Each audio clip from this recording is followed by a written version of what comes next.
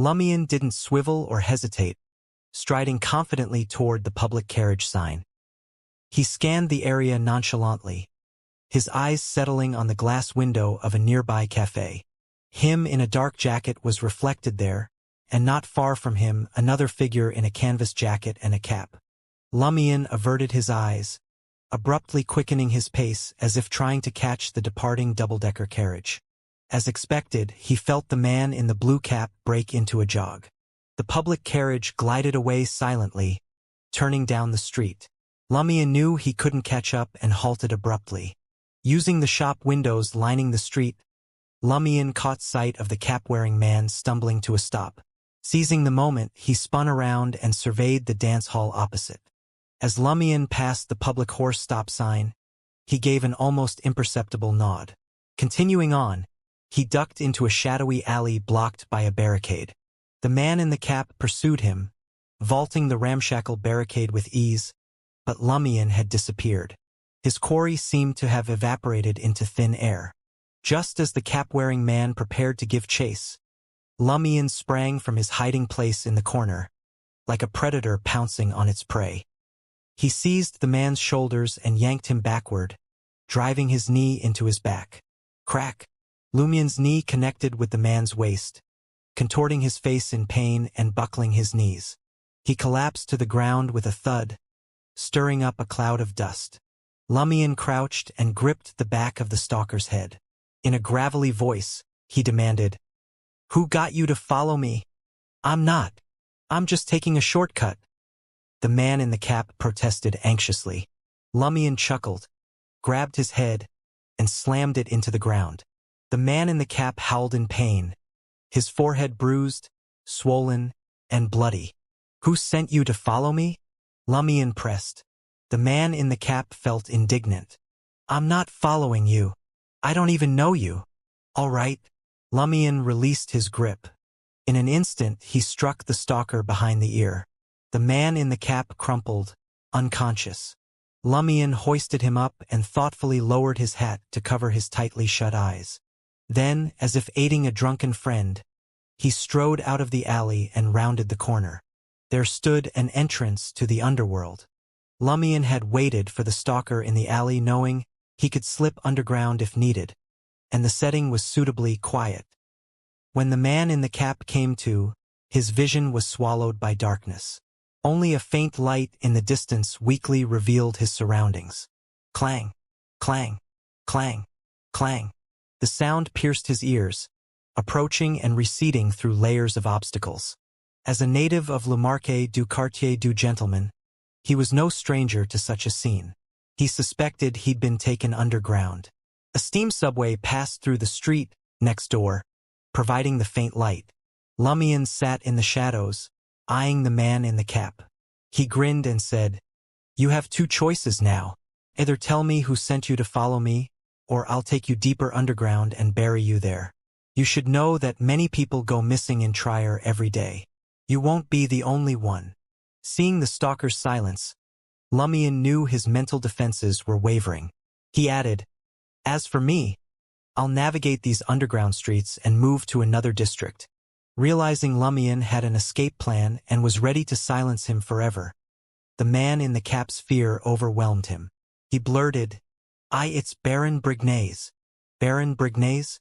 The boss of the Savoy mob and a creditor of Ostatrull? Why is he tracking me? I met him at the apartment on Rue de Blouses Blanches last night and didn't even speak to him." Lumion was baffled and at a loss. This convinced him the man in the cap wasn't lying. If he wanted to fabricate a story, he wouldn't have chosen a mastermind that Lumion couldn't fathom. Lumion frowned, asking, "Why is he following me?" "I don't know," the man in the cap replied, trembling. "He just wants me to follow you and see where you'll go." Lumion pondered for a moment and asked, "Where is Baron Brignaise now? If there's nothing else." "He's usually at the Salle de Bal Brise on Avenue du Marquet." The man in the cap strained to read Lumion's expression, but the light was too dim. Salle de Bal Brise? Lumion recalled the landmark buildings in Le Marché du Quartier du Gentleman from his recent recon. Avenue du Marquet was the main road connecting Le Marquet du Quartier du Gentleman to the Suet steam locomotive station, stretching 2 kilometers. Salle de Bal Brise was near the market district, its unique statue at the entrance unforgettable. Lumien's lips curled into a smile as he told the stalker, "Take me there. I want to talk to Baron Brignaise." The man in the cap sighed in relief, feeling as if his life had been spared. Who would hold the upper hand or be accidentally killed at Salle de Bal Brise was no longer his concern. Salle de Bal Brise occupied the bottom 2 floors of a khaki-colored building. The second floor housed a café, while the first was a bustling dance hall, though it had just opened and few customers were present. A white, spherical statue composed of countless skulls greeted visitors at the entrance. Inscribed in Intis were the words, "They sleep here, waiting for the arrival of happiness and hope." Lumien surveyed the scene and trailed his guide around the statue to the dance hall entrance. 2 burly men in white shirts and black coats stood guard. They simultaneously rested their right hands on their waists and questioned the man in the cap. "Maxime, who is he?" He's here to see Baron Brignaise," Maxime stammered. Under the guard's suspicious scrutiny, Lumien replied coolly, "It's up to Baron Brignaise to decide if he wants to see me or not you. Do you want to bear his wrath?" After a moment's hesitation, one of the guards turned and entered the dance hall. As they waited, Lumien casually asked Maxime, "What's up with the statue and the inscription? They don't match the dance hall at all." Of course, it was cool. Maxime nervously glanced at the grinning Lumien and explained, "This was originally an annex to the cathedral. Later, the bones were moved to the catacombs, leaving the area empty. Then, this building was constructed. Although those bones were purified or just ashes, the Savoy mob found it too creepy after buying this place. We had no choice but to commission a statue symbolizing death and an inscription representing the dead to appease any lingering bones that might remain underground and unexcavated." Lumien found the idea of people dancing here amusing, considering it could disturb the skeletons below, essentially dancing on their heads. Just then, the guard returned and informed Lumien, "Baron Brignaise will meet you at the café on the 2nd floor." "All right." Lumien held his head high and strutted into the Salle de Bal Brise. First, he noticed the dance floor encircled by railings and the half-height wooden stage up ahead for singers. Then, his attention was drawn to the haphazard seating and the various perfumes and cosmetics wafting through the air. Maxime hesitated before following Lumien. He felt compelled to report the situation to the Baron, lest he end up missing in the underworld. Upon reaching the 2nd floor, Lumien recognized the gentleman he had encountered the night before. In his 30s, the man sported a black, thin tweed formal suit. His brown hair appeared naturally curly, and his brown eyes held a confident smile. His features were sharply defined. Baron Brignaise set down his coffee and grasped the mahogany pipe with his diamond-adorned palm. "What would you like to drink?" He was surprisingly polite and generous. Eyeing the 4 thugs with their hands on their waists, Lumien addressed Baron Brignaise. "Why did you send someone to follow me?" Baron Brignaise smiled and admitted candidly, "I saw you at Rue de Blouses Blanches last night and again near Rue Anarchy today. The more I observed you, the more familiar you seemed. So I had Maxime follow you to confirm your intentions in the market district. You were searching for Asta last night too, weren't you?" "He tried to scam me out of my money," Lumien replied before inquiring, "Why do I seem familiar to you?" Baron Brignaise took a puff from his pipe and grinned. "To experienced individuals like us, your actions can hardly be considered a disguise. Once we grow suspicious and connect the dots, we'll naturally recognize you. Lumien Lee, a wanted criminal with a 3,000 Verle d'Or bounty. My bounty is only 3,000 Verle d'Or?" Lumien's initial reaction was confusion. As the source of Cordu's time loop, how could his official bounty be lower than that of the Padre and Madame Pualis? However, merely providing information about you is worth 500 Verle d'Or, Baron Brignaise added with a smile. "Young man, you need a book called Men's Aesthetics. Don't be embarrassed. In Trier, it's quite normal for men to wear makeup. It'll help you conceal your true identity." This gentleman had also applied eyeliner and powder. Lumion smirked. "Are you planning to capture me for the bounty?" Baron Brignaise didn't immediately respond to Lumion's question. Setting down his mahogany-colored pipe, he calmly took a sip of coffee. After a moment, he smiled and said, "I'm not an official. I have no obligation to help them capture wanted criminals. Turning over anyone who's wanted would cost my Savoy mob a great deal of valuable talent. More importantly, your bounty isn't impressive. It's far from tempting me. However, if you cause any trouble in the market district, I won't hesitate to tie you up and hand you over to the police for a considerable bounty." The unspoken message from Baron Brignaise was clear. There were many wanted criminals in the Savoy mob. As long as you behaved, he could turn a blind eye. Lumion understood. "You had someone tail me to confirm my intentions?" Baron Brignaise nodded approvingly. "I'm glad you comprehend." Lumion scanned the faces of the thugs, then calmly stated, "You've seen my wanted poster, so you've seen the others. My sole purpose in Trier is to find them." "Excellent." Baron Brignaise recognized that Lumion had no intention of crossing the Savoy mob. He gestured to the chair opposite the booth. "Care for a cup of coffee?" "No need." Lumion declined the offer. "I just want to locate those people as soon as possible." He spread his arms wide and proclaimed, "Praise the sun for allowing us to live in the light." With that, Lumion turned and strode toward the stairs, unconcerned about the hidden guns of the thugs. Once his footsteps vanished down the staircase, Baron Brignaise turned to the reserved Maxime and said gently, "Tell me exactly how you were discovered and coerced by him. Spare no detail." With the mahogany-colored pipe back in his mouth, Baron Brignaise leaned back in his chair and closed his eyes. Trembling, Maxime recounted his ordeal from start to finish. After hearing the account, one of the thugs asked indignantly, "Baron, why didn't you teach that punk a lesson? Why let him walk away so easily?" Baron Brignaise tapped the mahogany pipe on the table twice and inquired with a smile, "Teach him a lesson? Do you know his sequence, his abilities, or his weapons?" "I don't," the thug admitted. Baron Brignaise rose, gripping the mahogany-colored pipe and smashing it against the thug's head. Blood flowed from the gash in the thug's forehead, but he didn't dare to cry out or dodge. He stood there, terror etched on his face. Baron Brignaise withdrew the pipe and regarded him coldly. "You dare challenge him without knowing anything? Go ahead, take my place. Let's see how long you'll survive." Ignoring the thug's response, Baron Brignaise smiled again. As he wiped his pipe with a folded white handkerchief from his chest pocket, he casually remarked, "Didn't you notice something off about Lumion Lee's wanted poster? The difference between the bounties for capturing him and providing information is too small. One is a mere 3,000 Vril d'Or, the other 500. What does that mean? It means the authorities don't want us handling Lumion Lee directly. They want us to provide intel so they can act themselves. Two possible reasons come to mind. First, Lumion Lee is incredibly dangerous. Allowing bounty hunters to pursue him would cause widespread casualties and unnecessary losses. Second, he possesses something valuable that officials don't want to end up in the hands of the bounty hunters.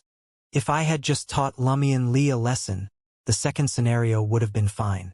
But if it's the first possibility, what do you think our chances of survival are?" The thug nodded repeatedly, not daring to argue.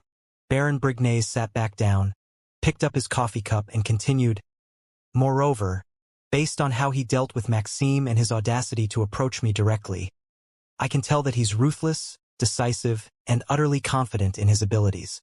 I wager that if I had threatened him, demanding his total submission, he would have attacked without hesitation.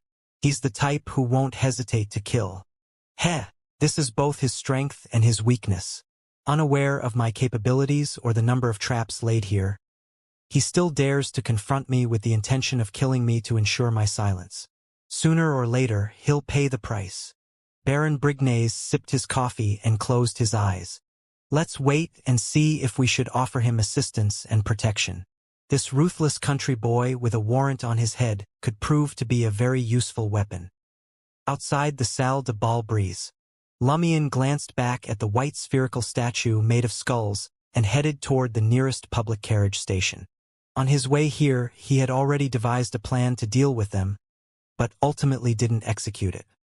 He had expected that if Baron Brignaise threatened him with the wanted poster or showed any hostility, he would feign fear and reveal that he was wanted for stealing a powerful Beyonder weapon from Cordu's ruins. He'd offer to hand it over in exchange for protection. If Baron Brignaise was strong and confident, and allowed Lumion to approach with the weapon, Lumion would launch a fake assassination attempt, a ruse to actually hand over the fallen Mercury to the other party. In that case, the unsuspecting Baron Brignaise would become the evil Dirk's puppet due to his gloveless hand. Having interacted with and occasionally communicated with fallen Mercury for some time, Lumion had earned a degree of control over it.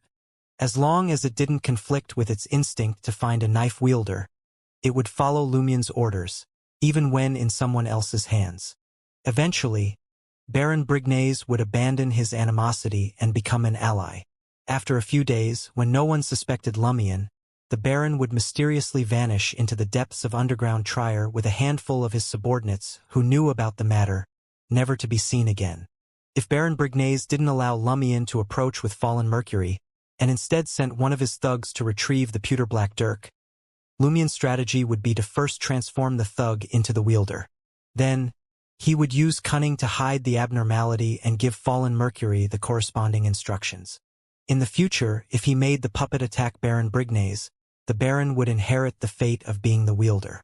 After completing this task, Lumion would escape if possible or surrender and wait for the fate exchange to finish. Even if the puppet died due to exhaustion, as long as fallen Mercury wasn't severely damaged, the fate exchange wouldn't stop. As for the torture he might endure after surrendering, Lumion didn't mind. As long as he wasn't dead, he would fully recover by 6 the next morning. Regarding the possibility of Baron Brignaise becoming a wielder and turning into a zombie with evident signs of decay, Lumion had a solution. Baron Brignaise himself had mentioned that men wearing makeup in Trier was common, and he was likely an avid reader of men's aesthetics. Cologne could mask the stench of decay, and cosmetics could conceal rotting skin.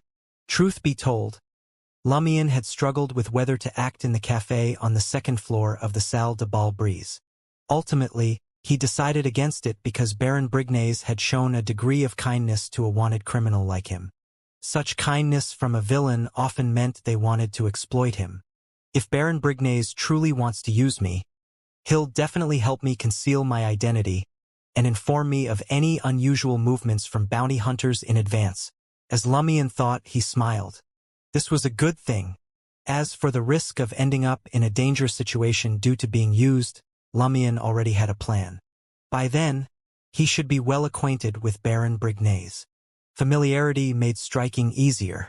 Lumion had only one option when being used for dangerous and unthinkable tasks: kill Baron Brignaise. Phew, Lumion exhaled and considered how to better disguise himself. Initially, he had been confident in his disguise. As long as he didn't reveal his connection to the Padre and Madame Pualis like he had with Anthony Reed, he wouldn't be recognized. However, the incident with Baron Brignaise made him realize that he had underestimated other Beyonders. If there were hunters adept at tracking, there might be other sequences even better at recognizing people. Baron Brignaise or one of his subordinates must possess similar abilities. Lumion nodded imperceptibly.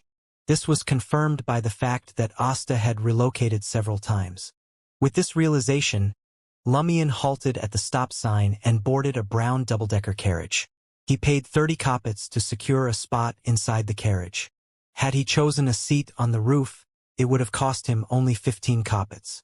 The carriage gradually moved toward Quartier de l'Observatoire. Lumion gazed out the window, taking in the sight of hurried passers-by dressed in various attire.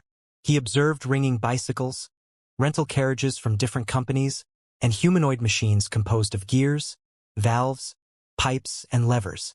The metal backpack on its back spewed white steam, propelling it forward step by step. Praise the sun! The blazing sun beat down on the pedestrians, their arms outstretched in the street. Clang, clang, clang. The nearby cathedral bell chimed. It was noon, Lumian initially planned to scope out Mason Cafe before noon to ensure he'd know where to escape after his treatment the following day. However, the incident with Baron Brignaise had significantly delayed him. He had no choice but to find Asta Trier first and visit the Quartier du Jardin Botanique later in the afternoon. Asta was in his usual spot, by the entrance to the catacombs, a bonfire flickering against a stone pillar. The sound of footsteps approaching caught Asta's attention, and he looked up from under his black hooded robe. Expecting to make a quick buck, he instead froze in place.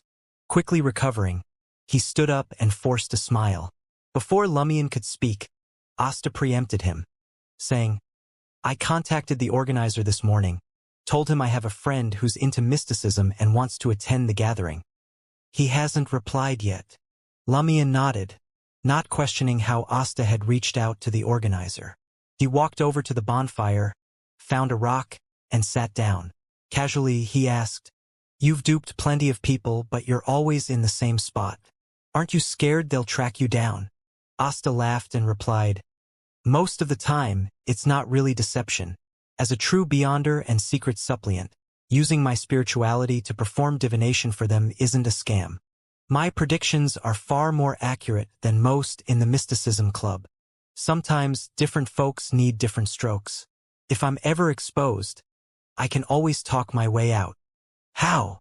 Lumian inquired with a smile. Asta coughed. "The key is to not be too clear or absolute from the start. That way, you can accuse them of misunderstanding your intentions." Lumian's smile deepened. "When it came to the Samaritan women's spring, you agreed too easily and made your promise too definite." Asta's expression fell. "Yeah, I was cornered by Baron Brignaise. I just wanted the money right away.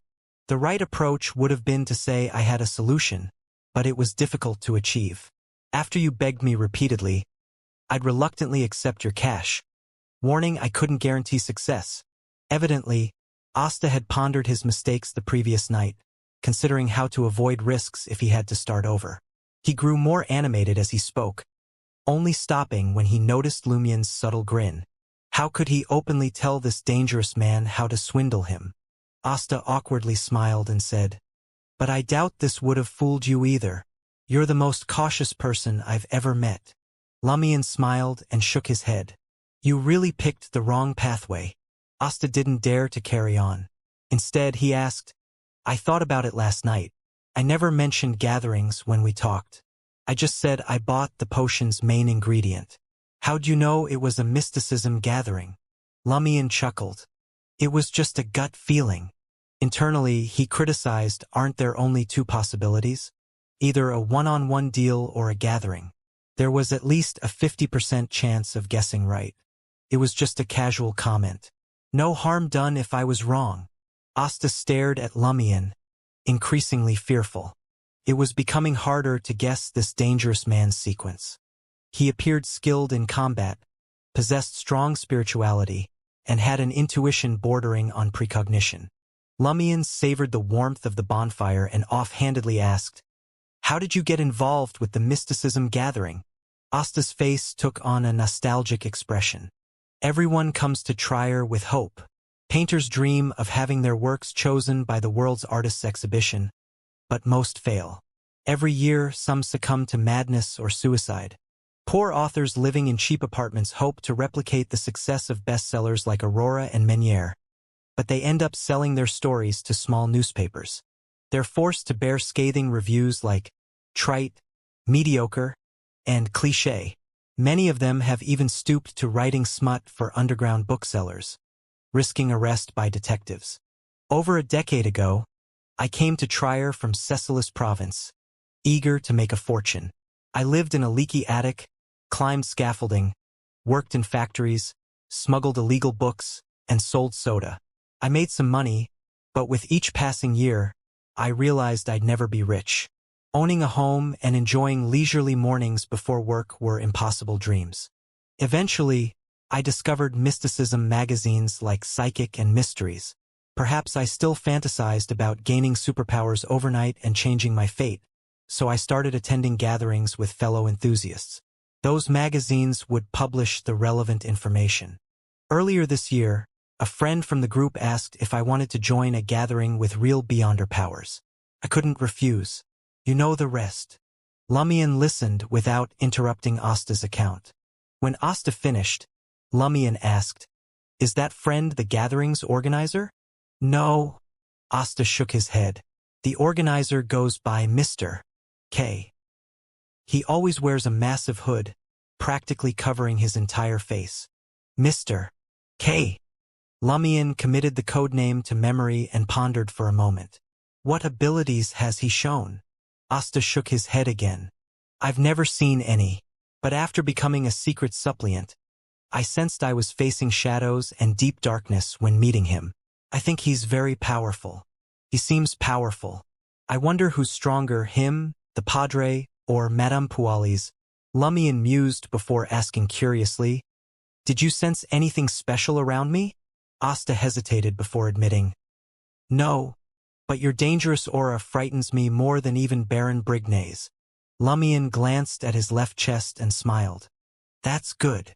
Asta was taken aback, not understanding Lumion's meaning. Lumion changed the subject. "Have you heard of the Montsurus ghost?" "Of course."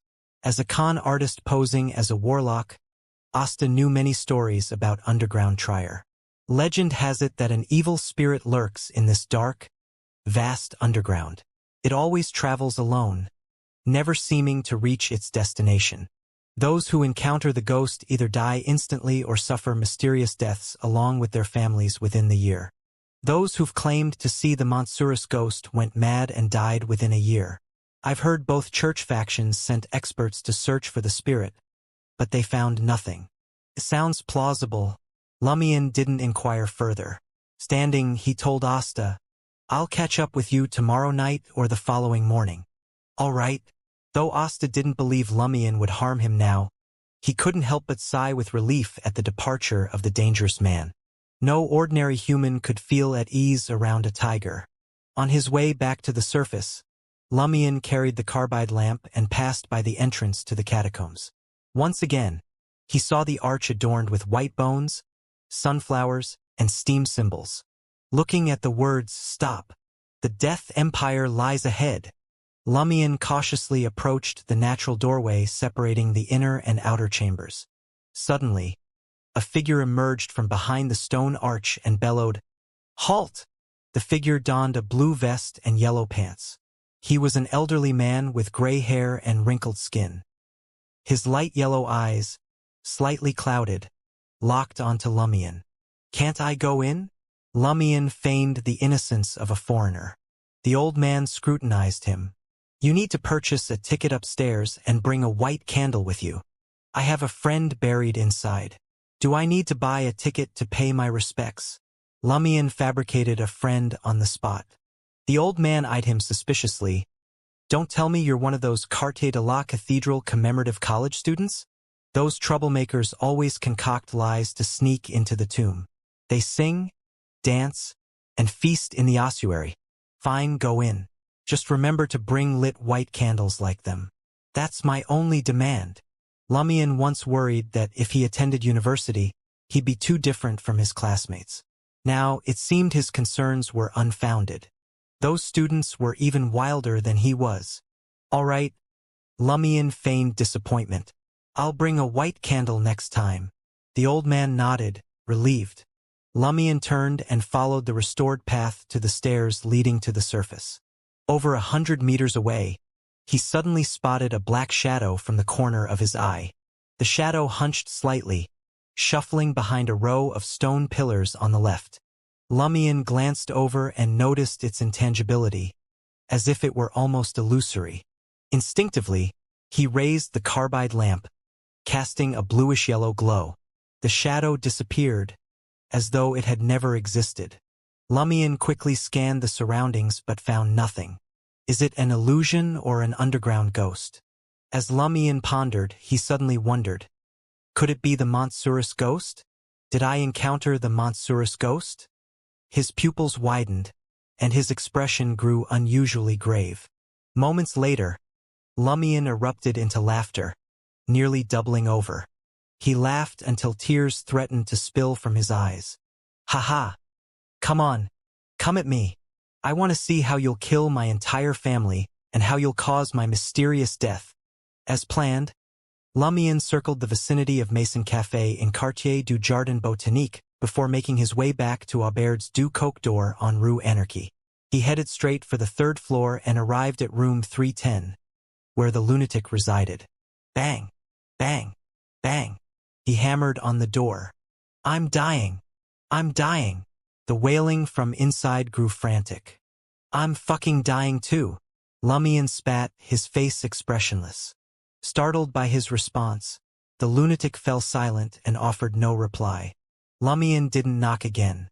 He produced a small wire he carried with him, inserted it into the keyhole and fidgeted with it. With a click, the grimy brown wooden door swung open. Inside, Lumion found the madman, clad in a linen shirt and yellow pants, kneeling with his thick black beard nearly covering his eyes. Lumion entered and casually closed the door. He crouched before the lunatic and lowered his voice.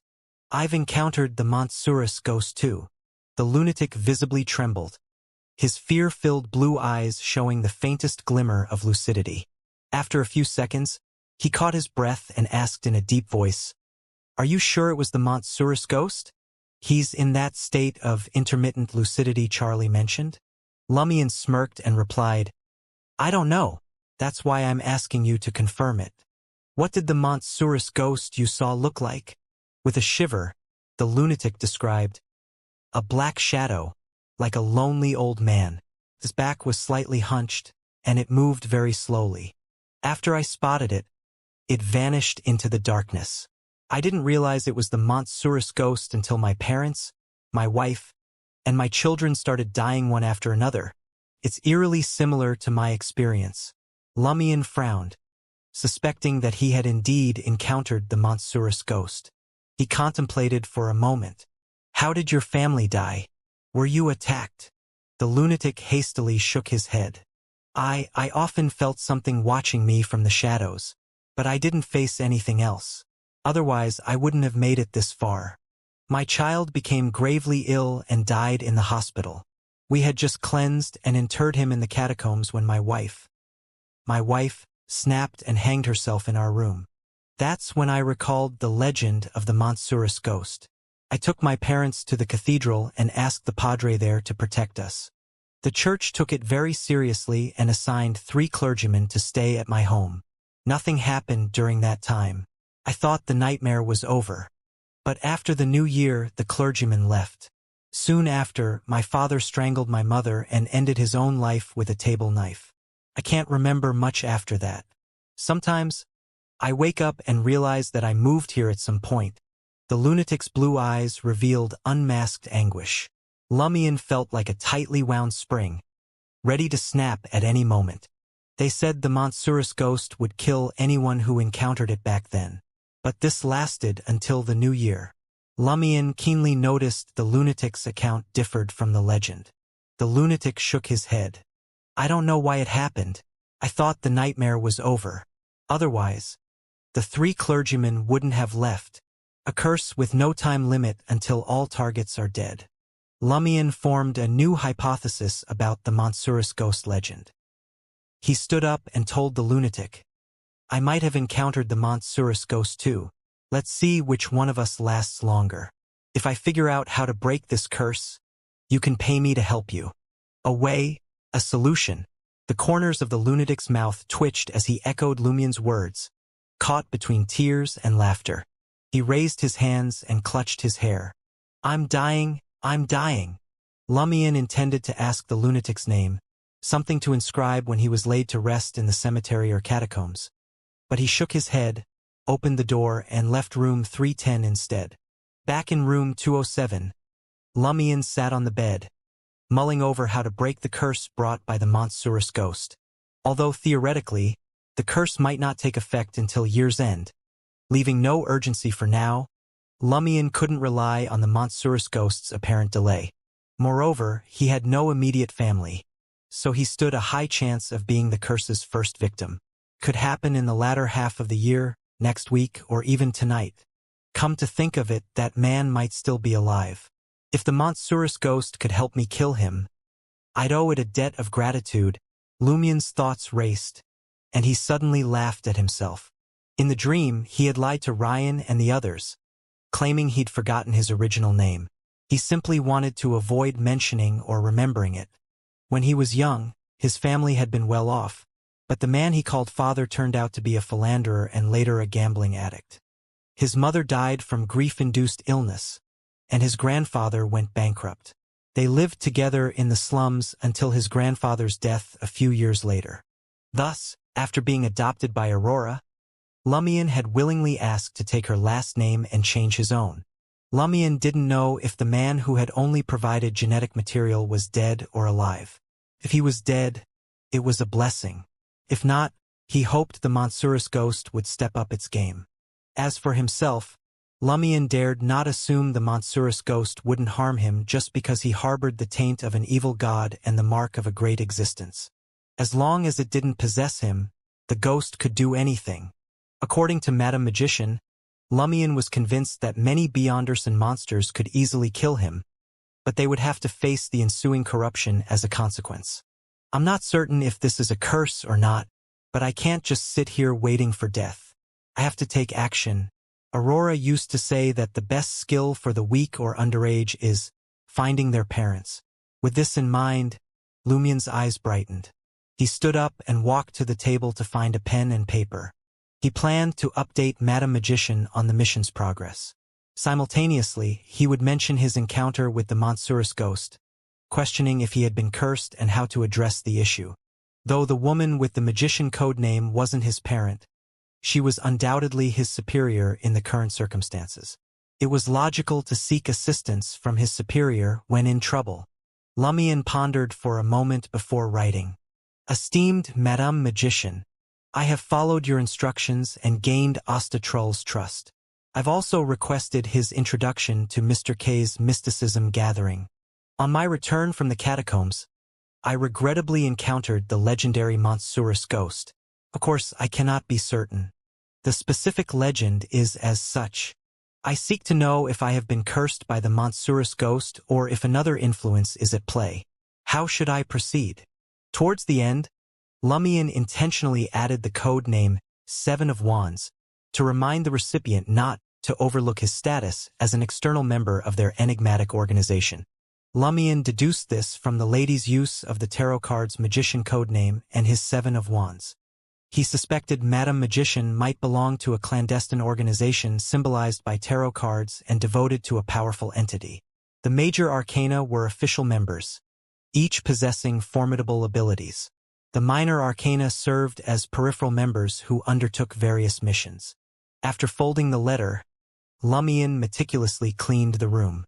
He crushed a few bedbugs that had crept in from next door and disposed of them in the bathroom trash can. Once done, he lit the candle and conjured a spiritual barrier to summon Madame Magician's messenger in his name. Before long, the candle flame transformed into a deep blue hue. This time, an arm-height, doll-like messenger in a light gold dress materialized atop the flames, floating there. Its unfocused, light blue eyes scanned the surroundings before gently nodding. Much better than last time. The voice was otherworldly and ghostly, far from human-like. Truth be told, I'm not fond of those bedbugs either, Lumien chimed in. The doll messenger smiled. Right?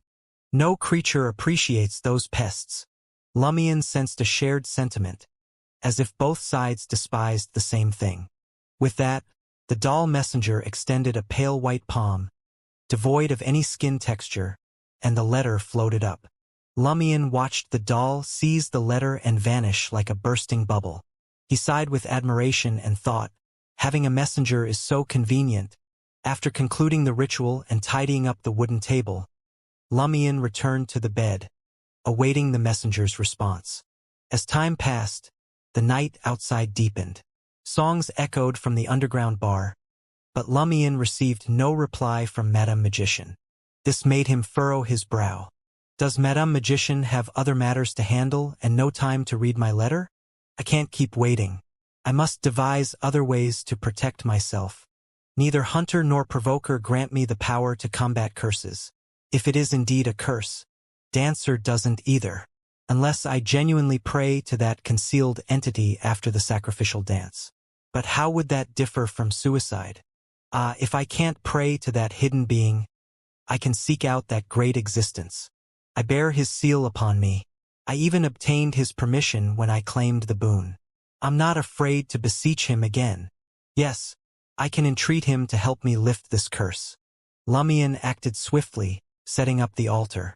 Since Madame Magician hadn't specifically outlined the ingredients for the great existence's domain, Lumion believed that whatever he employed wouldn't impact the final outcome, as long as it didn't invoke other deities.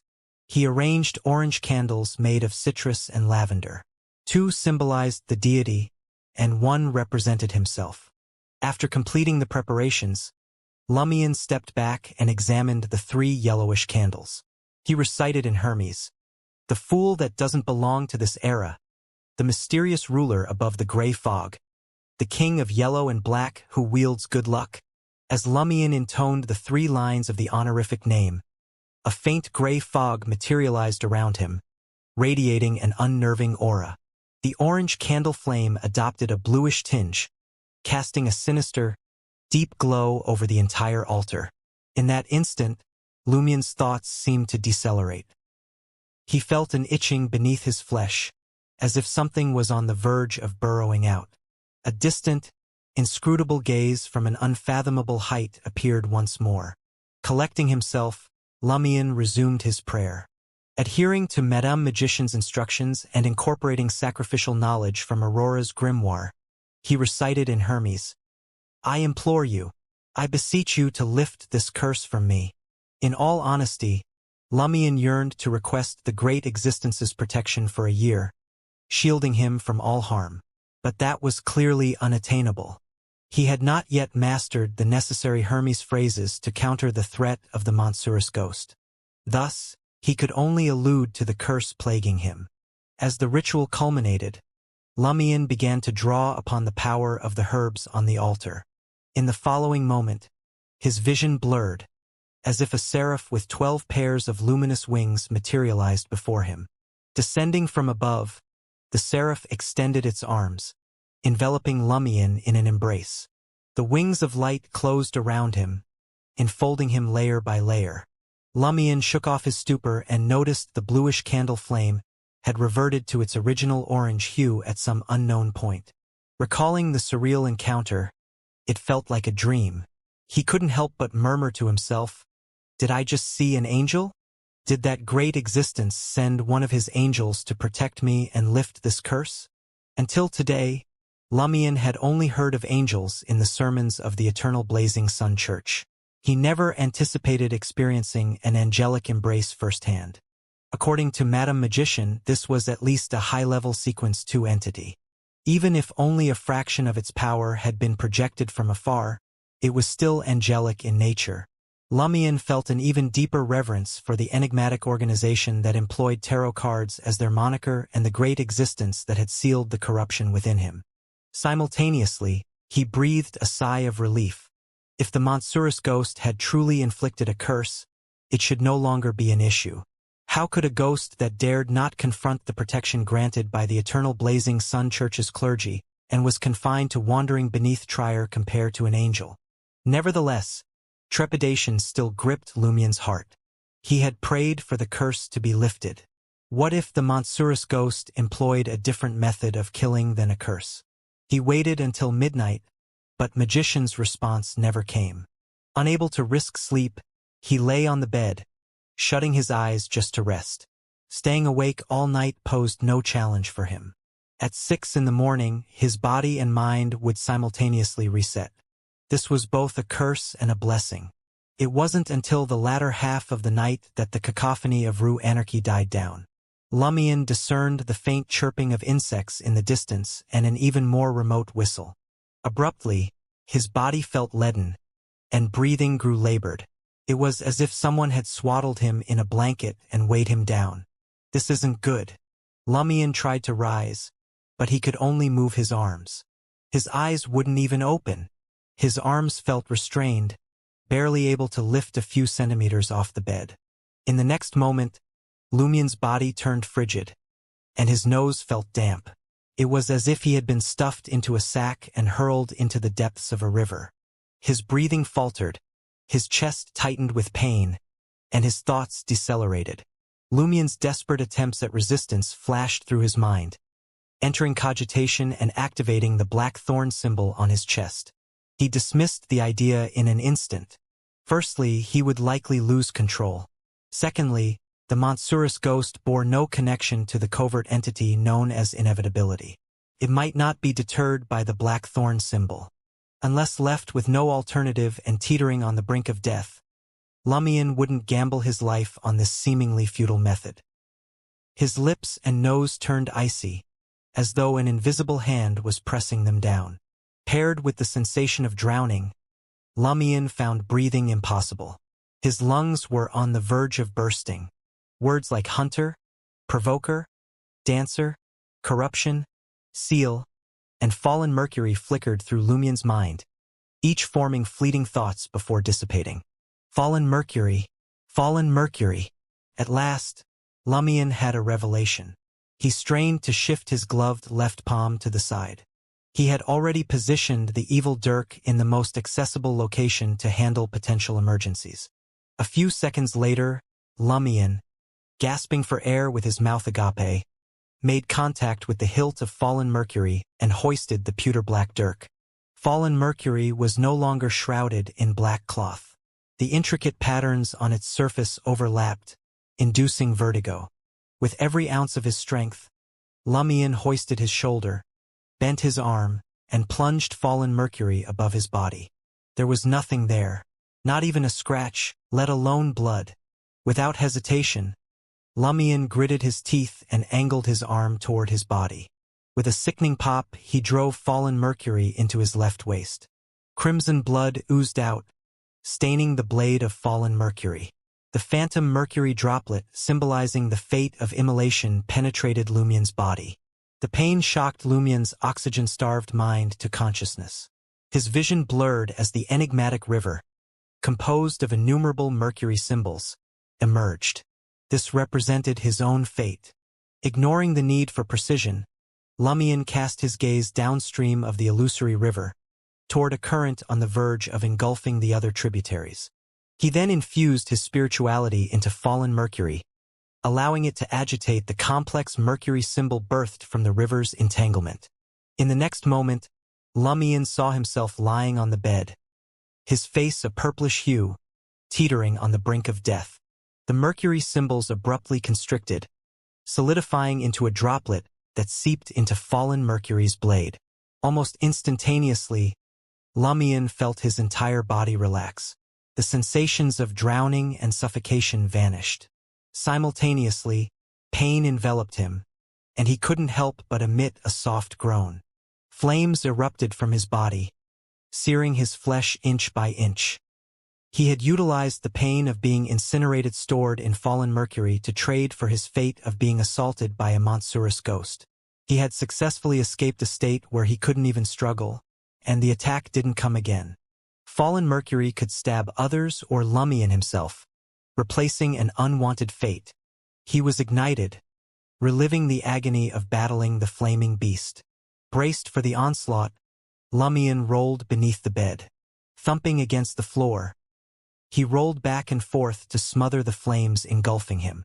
After a while, it was unclear whether Lumien's strategy had worked, if the fire brought on by the fate exchange had run its course, or if it was a combination of both, but he was no longer consumed by the scarlet inferno. However, his clothes were in shreds, and his body was marred with charred wounds. His nose teetered on the edge of detachment, and his singed hair emitted a burnt odor. For an ordinary person or most low-sequence beyonders, this was an injury beyond resuscitation. Death was the only outcome.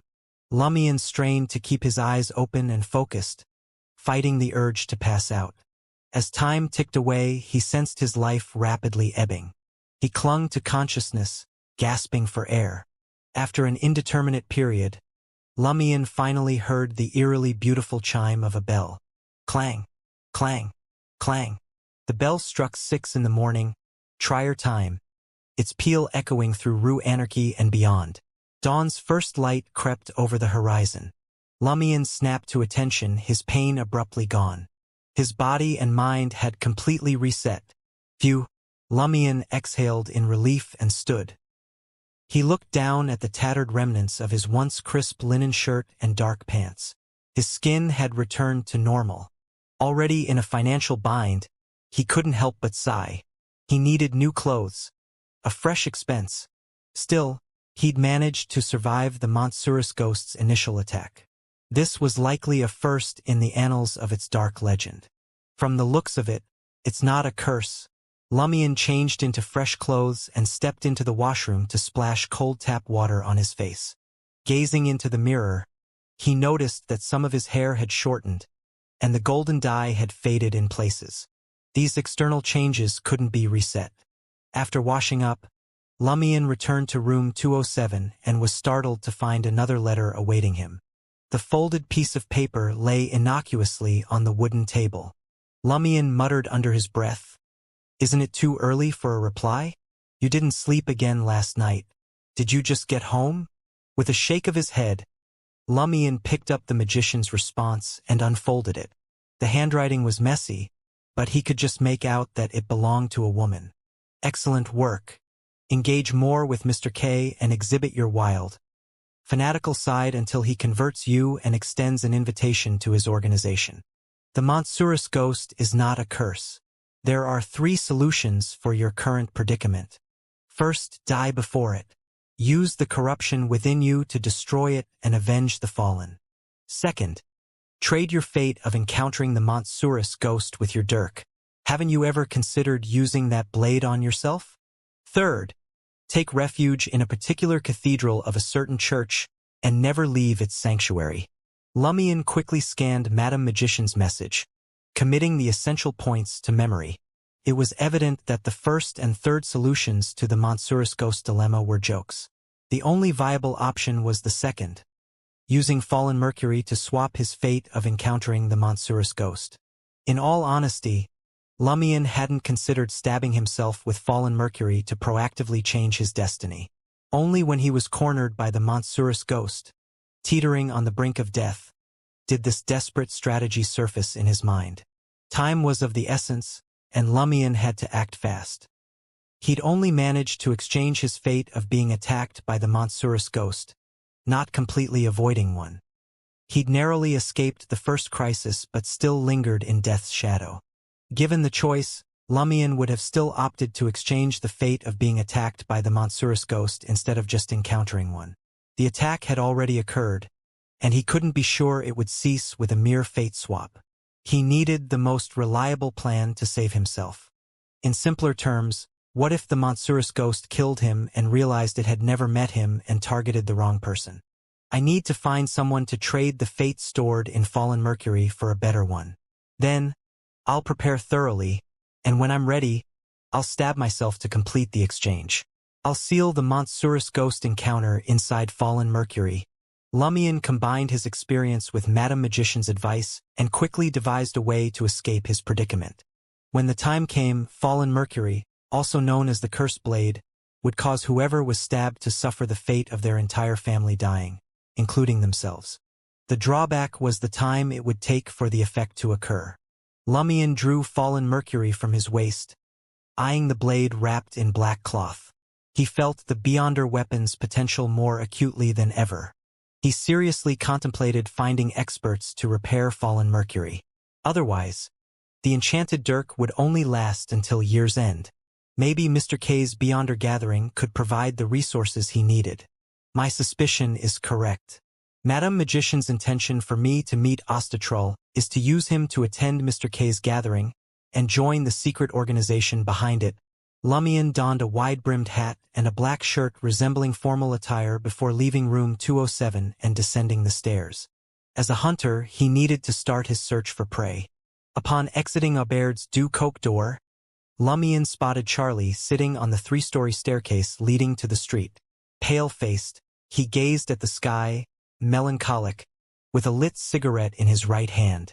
"What's wrong?" Lumion asked, casually sitting beside Charlie. Charlie didn't look back. He inhaled from his cigarette and sighed.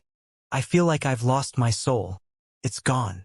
He wore a white shirt, red vest, and a black suit jacket draped over his left arm, a hotel uniform. Lumion grinned and got to the point. Did you sleep with that older woman?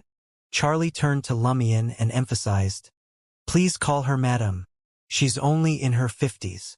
He took another drag and exhaled a smoke ring. Did you know? She gave me a diamond necklace worth at least 1,500 Vril d'Or. Couldn't resist. She was so dazzling and seductive that she went straight to my heart. Lumion corrected. Charlie smiled sheepishly. Madame Alice is captivating too. It's quite a feat to maintain her elegance at her age.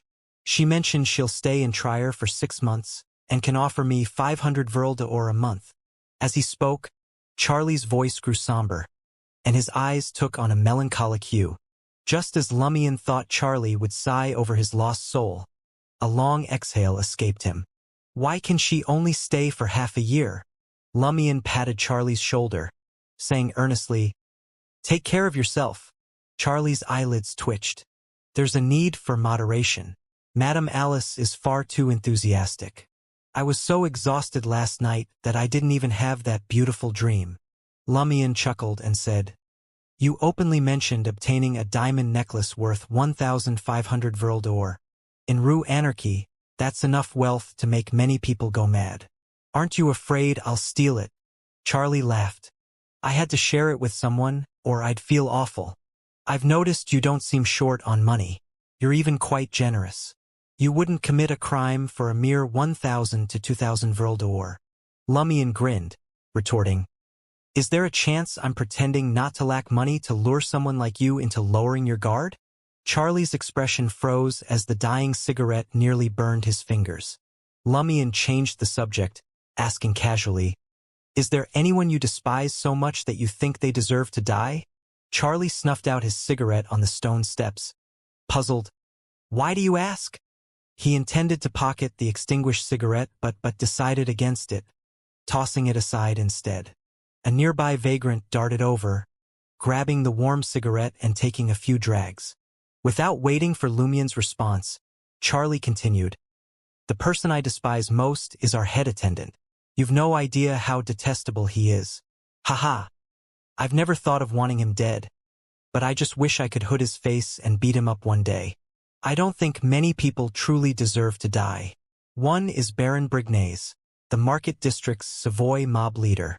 He colludes with loan sharks, driving many to bankruptcy. A friend of mine jumped off a building in desperation. But what did that accomplish? His son vanished mysteriously, and his daughter was forced into the Salle de Bal Brise.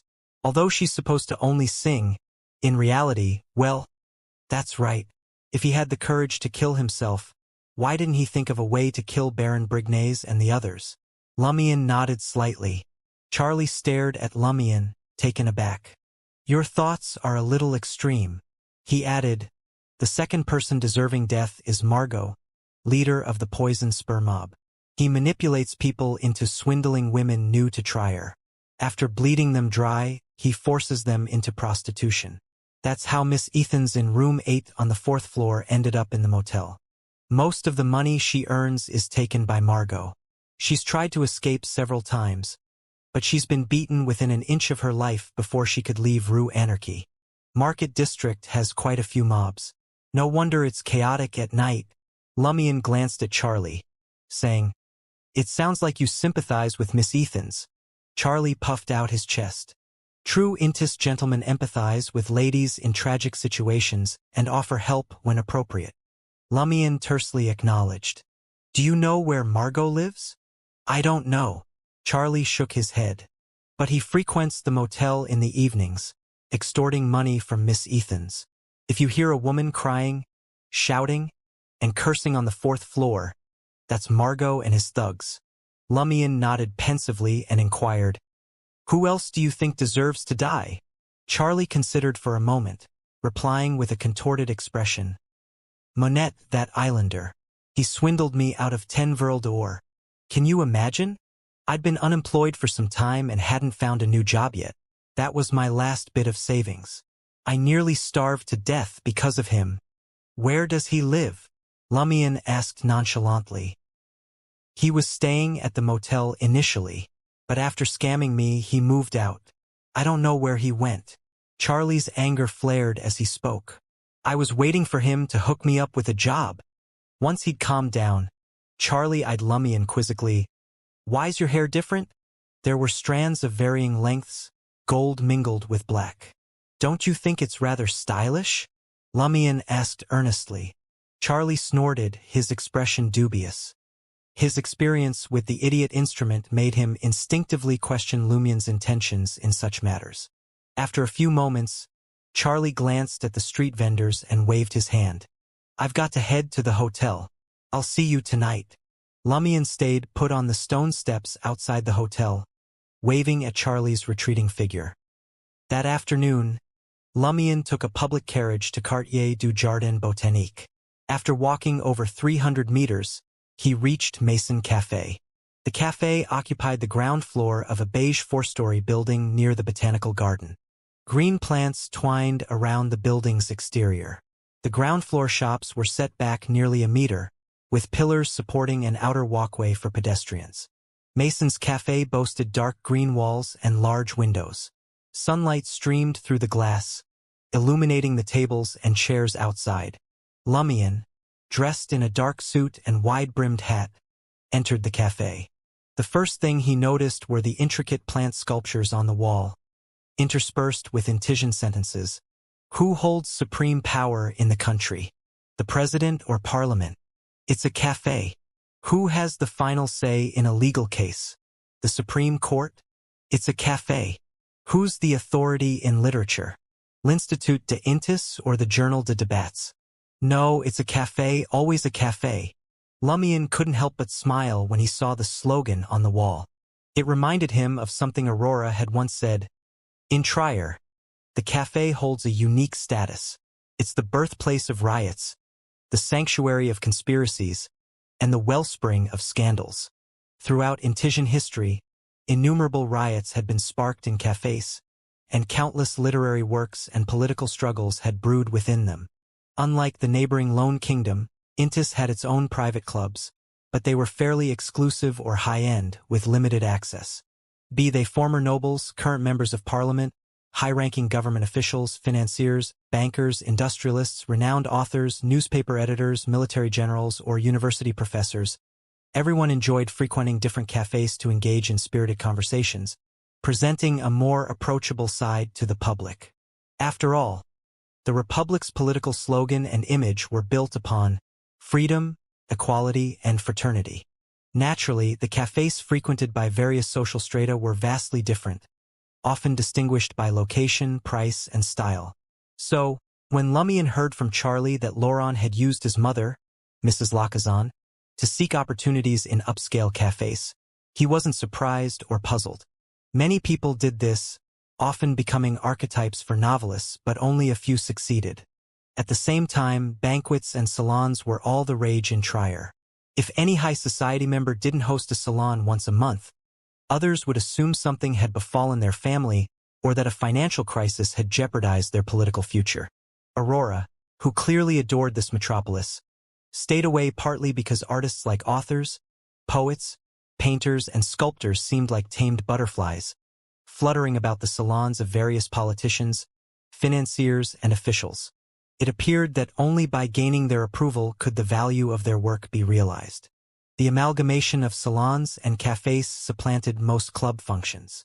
In this system, taverns, beer houses, dance halls, and cafés shared similarities, but the latter held far greater significance, leaning more towards the upper classes. Upon seeing a customer enter, a female attendant in a grayish-white dress greeted him with a smile. Do you have a favorite seat? Or are you meeting a friend? Lumion nodded. Cabin D. The female attendant led him to a secluded corner. Beside a window, he could see a lush, tree-filled botanical garden. What can I get you to drink? The female attendant presented a brown-covered wine list. Lumion opened it, momentarily taken aback by the dazzling array of choices. Fermo coffee, Highlander coffee, Ream espresso, Sci black tea, Marquis black tea, West Balham black tea, fruit slushy, frangipani cocktail, ambergris lemonade, Venus sacred oil, summer wine, kirsch, rose dew, walnut spirit, orange and lemon wine, cherry spirit, absinthe, fennel absinthe, gin, bitter curacao, apple brandy, grape dregs brandy, sweet wine, perfect love, barbarian cream, little rose, West Pyro. Considering he had a psychologist's appointment later, neither alcohol nor coffee seemed fitting. Lumion thought for a moment and said, ambergris lemonade. For licks, the female attendant inquired. Do you need cake, bread, or other food? Not for now. I'll decide when my friend arrives. Lumion surveyed the surroundings of Mason's cafe and noted the absence of customers at this time.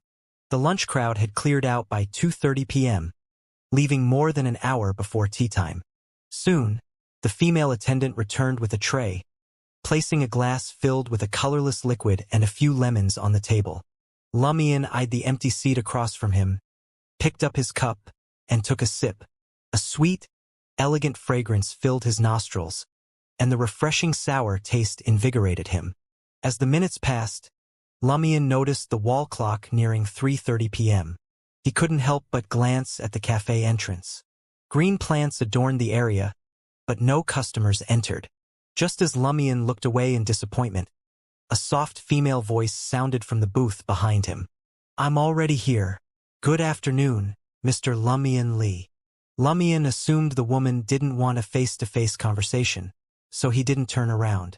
He lowered his voice and asked politely, Good afternoon. How should I address you? Can you hear my soft voice? No problem, the gentle female voice replied. You can call me Susie. Hello, Madam Susie. For some reason, Lumion felt relatively calm facing this psychologist. His usual habit of inward commentary dissipated. A familiar uneasiness washed over him a second later. What's wrong? Susie, seated behind him, inquired gently. Lumion pondered for 2 seconds and didn't conceal his feelings. I'm a little uneasy. It's an odd yet familiar sensation. Yes, I must have experienced something similar when I met an information broker yesterday. Susie spoke rapidly, apologetically. Sorry, I'm used to reading your thoughts. That might be causing your discomfort. Your body is infused with intense corruption and is in a delicate balance. The slightest disturbance triggers a reaction. In other words, you're highly sensitive to hidden and invisible influences, surpassing beyonders of the same sequence or higher. Is that so? Lumion wasn't angry. In his view, a psychologist needed to read thoughts for effective treatment. Rely on words alone? He then furrowed his brow. Was Anthony Reed also reading my thoughts back then? I'm referring to the information broker. I know. Susie understood. Where did Anthony Reed come from? What did he do before becoming an information broker? He had a West Mitsishire Coast accent, a retired soldier, Lumion recounted. After a brief silence, Susie said, If he's truly from West Mitsishire Coast, it's indeed possible he's a beyonder of the spectator pathway. The spectator pathway. Lumion had read about it in Aurora's Warlock notebook, but she only knew that its corresponding sequence 9 was called the spectator. They possessed remarkable observational abilities, deciphering true thoughts from subtle expressions and body language. So a sequence above the spectator pathway is a psychologist. As this thought crossed Lumion's mind, he heard Susie correct him. It's psychiatrist. That sounds more reassuring. Lumion smiled. What sequence is Anthony Reed? After learning the other's pathway, he felt Anthony Reed should have recognized him and sensed his anxiety, concern, and attempts at intimidation. According to your description, he's at least a sequence 8. Susie concluded. Lumion smirked. If he's really a psychiatrist, that's interesting. He didn't even treat the aftereffects of his battlefield trauma. It's not unusual. When a psychiatrist suffers severe psychological trauma, it's incredibly difficult for them to recover alone. They often need the help of another psychiatrist, and treating a psychiatrist is far riskier than usual. One misstep can result in the infection of the patient's mental illness, Susie explained succinctly. As the conversation shifted and the atmosphere lightened, Lumion gradually relaxed, no longer feeling uneasy or anxious. He took the initiative to say, "Shall we begin the treatment?" "Talking is part of the treatment." Susie's gentle voice hinted at a smile. Realizing that the first stage of the treatment was simply conversation, Lumion eased further. He leaned back against the booth partition and asked, puzzled, "I know it was a dream, but there are many details I can't comprehend. Since it's my dream, how can I know the various abilities of the three official investigators? Why am I so familiar with the unique abilities of the Padre, the Shepherd, and company?" Susie's tone was warm as she replied, "The three official investigators were forcibly drawn into your dream. It's as if their subconscious came close to yours, in a semi-open state. They would actively participate in the dream, revealing all sorts of information they know. Even if they only think about it, your subconscious can sense it. In other words, with Ryan, Leah, and Valentine's involvement, certain parts of the dream are created through interaction. Their responses are a collective creation of my subconscious, and there's adhering to unspoken rules." Lumion considered this as he pondered previously unresolved questions. Susie's voice remained steady as she continued, "You must have some suspicions about why you know the abilities of the evil god's followers, right? But you're just unwilling to confront them." At this, Lumion's eyelids twitched involuntarily. Based on the information Madame Magician provided, most of Guillaume Binet and Pierre Barry's abilities stem from the evil god's sequence, contractee. So, it's impossible to predict their abilities beforehand. It depends on which creature they've signed a contract with, Susie gently analyzed.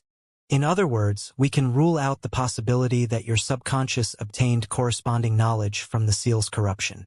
Without a knowledge base, you couldn't imagine those abilities from nothing. They're not imaginary. The woman's tone suddenly turned grave. Clearly, at some point before Cordoue was destroyed, you saw Guillaume Binet, Pierre Barry, and the others use their abilities. Moreover, you were neither harmed nor traumatized. Otherwise, it would have manifested in the dream. From the dream's analysis, what truly left a scar on you was Puali's and company's actions. How do you think you witnessed those evil god followers using their powers? Susie's words were like sharp arrows piercing Lumion's memories, making the sturdy barrier waver. Lumion's face twisted slightly. Amidst excruciating pain, he saw images surface from the depths of his memories. It was the third floor of the administrator's castle. The walls were adorned with pale, translucent faces, but the fighters were no longer Ryan, Leah, and Valentine. Instead, it was Guillaume Binet, Pierre Barry, and Sybil Barry. Blood-red flowers bloomed on the pitch-black vines hanging from the ceiling, sealing off the third floor of the castle. Guillaume Binet, Pierre Barry, and Sybil Barry fought off the midwife and her accomplices as they charged towards the tower. A series of fragmented scenes flashed through Lumion's mind. In a tower filled with bird-clawed infants, the invisible Guillaume Binet touched the midwife's shoulder with the help of shepherd Pierre Barry. The midwife exploded as if a bomb had been planted inside her. Though Sybil Barry had been killed by the lady's maid, she was reborn in the other woman's body and took control of it. Floating in the air, Louis Lund gave birth to a child in the room. Unfazed, Louis Lund teamed up with Administrator Biest to subdue shepherd Pierre Barry. In the wilderness leading deep into the mountains, the Padre, Guillaume Binet, was surrounded by countless undead in linen garments. Lumion's face contorted in pain. These memories felt like a sharp weapon piercing his soul. Extracting them would do more harm, making him instinctively resist recalling them further. Eventually, the scenes faded, and Lumion panted heavily. "How was it? Did you find anything?" Susie's voice was gentle, as if inquiring about today's breakfast. Lumion pondered and replied, "I remember the battle between the Padre and Madame Pualis's subordinates. The scene was chaotic and fragmented. Sometimes, I feel like I'm watching in person, and at times from afar via certain means." This left him deeply puzzled about his position and role in these events. At times, he seemed to be part of the two groups, embroiled in the conflict. Other times, he appeared to be a mere bystander, unconnected to either side. Susie asked, leading him on. Besides that, is there anything else you don't understand about the situation in your memory? Lumian said as he recalled, I don't think I saw Madame Pualis. She only appeared when the Padre was surrounded by a horde of undead in the wilderness. The Padre and his allies seemed drained after dealing with Louis Lund, Kathy, Beast, the midwife, and Madame Pualis's subordinates.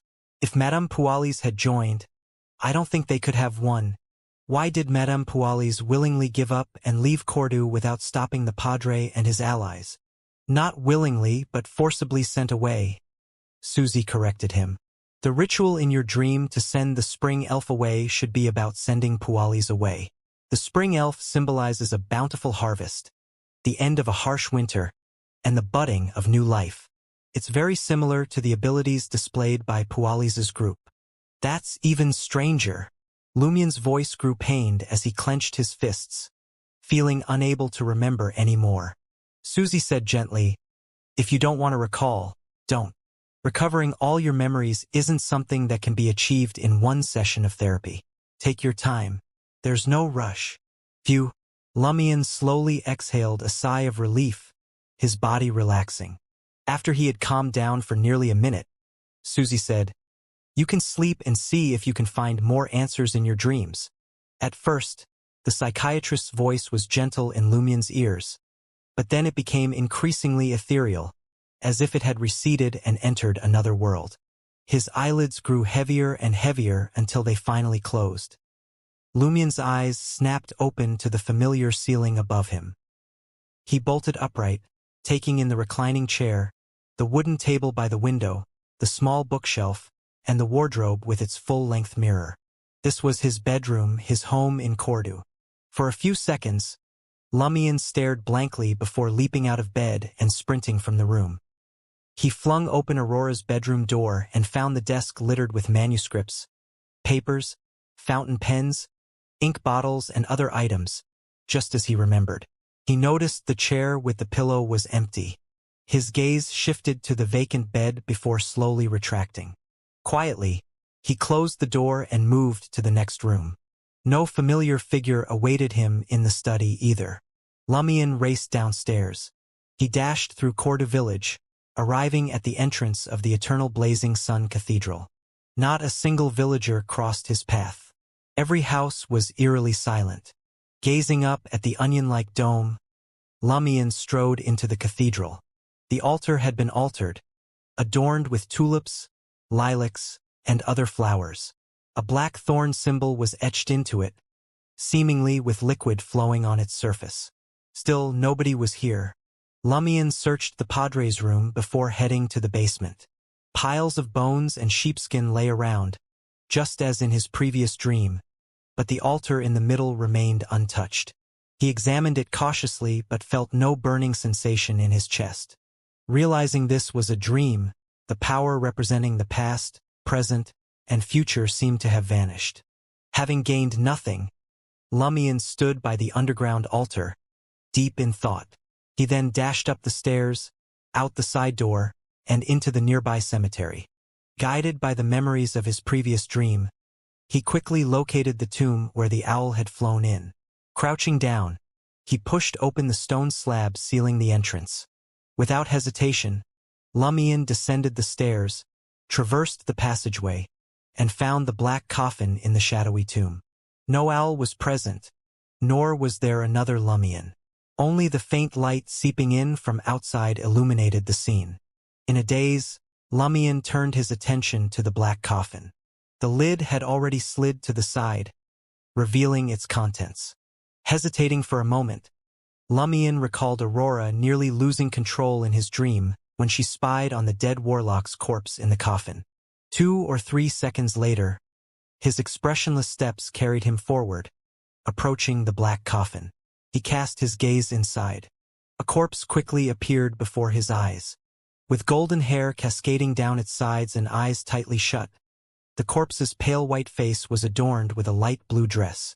It was Aurora. Aurora lay in the coffin of the dead warlock. Lumien's pupils dilated, his face contorting with horror. The scene before him fractured, crumbling inch by inch.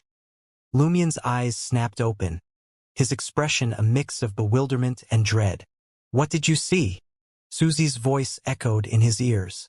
Lumien replied in a distant tone. "I saw Aurora lying in the coffin of the deceased warlock. How can this be?" Susie reassured him. "This is more symbolic. Consider this. There's no real warlock legend, and in the dream, the story you subconsciously created transformed your and Aurora's home into the warlock's former residence. Aurora knows nothing about this or the legend. Her loss of control was because she wanted to see the warlock's corpse in the coffin clearly. So, the warlock who died in the legend represents Aurora. What does the owl symbolize? What does the entire story signify? Questions flooded Lumien's mind, each like a sharp blade tearing at his head. Lumien instinctively raised his hands to clutch his head. You might need to recover more memories before you can analyze it. Moreover, sometimes multiple layers of symbolism exist in a mixed state, Susie said gently. That's enough for today's treatment. Your subconscious is already resisting. Continuing may backfire and harm your mental state. Would you like the second treatment in 2 weeks or a month? Lumien didn't hesitate. 2 weeks from now. Susie paused for a few seconds before adding, "Lastly, I must remind you that you have a strong tendency for self-destruction." Self-destruction. Lumien repeated the words, his expression unchanged. Susie's voice carried warmth again. "I understand why this happened, and I don't want to forcibly eliminate it. Unless you're willing to let me erase all memories at the root of the problem, every treatment will only alleviate, not eradicate it.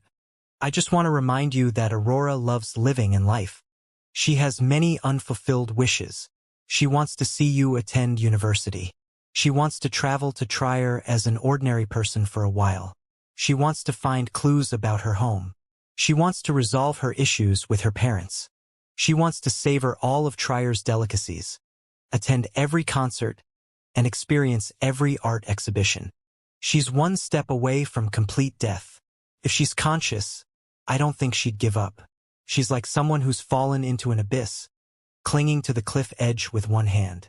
If even you give up, no one will pull her up again." Lumien's expression shifted, but he couldn't show any defined emotions. It seemed he had forgotten how to smile or cry. Susie didn't pressure him to respond. She sighed softly and said, "Many times, suppressing pain and despair isn't helpful. Humans need to vent and relieve stress. All right, that's it for today. We'll meet again for the second treatment, same time in 2 weeks." Lumien closed his eyes. "Thank you, Madam Susie." Susie didn't reply, as if she had already left. After more than 10 seconds, Lumien slowly exhaled and opened his eyes. He instinctively glanced outside Mason's cafe and saw a golden retriever with a small brown bag vanishing around the corner. A female figure appeared to be beside the dog. Lumien lingered for another 10 minutes before finishing the remaining ambergris lemonade. He stepped out of Mason's cafe and made his way to the nearest public carriage stop. A green double-decker carriage pulled up, inviting passengers to board. Lumien paid 30 kopecks and found a window seat, his gaze distant. "Read all about it. Only 11 kopecks each."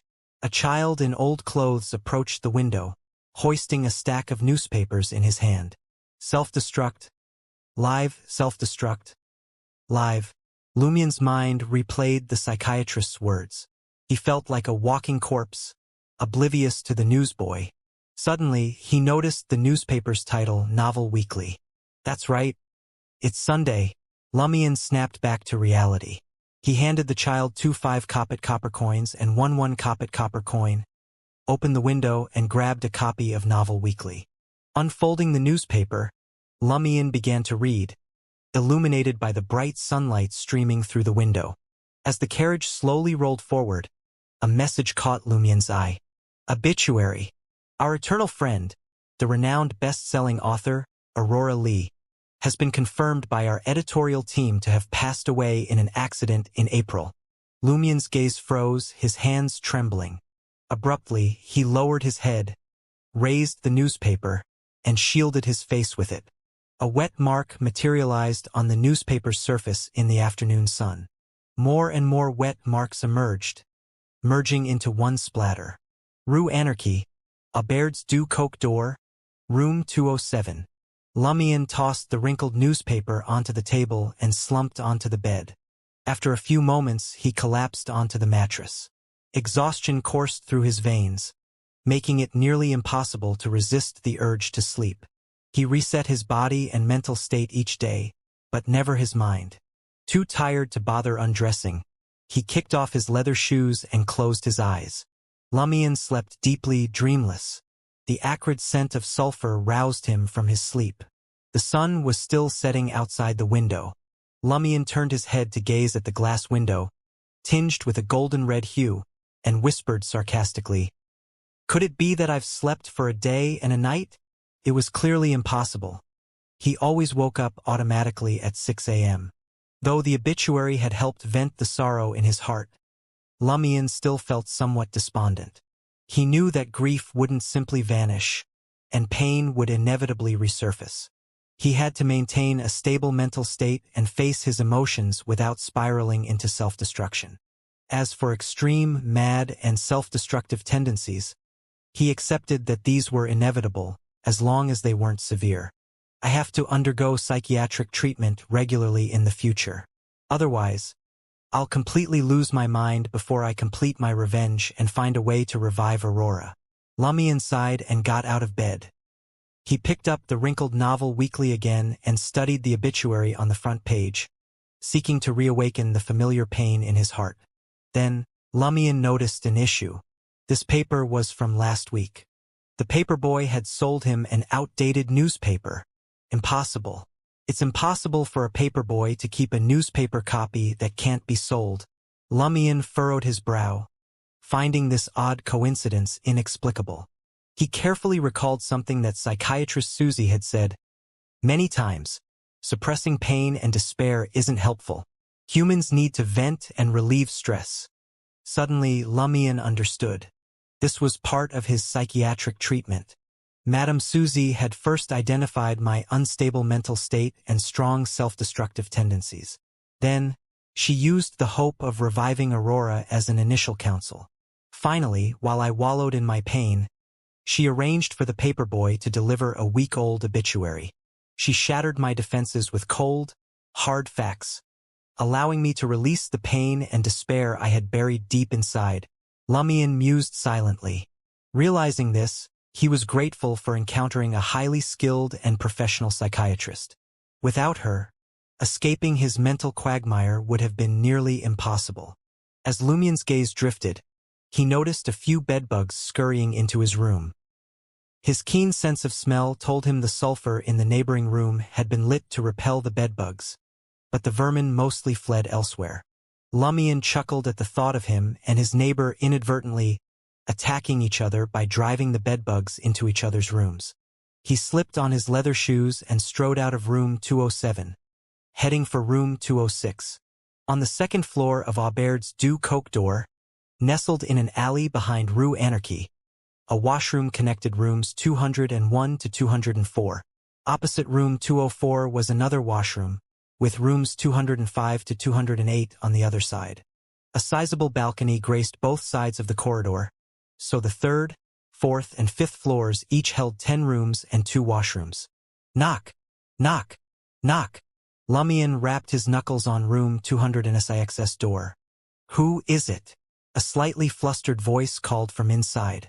"I'm from room 207 next door," Lumion replied, grinning. "I want to get to know my neighbor." Moments later, the door creaked open, revealing a lanky young man before Lumion. Barely 1.7 meters tall, the man wore a faded linen shirt and black suspenders. Oversized black-framed glasses perched on his nose, and his unkempt, greasy brown hair looked as if it hadn't been washed for days. His dark brown eyes betrayed his wariness. "What can I do for you?" the man inquired. Flashing a smile, Lumion extended his right hand. "I'll be staying here for a while, so I figured I should get to know my neighbors. What's your name?"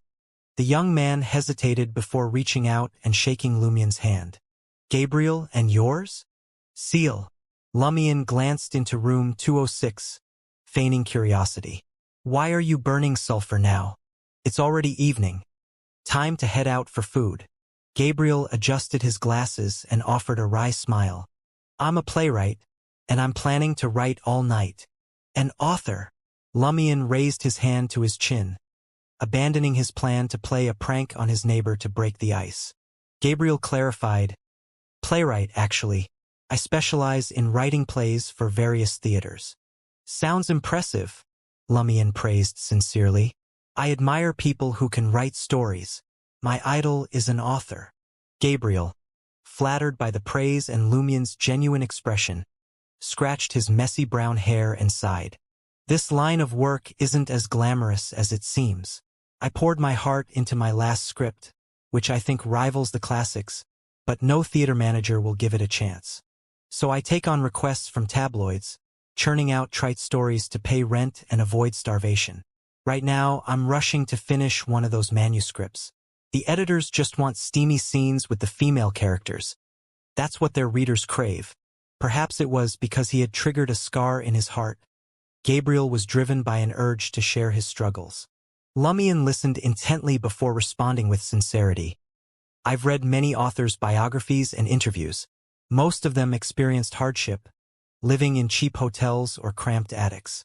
I believe you'll find someone who appreciates your work and helps you become a renowned playwright.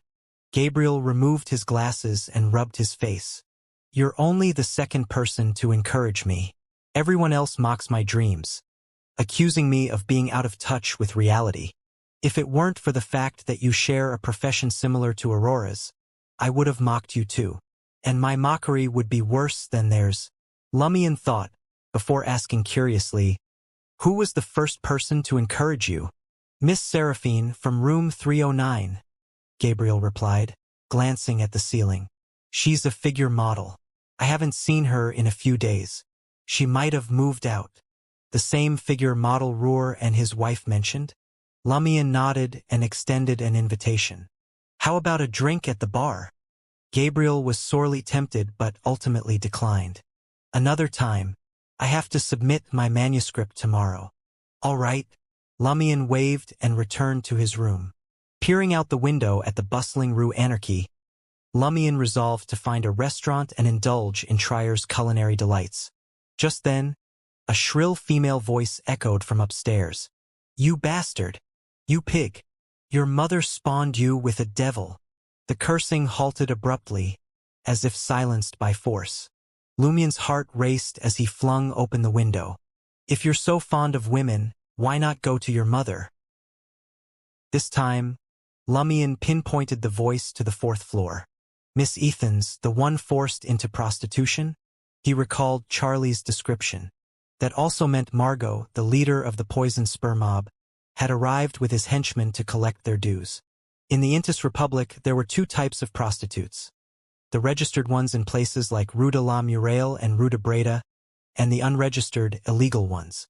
The latter, who neither paid taxes nor could do their business without the authorities stepping in, outnumbered the former by 10 or even 20 times. After some contemplation, Lumien donned a dark suit and positioned himself between rooms 202 and 203. A staircase led to the next floor. He retrieved the cheap cologne he'd purchased from Bigor, intending to pour it on the wooden steps for Margot and his henchmen to tread upon as they passed. Unsure when the Montsurus ghost's next attack would strike, Lumien was desperate to find his prey and complete the fate exchange. After a brief moment, he abandoned the idea of directly pouring the cologne, opting instead for a more discreet approach to avoid detection by any beyonder powers. Lumien loosened the lid and feigned a clumsy slip of his hand, failing to grip the thick glass bottle securely. With a clang, the cologne bottle hit the bottom step, and some liquid seeped out, the pungent fragrance filling the air.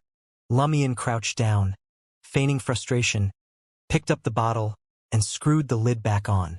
He smeared the spilled cologne with his palm, rubbing it against his body to not waste it.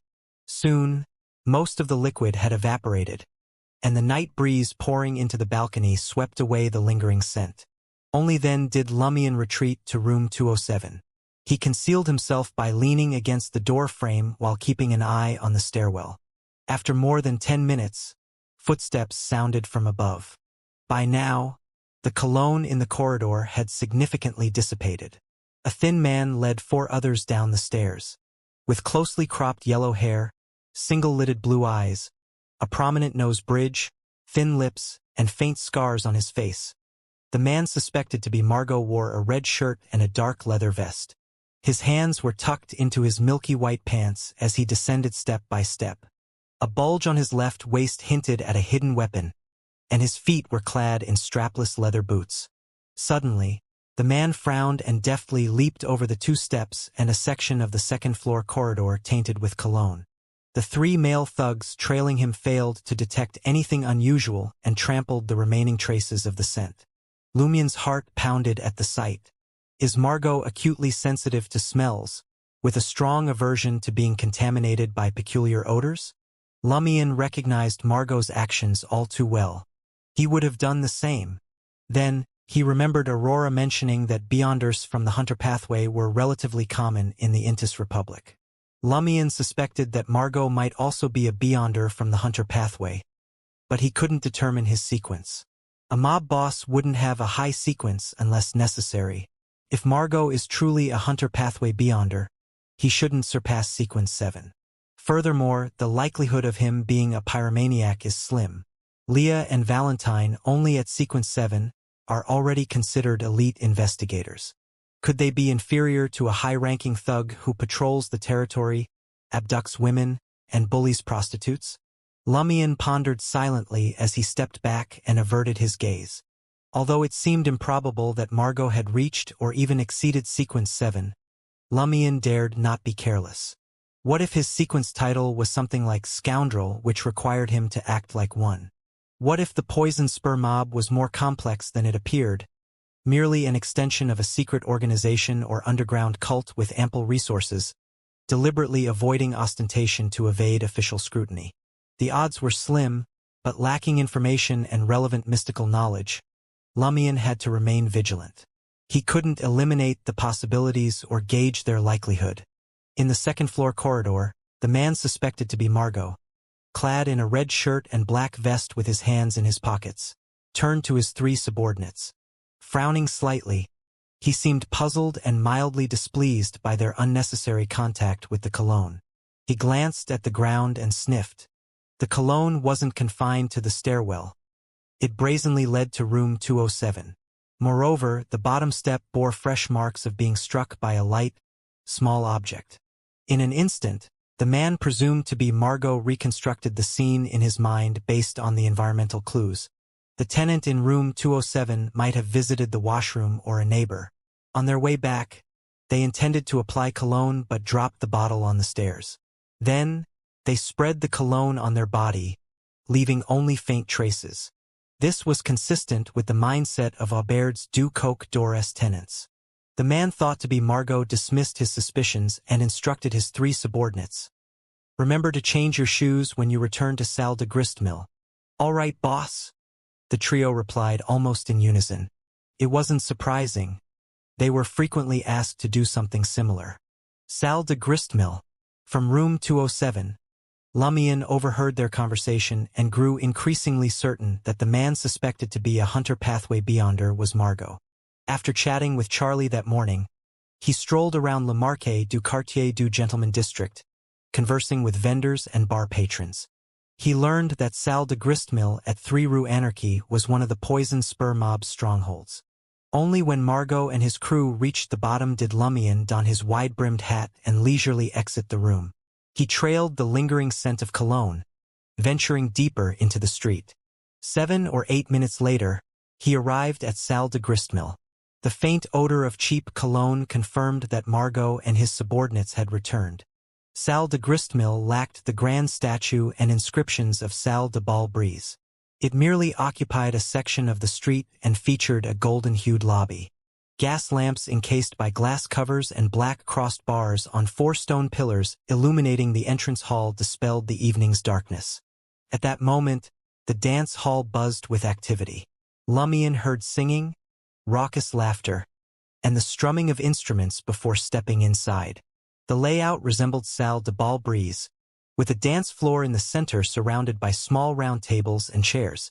A low wooden platform at the front held a sultry woman, clad in a provocative short white top. Her bra's row of bows was clearly visible.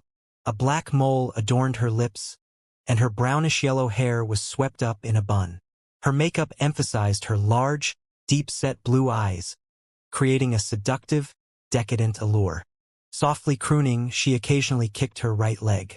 Her cream-colored, fluffy knee-length skirt enticed patrons to try peeking beneath it. The consulting physician has an alluring air.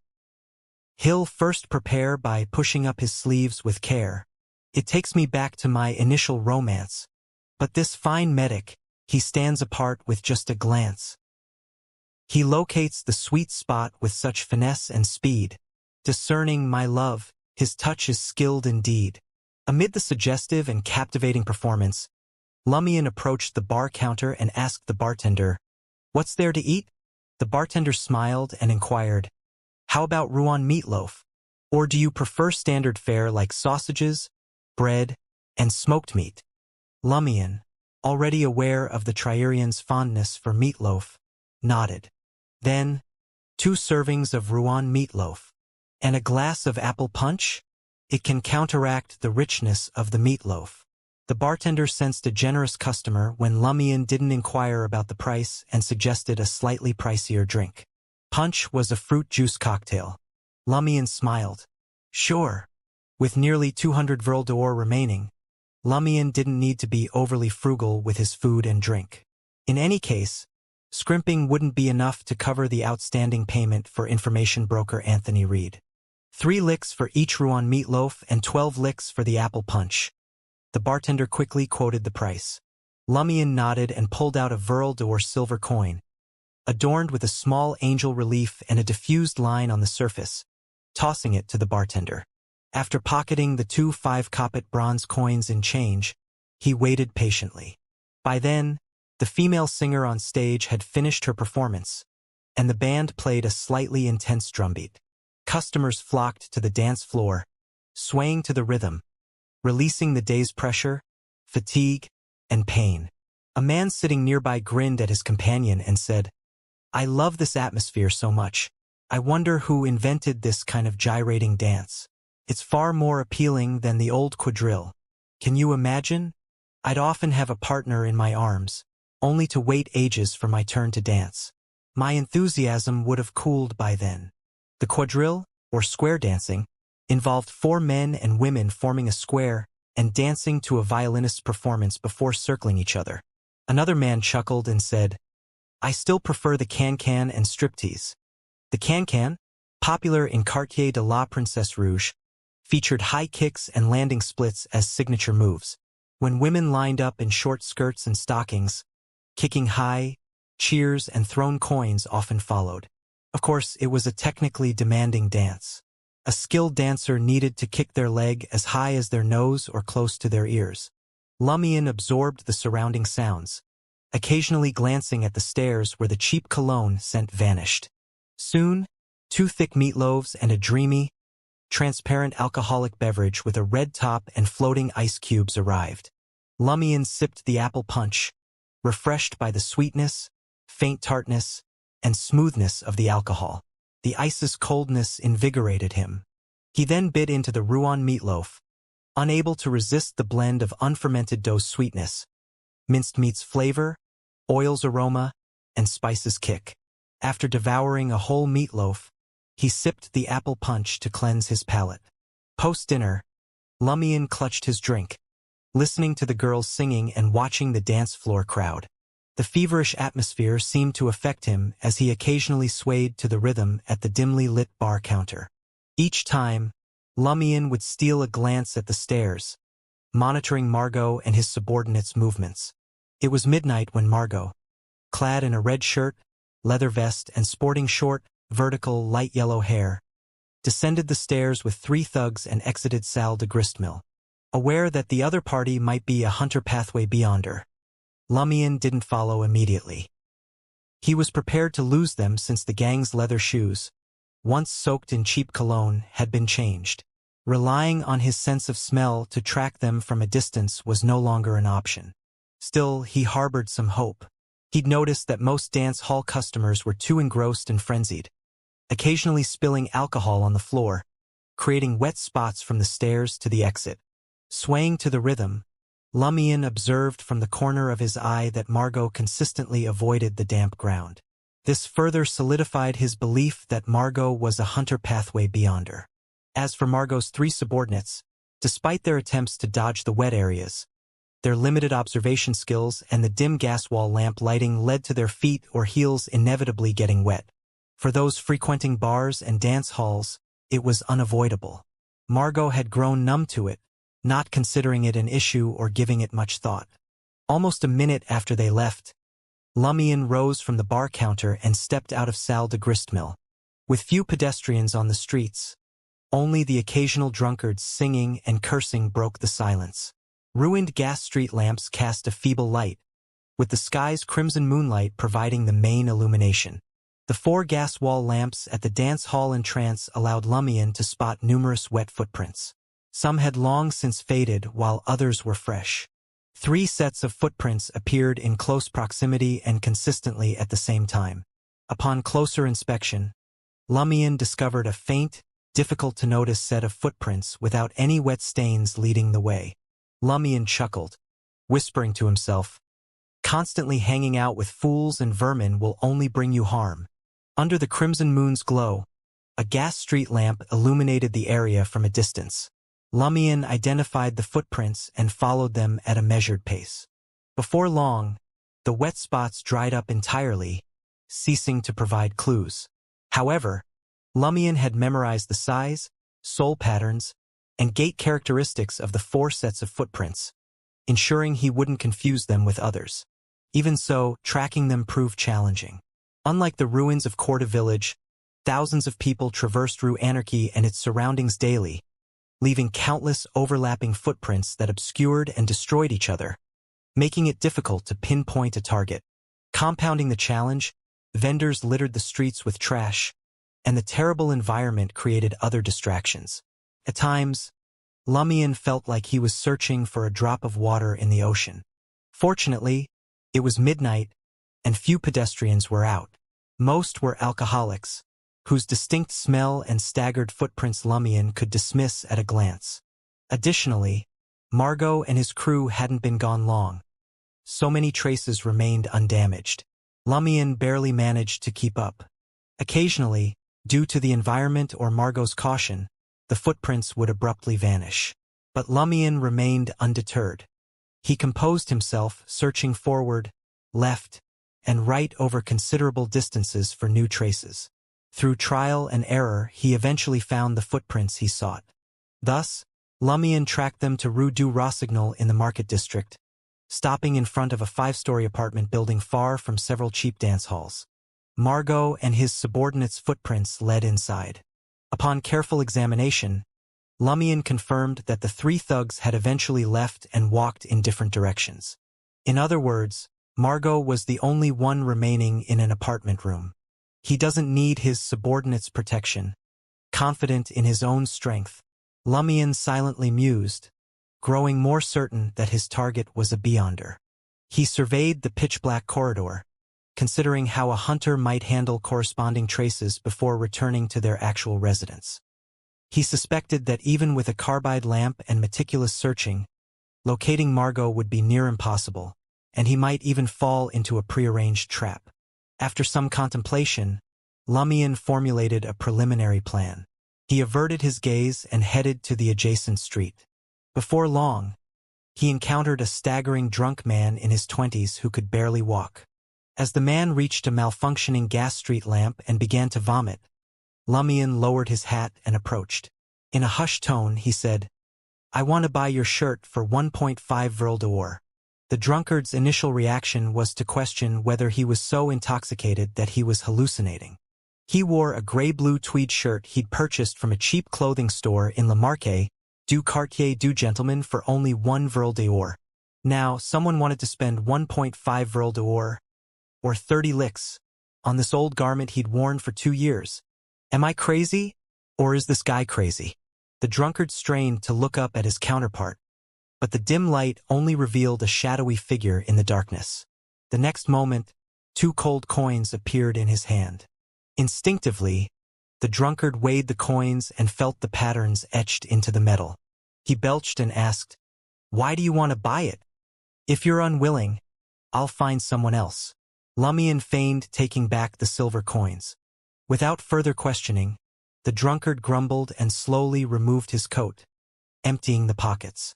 As Lumion departed with the clothes, the drunkard looked up with difficulty and waved his hand. "Haha, lunatic. Lunatic who gives money. Blarg." By the time Lumion returned to the apartment block on Rue du Rossignol, he had changed into a dark blue cap, a gray-blue tweed coat, faded pants, and a pair of worn, dirty leather shoes. In addition to items he would use later, he had spent a total of 12 vril d'or. Lumion glanced at the unlit apartment and suddenly found himself bewildered. Why do I have to target a beyonder like Margot? His 3 subordinates were hardly innocent, and they were clearly weak. They didn't know how to cover their tracks.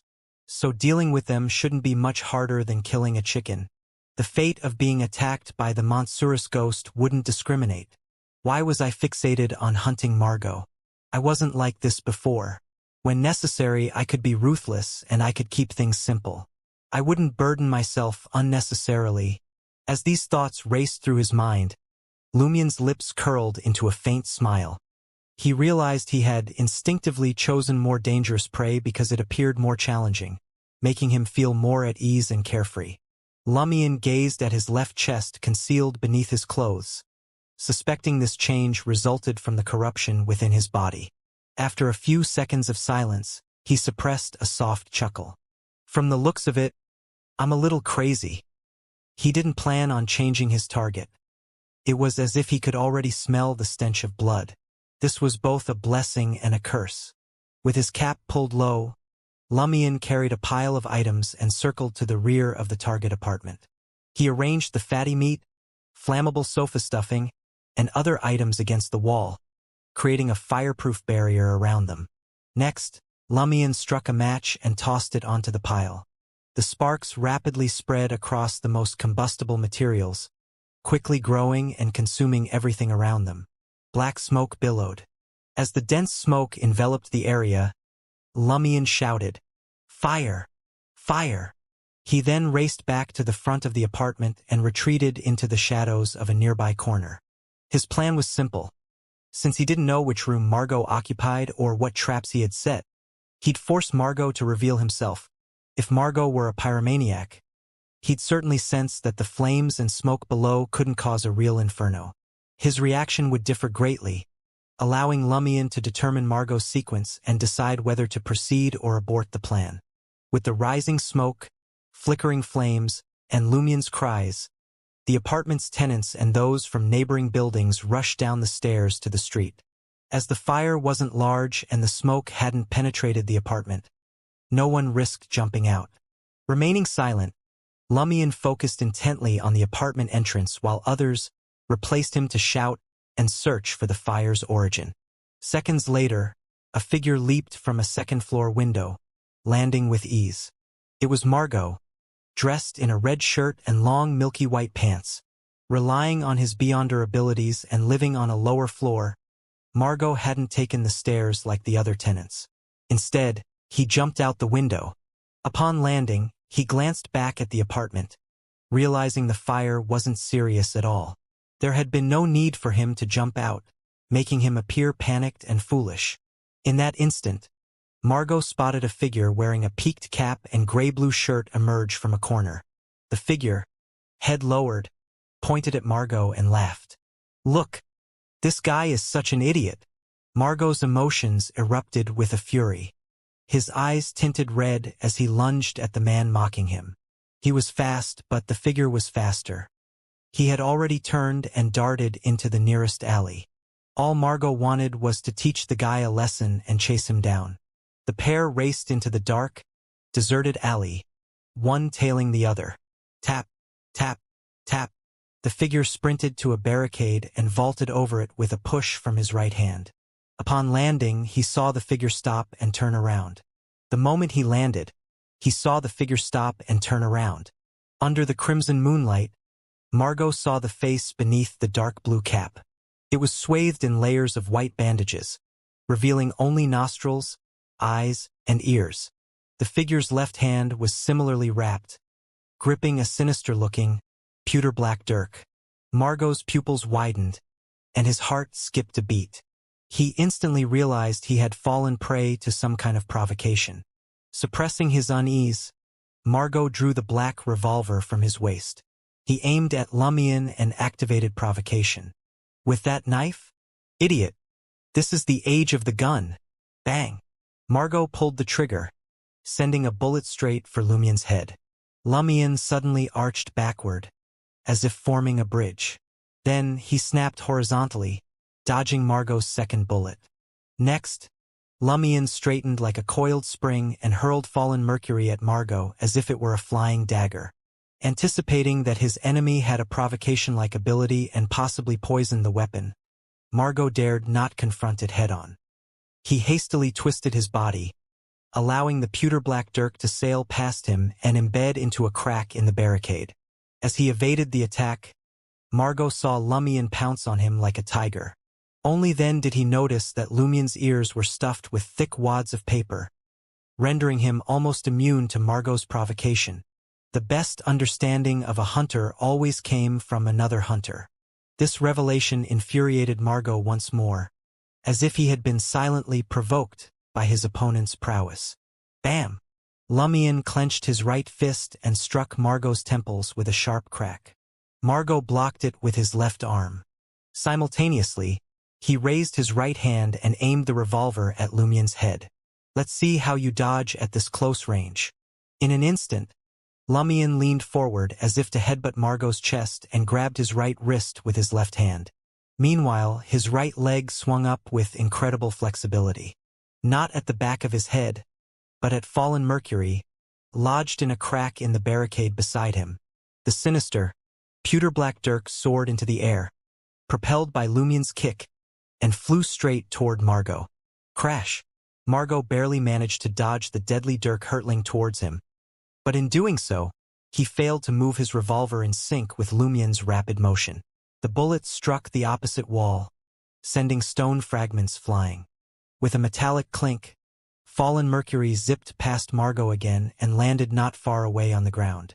Lumion straightened up and swiftly stomped his right foot onto the enemy's instep to stop him from raising his knee and slamming it into his abdomen. In the blink of an eye, Lumion was nearly plastered to his opponent. He either slashed or slammed with both hands, or braced and blocked with his elbows. His feet delivered low kicks or stomps, and his knees jerked forward or bounced around. Margot was too preoccupied fending off these attacks to aim and fire. The thug felt as if he were caught in a relentless storm of his opponent's blows. Moreover, Lumion stayed close, employing close-quarters combat techniques to prevent him from retreating and using his gun.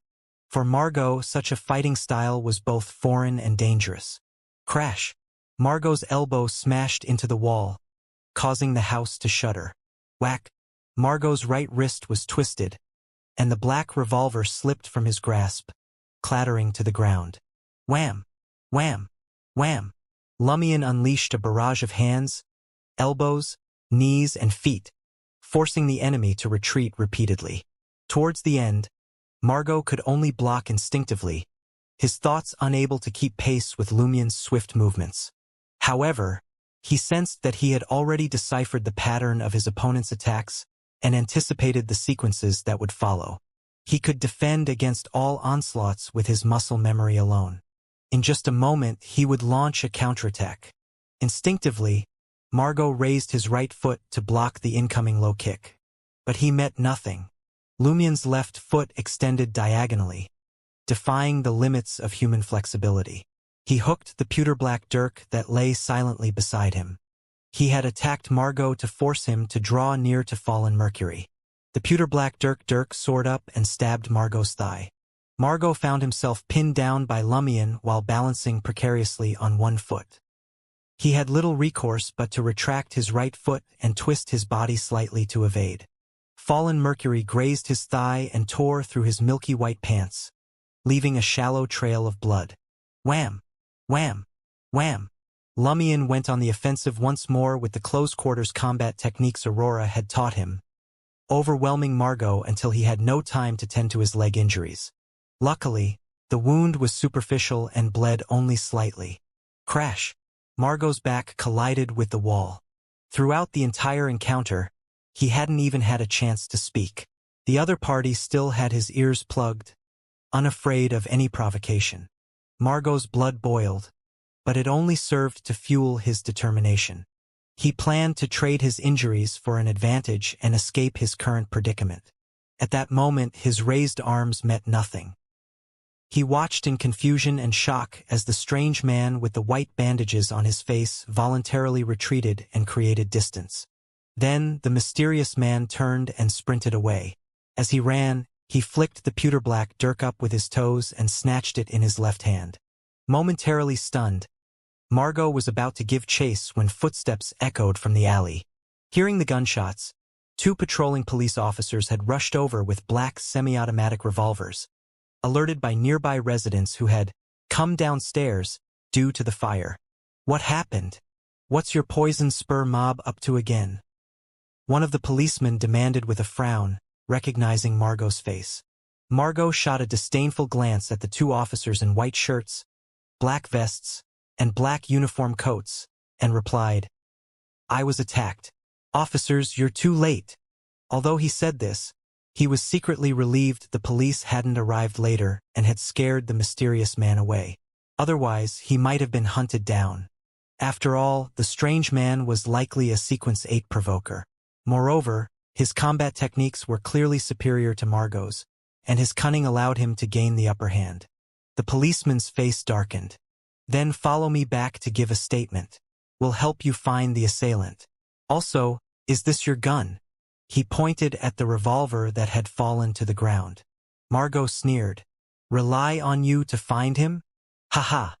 That's the funniest joke I've heard this year. That gun belongs to the assailant. Take it away."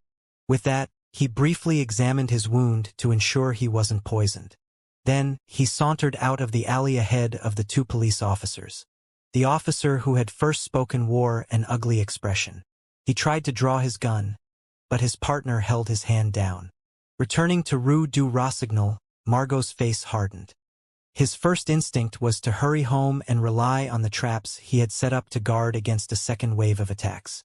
But a few seconds later, Margot dismissed the idea, feeling it wasn't sufficient. He decided to go to the house of the Poison Spur mob's boss, Black Scorpion Roger, and inform him of the attack. He would stay there for the night. That was the safest place for Margot. Margot bandaged the wound on his right leg and sprinted from Rue du Rossignol to Avenue du Marquet, making his way to the Suet steam locomotive, and finally arriving at Unit 126, a 3-story building with a small garden in the back. Before long, he encountered Roger, the Black Scorpion, in the study. A middle-aged man with firmly set black hair, Roger's slightly plump face was framed by cold, deep blue eyes. Dressed in aqua blue silk pajamas, Roger regarded Margot with a blank expression. "You were attacked?" "Yes." Margot recounted the events that had transpired. Roger's blue eyes suddenly darkened, as if connected to a bottomless abyss or an eternally burning hell. After a moment, he nodded. "There are no signs of you being cursed, but you have to be careful. Your blood is on that knife." As Roger spoke, he approached Margot. "I'll help you eliminate any hidden dangers first." Margot breathed a sigh of relief. "Thank you, boss." He followed Roger out of the study and down the stairs into the basement. Upon flipping the switch and illuminating the gas wall lamp, Roger pointed at the statue in the center and instructed, "Open it and crawl inside." The statue depicted a woman with gentle facial features, the folds of her long dress rendered vividly and lifelike. Margot strode to the statue, pulled open the concealed door at its abdomen, and climbed in. As the hidden door closed, an eerie silence filled the basement. Black Scorpion Roger gazed at the statue and intoned a word in ancient Hermes. New life. Ghostly, indistinct black flames erupted from the statue's surface, flowing like water and burning silently. After 30 seconds, Roger said to Margot, "You can come out now." This ritual was a method for eliminating the hidden dangers of a curse. By entering the female statue's abdomen and re-emerging, it symbolized a rebirth. Coupled with the corresponding beyond her powers, it could sever any connection with the item that had fallen into the enemy's hands. "Wait for me in the study. I'll search for clues about the assailant," Roger instructed after ensuring Margot was unharmed. Margot nodded and hastened out of the basement to the study. He pulled up a chair and settled into it. As time ticked by, Margot suddenly felt his body becoming unbearably heavy, as if submerged in icy water. His breathing grew labored. Margot's pupils dilated, but he saw nothing. He fought with all his strength, as if restrained by invisible ropes. He could barely move his arms, fingers, and feet. Thud! Margot finally collapsed to the floor, but the strange sensation persisted. His face turned an unnatural purple, and his mouth hung open. His thoughts grew increasingly murky. Why? With this question in mind, Margot succumbed to the encroaching darkness. At the basement door, Roger emerged with a grave expression. "He has potent anti-divination abilities. This matter isn't simple," Roger the Black Scorpion contemplated as he returned to the study. In the next second, his gaze froze. He discovered Margot sprawled on the ground, his face purple and his lower body soaked. He was no longer breathing. After the Poison Spur mob leader conducted a ritual to eliminate any lingering dangers of a curse, he mysteriously perished in the safest location of the Poison Spur mob, right before Roger the Black Scorpion. Abaird's Du Coke door, room 207. Lumion, now in fresh attire, nodded with satisfaction. Fallen Mercury informed him through its vibrations that the fate exchange had been completed. This meant Margot would instantly be assaulted by the Monsurus ghost. Completing a fate exchange after stabbing someone took time, anywhere between 5 and 30 minutes, depending on the desired fate, the individual's strength, and their subconscious resistance. If Lumion was the target and he eagerly opened his mind and body, the fate exchange could be achieved swiftly, within seconds or even less than 20. Gazing at the pewter-black dirk in his hand, Lumion smirked. "When I have time, I'll teach you Morse code. Otherwise, every time we communicate, I have to constantly narrow down options based on your feedback. It's far too tedious." Fallen Mercury's quivering blade stilled, as if stunned. Lumion, triumphant after a successful hunt, was in high spirits. He teased with a smile. "Do you wonder why you should learn, even as a blade? Ambition is crucial.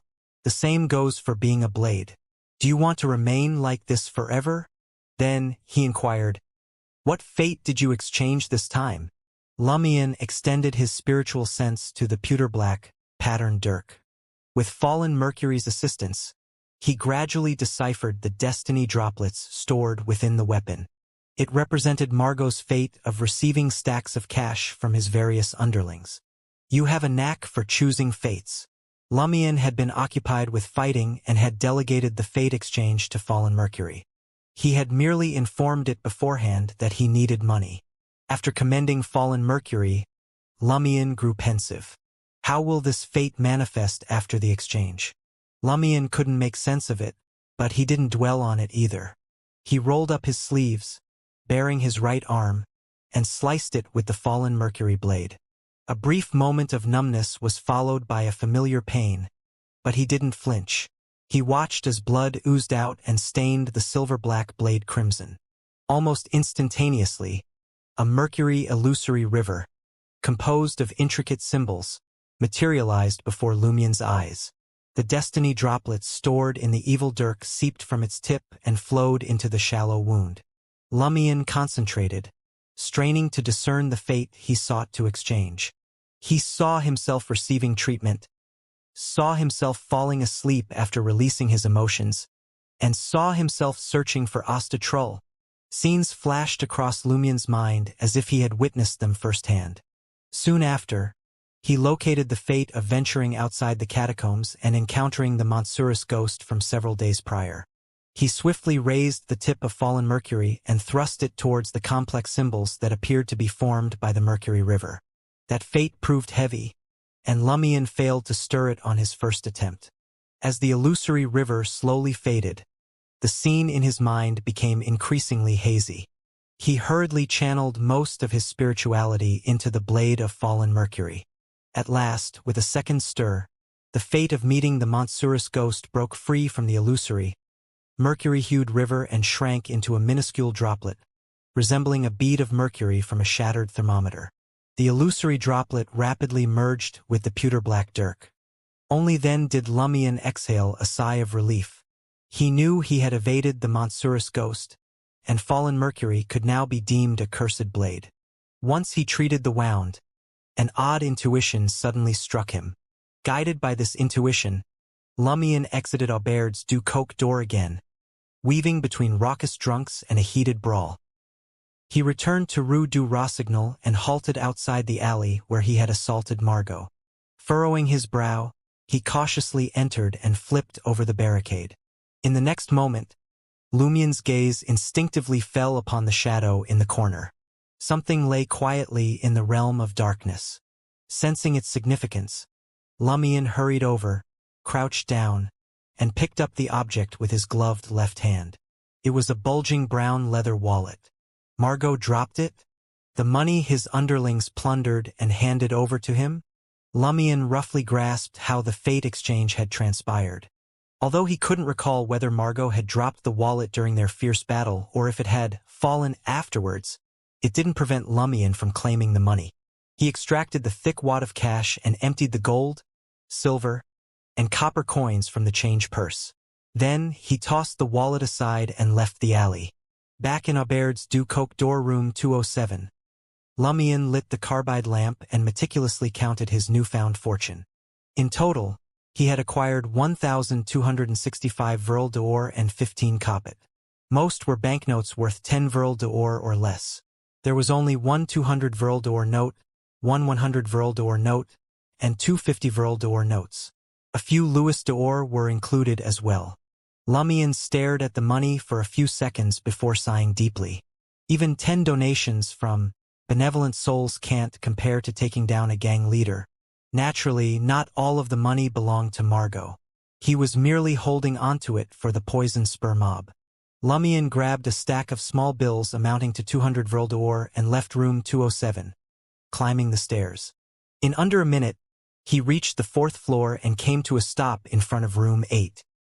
He recalled that Margot had visited Aubert's du Coq door in the evening to collect most of the money from an unlicensed prostitute named Ethans. At the time, one of Margot's underlings must have been in charge, but the money eventually ended up in Margot's possession. Without knocking, Lumion crouched down and slid the stack of banknotes through the gap beneath the door. He quickly straightened up, turned towards the stairs, and vanished into the shadowy corridor. Lumion slept until 6 o'clock when the cathedral bell chimed. He had slept soundly the night before, feeling as if the provoker potion had been somewhat digested. In the morning, I'll look for Ostatrol and see if Mr. K has replied. I'll also buy some better clothes and cosmetics from Quartier de l'Observatoire. In the afternoon, I'll visit the cheap clothing store at Le Marché du Quartier du Gentleman. Lumion wasn't eager to rise. He lay there, quietly contemplating the day's plans. Having escaped the threat of the Montsurus ghost, he placed disguising himself back on his to-do list. After lingering in bed for a while, he ambled to the washroom to freshen up. Then he went downstairs and purchased half a liter of apple cider and a loaf of bread with pork sausages from the vendors. Having sated his hunger, he headed to the nearest cathedral square and found an empty corner to practice the combat techniques Aurora had taught him. Lumion returned to Aubert's du Coq door at 9:30 a.m., intending to rest for an hour before seeking out Ostatrol. Upon entering the motel lobby, he spotted 3 maids cleaning various filthy areas under Madame Fels's supervision. The motel owner hires cleaners every Monday. Lumion averted his gaze and walked towards the staircase. At that moment, footsteps echoed from above. Within 10 seconds, Charlie appeared before Lumion, clad in a linen shirt, dark pants, and strapless leather shoes. "You didn't go to the hotel?" Lumion asked, puzzled. Charlie yawned and replied excitedly, "Don't you know? I'm off today. We can take one day off a week and choose whichever day we want." Lumion chuckled. "Does this day off result in a reduction in your monthly salary from Madame Alice?"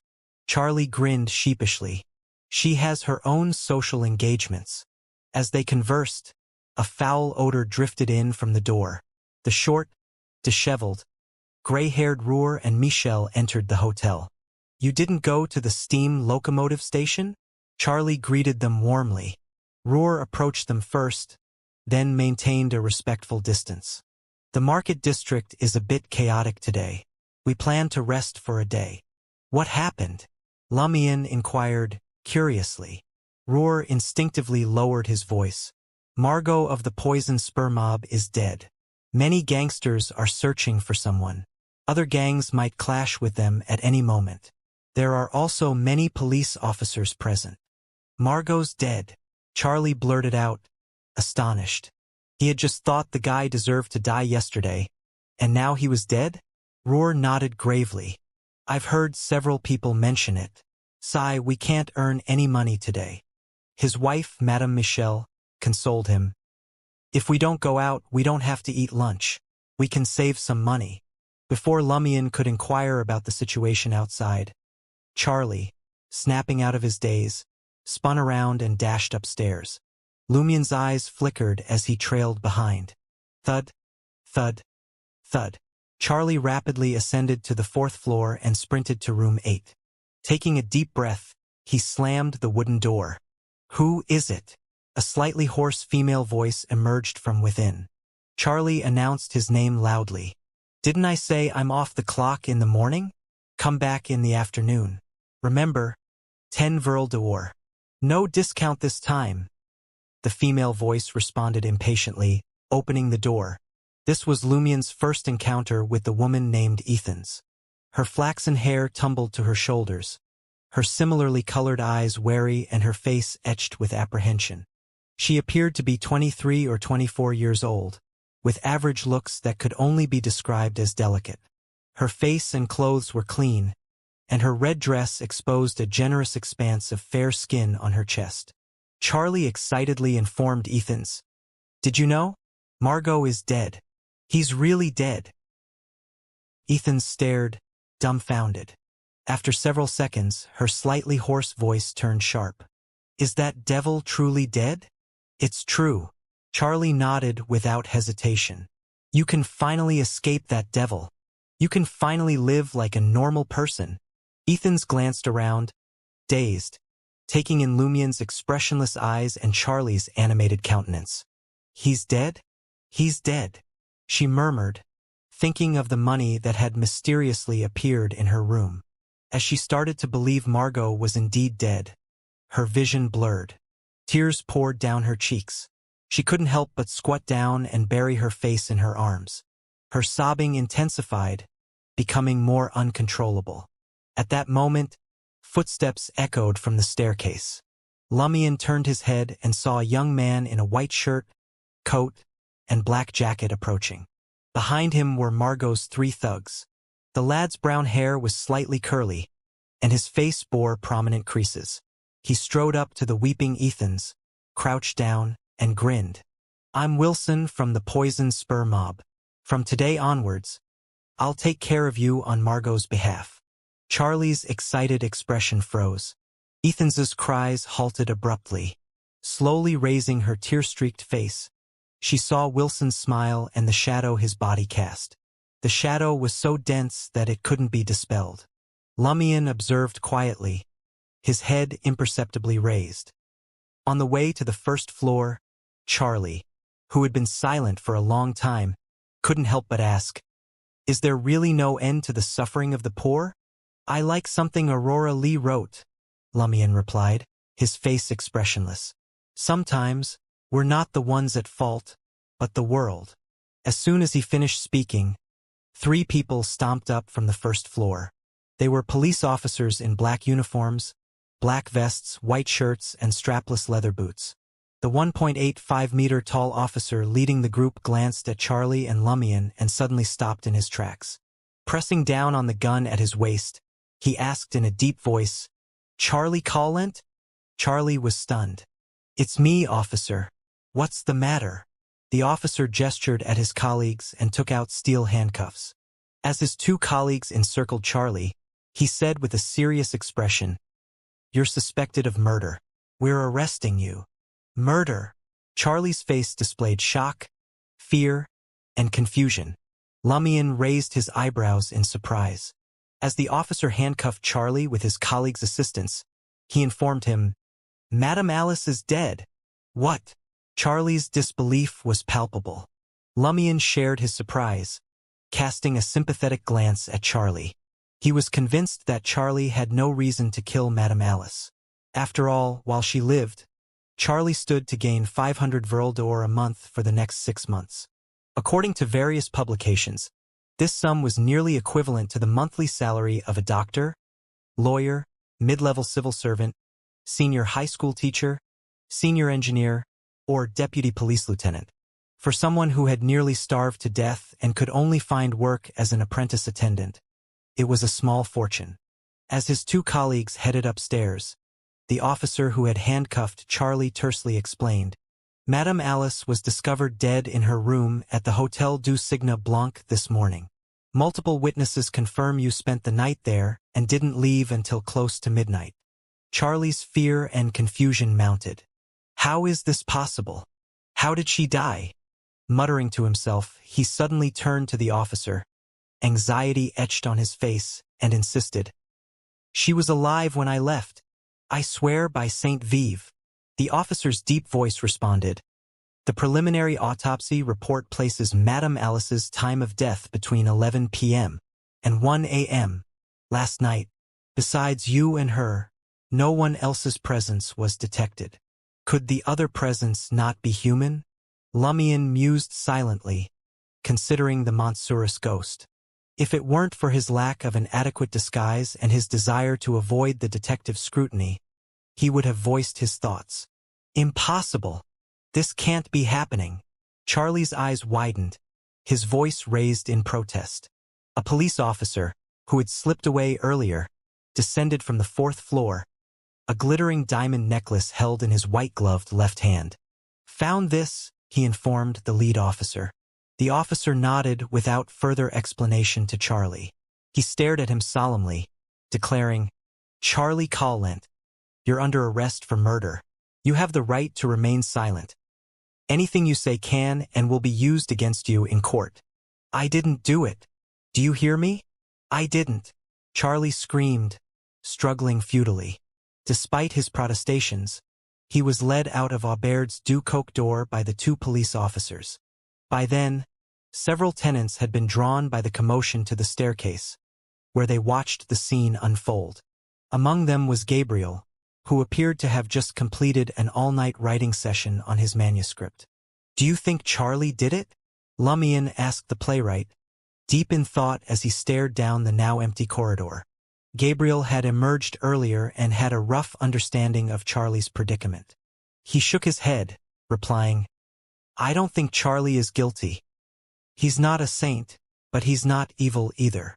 "Why do you say that?" Lumion inquired, turning to him. Gabriel adjusted his black-framed glasses. "Charlie was swindled out of his money and nearly starved, yet he never considered stealing from us. That means he either has principles and a moral compass, or he's terrified of the law. In either case, it's enough to prove he wouldn't murder that lady." Lumion nodded, then chuckled. People can be impulsive and change. With that, he climbed the stairs to the 5th floor. This was the top floor of Aubaird's du Coq d'Or.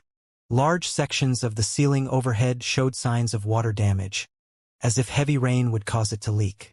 Lumion approached room 504, Charlie's room, and extracted a small wire he carried with him to unlock the wooden door.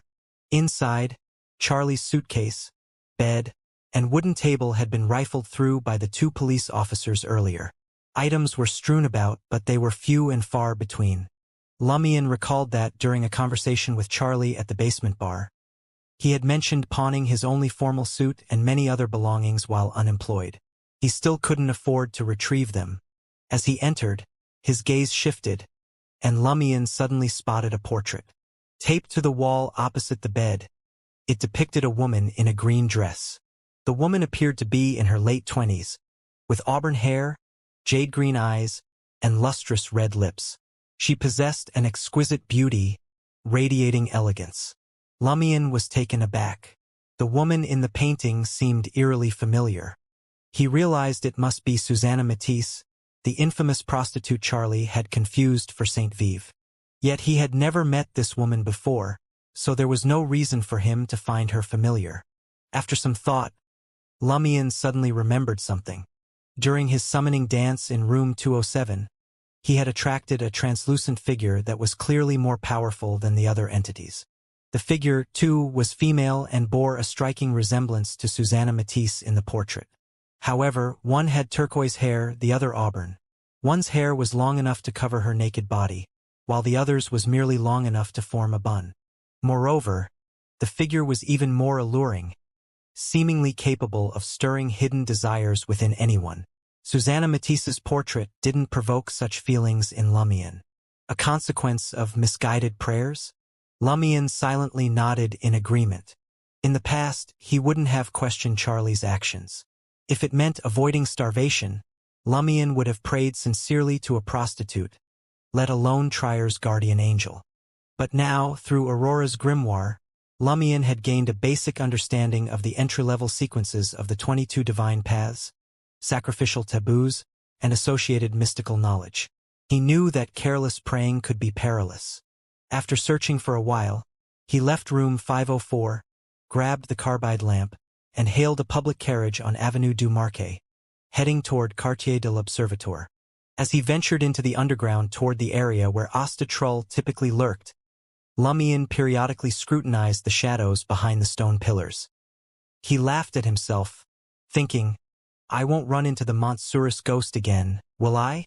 If that were the case, he would need to consider whether the Montsurus ghost had a particular connection to something he possessed, or if corruption had indirectly altered his horoscope, resulting in exceptionally bad luck. Fortunately, Lumian's concerns proved unfounded. He found Asta Trull sitting beneath a stone pillar, a bonfire crackling nearby.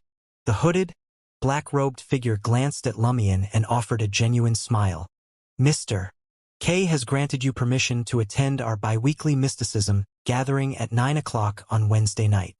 Asta's gaze bore a distinct sincerity, as if to say payment was due. At 9 p.m., the day after tomorrow, Lumian nodded with a smile. Where's the gathering? Meet me at my place an hour beforehand. I'll take you there, Asta replied without hesitation. Lumian tersely acknowledged. I'll pay you the rest then. All right. Though Asta seemed slightly disappointed, he acquiesced. Lumian inquired, what should I be cautious of at the gathering? Cover your face and hide your identity, Asta advised from experience. You don't want other attendees exposing you if they're caught by the authorities, do you? Aside from Mr. K, no one should know everything.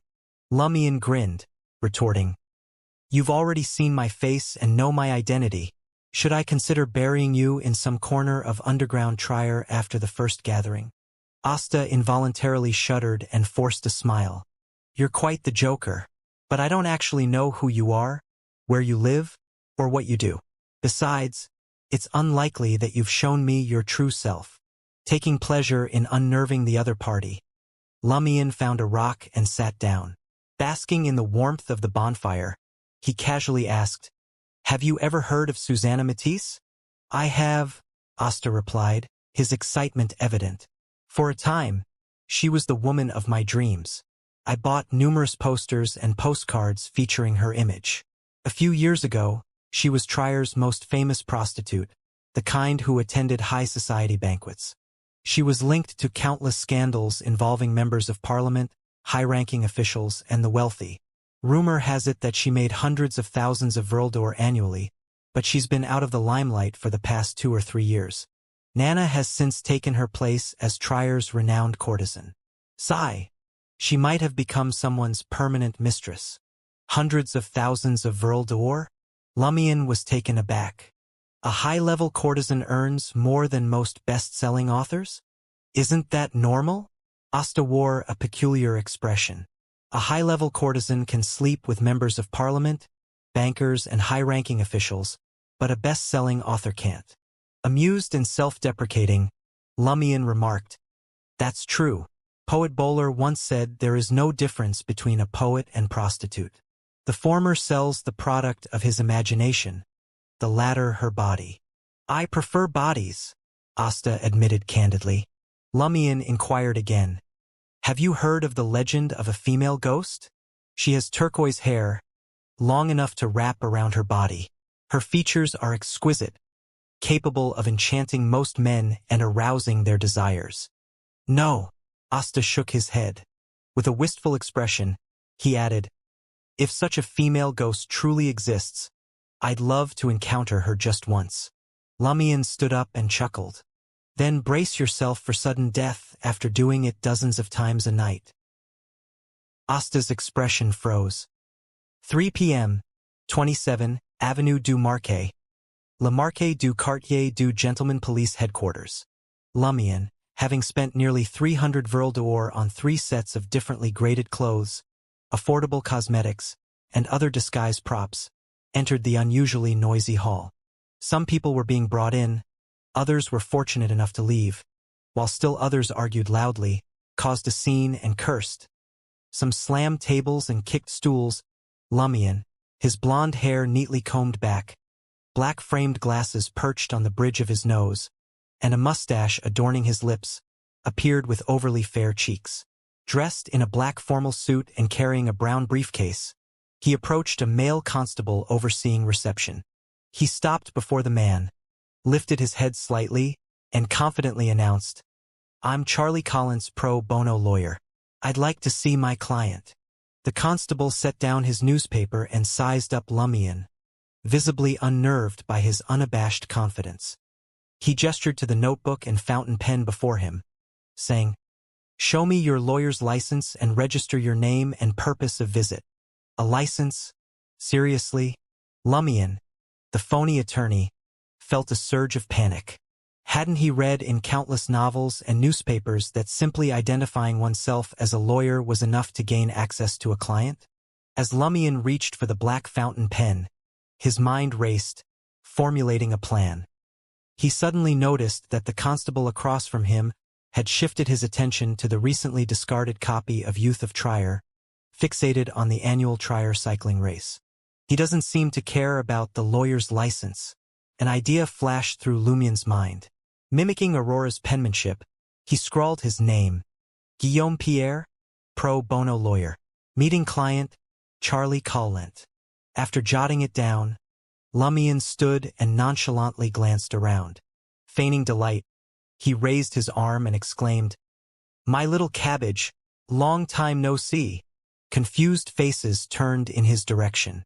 Lumion spun back to the registering constable and murmured, "I spotted a friend." The unspoken message. He'd present his lawyer's license later. Without waiting for a reply, Lumion strode to a corner of the hall. The constable gave the register a cursory glance before returning his gaze to Youth of Trier. Once in the corner, Lumion stole a peek at the preoccupied constable, then turned to the baffled onlookers with an apologetic grin. "I'm sorry. I mistook you for someone else." Clutching his briefcase, he approached the police officer he had chosen earlier, who was now coming from the registration office. Lumion lifted his chin and demanded haughtily, "I want to see my client, Charlie Collins." In the Intis Republic, attorneys held a far higher social status than ordinary constables. The officer glanced back at the registration office, saw no cause for concern, and nodded. "I'll contact the person in charge of that case for you." 15 minutes later, Lumion found himself face to face with Charlie in a secured room, 2 officers standing guard at the door. "Who are you?" Charlie asked, sinking into a chair across the table. His eyes filled with confusion. His once rosy cheeks were now pallid, fear etched into every line of his face. He had heard of pro bono lawyers while chatting with other hotel staff and knew they were provided by government agencies or philanthropic organizations for destitute suspects. He never expected one to arrive just half a day after his arrest. Were those fake collar-wearing bureaucrats that efficient? Lumion grinned, removed his black-framed glasses, winked with his right eye, and spoke in his natural voice. "Don't you recognize me? I'm your pro bono lawyer." Charlie stared, dumbstruck. After a few seconds of careful scrutiny, a spark of recognition lit up his face. But before he could speak, Lumion slipped his glasses back on and said, "Quiet. Listen to me." All right, all right." Charlie snapped to attention. Lumion's smile vanished, replaced by a grave expression. "I need to know the full details of what happened. That's the only way I can clear your name." "Really?" Charlie asked, desperation in his voice, like a drowning man grasping at a lifeline. Feigning his professionalism, Lumion questioned, "What time did you stay in the room with Mrs. Alice until?" Charlie rubbed his face, struggling to recall through the haze of confusion and pain. "Madam Alice ordered room service. I entered her room before 8 p.m. and stayed until she was tired. I only left at midnight. At that time, she had just laid down and was still awake. She was still alive. From 8 p.m. to midnight, every day. That 500 Vril isn't easy to earn." Lumion mused, then adopted a lawyerly tone. "You have to be honest with me. Hiding anything will only hurt you in the end." "I'm not lying. That's really the truth." Lumion's words, actions, posture, and tone had convinced Charlie that he was truly his defense attorney. After verifying a few more details, Lumion inquired, "After you gained Madame Alice's favor, did anyone express jealousy?" "Many. Apprentices and official attendants alike. They were all jealous of me." Charlie remembered. They discussed the topic for a while before Lumion produced a photo, handing it to Charlie. "See if you recognize this person." Charlie gasped. "Isn't this Saint Vive? Why was she dressed so provocatively, her chest exposed?" "I've confirmed that the portrait in your room isn't Saint Vive. It belongs to the famous courtesan, Susanna Mattis." Lumion tactfully replaced prostitute with courtesan to prevent Charlie from becoming overly upset. "Huh." Charlie's face contorted with confusion. "I prayed to a courtesan, not an angel? But why did my luck change for the better? No, if it had truly improved, I wouldn't have been arrested." Lumion produced another photo. It still depicted Susanna Mattis, but he had already altered the courtesan's hair color and made a few edits. "Take a look at this and tell me if you recognize this person." Charlie scrutinized the image for a few seconds before his expression morphed into one of shock. She. How can this be? So you do know her?" Lumion smirked. Charlie looked up, his voice hollow. She's the woman from my beautiful dreams. Didn't I tell you? I had these amazing dreams for a few days. I dreamed of making love to her. She was so passionate and gentle. How did you know I dreamed of her?" "I didn't tell anyone. Why do you have a photo of her?" Charlie's gaze, now fixed on Lumion, had completely changed. "Is this really the Southern kid I know?" Aside from his talent for pranks and good looks, there was nothing extraordinary about him. Lumion's lips curled into a smile as he gazed back at Charlie. "Take a closer look at who's in the photo." Charlie stared blankly at the image of the green-haired woman. As he examined it, his expression morphed into sheer terror. He recoiled involuntarily, making the chair creak. "No, that's impossible. Susanna. She's that prostitute," Charlie shouted, unable to suppress his emotions. This revelation left him feeling as if he had encountered a malevolent spirit. After praying to a portrait of a prostitute, he had not only escaped hunger and found a new job, but had also dreamed of her and slept with her. Wasn't this akin to encountering a ghost? Lumion nodded approvingly. "Congratulations. At least you're not blind." He had intended to help Charlie and divulge information as a prank to frighten him, but the two matters were unrelated. The door to the interview room creaked open. A constable standing guard outside inquired warily, "What happened? Why are you shouting?" "I helped him recall some key details," Lumian explained calmly. Charlie snapped out of his stupor. "Yes, I remember something very important." And indeed it was.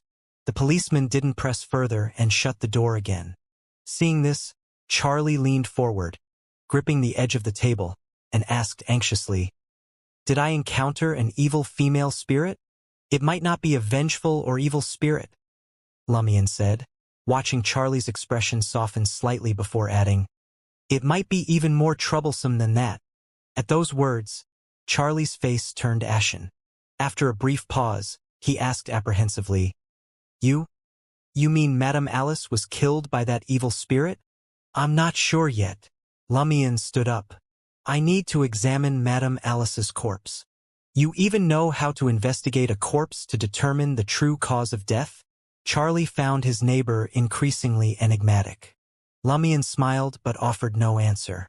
As Charlie's defense attorney, Lumian had the right to inspect the corpse under police supervision, and he could even enlist the assistance of an independent pathologist. So, after signing 2 documents under the name Guillaume Pierre, Lumian was escorted to the basement of the Market District's police headquarters and into the morgue where the body was kept.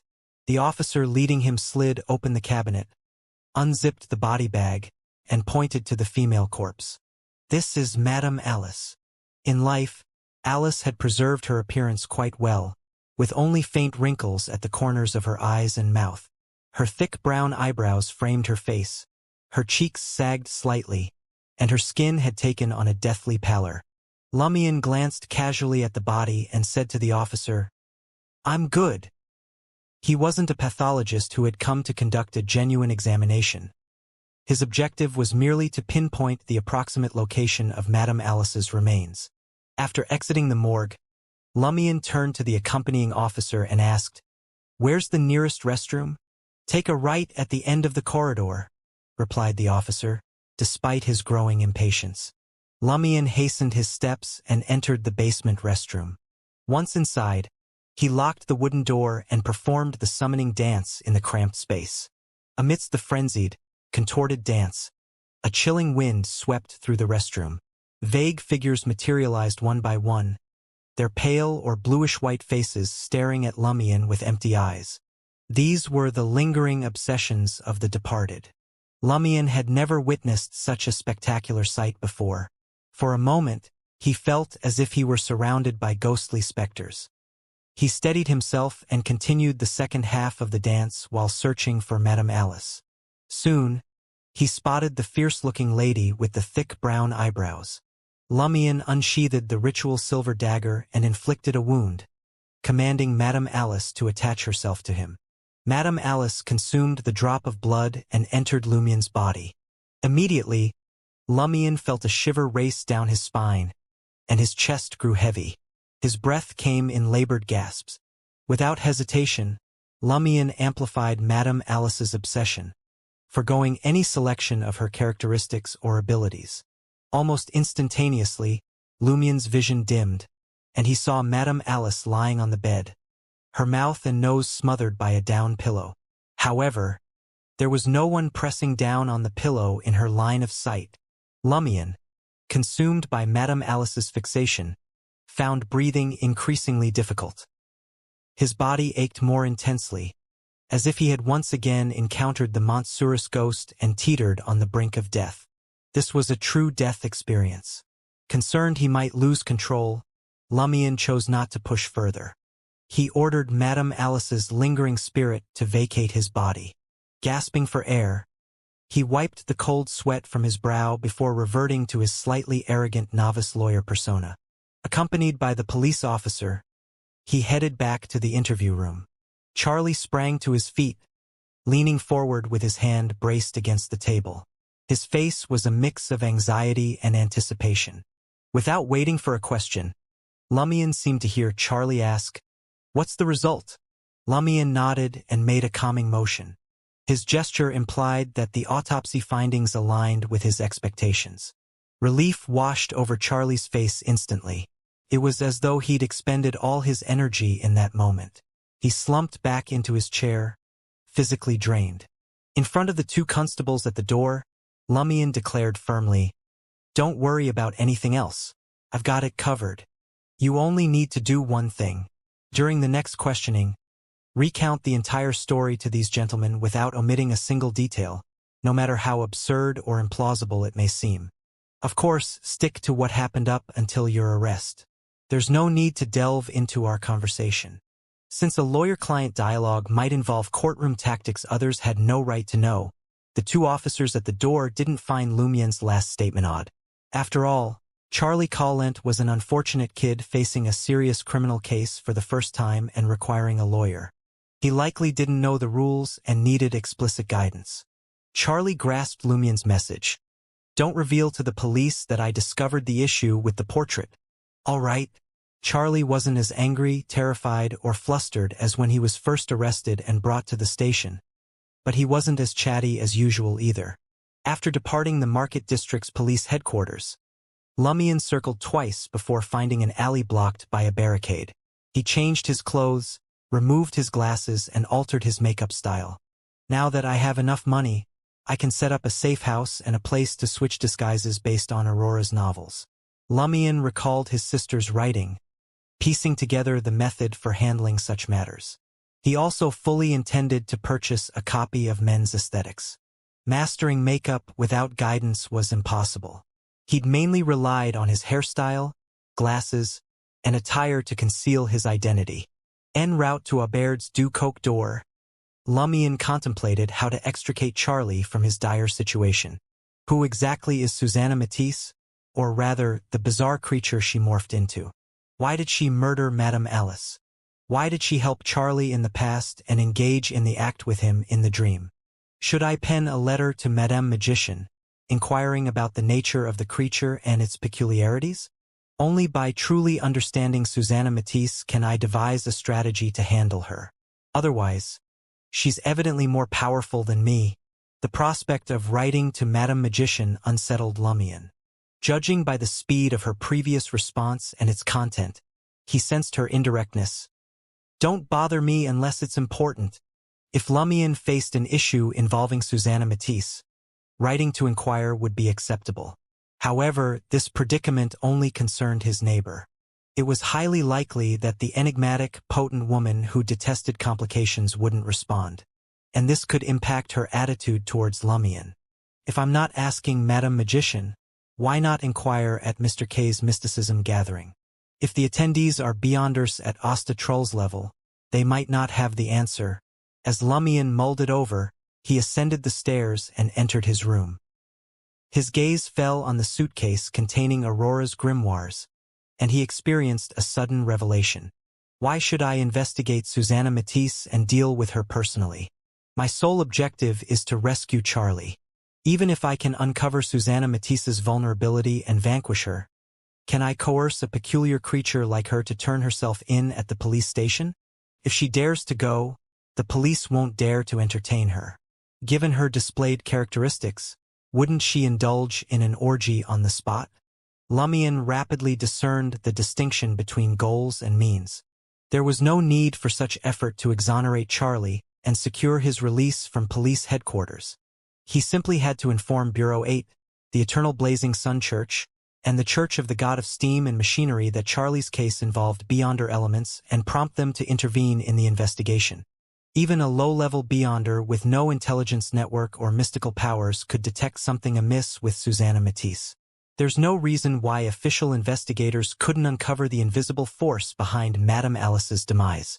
Eventually, they would not only verify Charlie's innocence but also help him escape Susanna Matisse's grasp and resolve the issue with the strange creature entirely.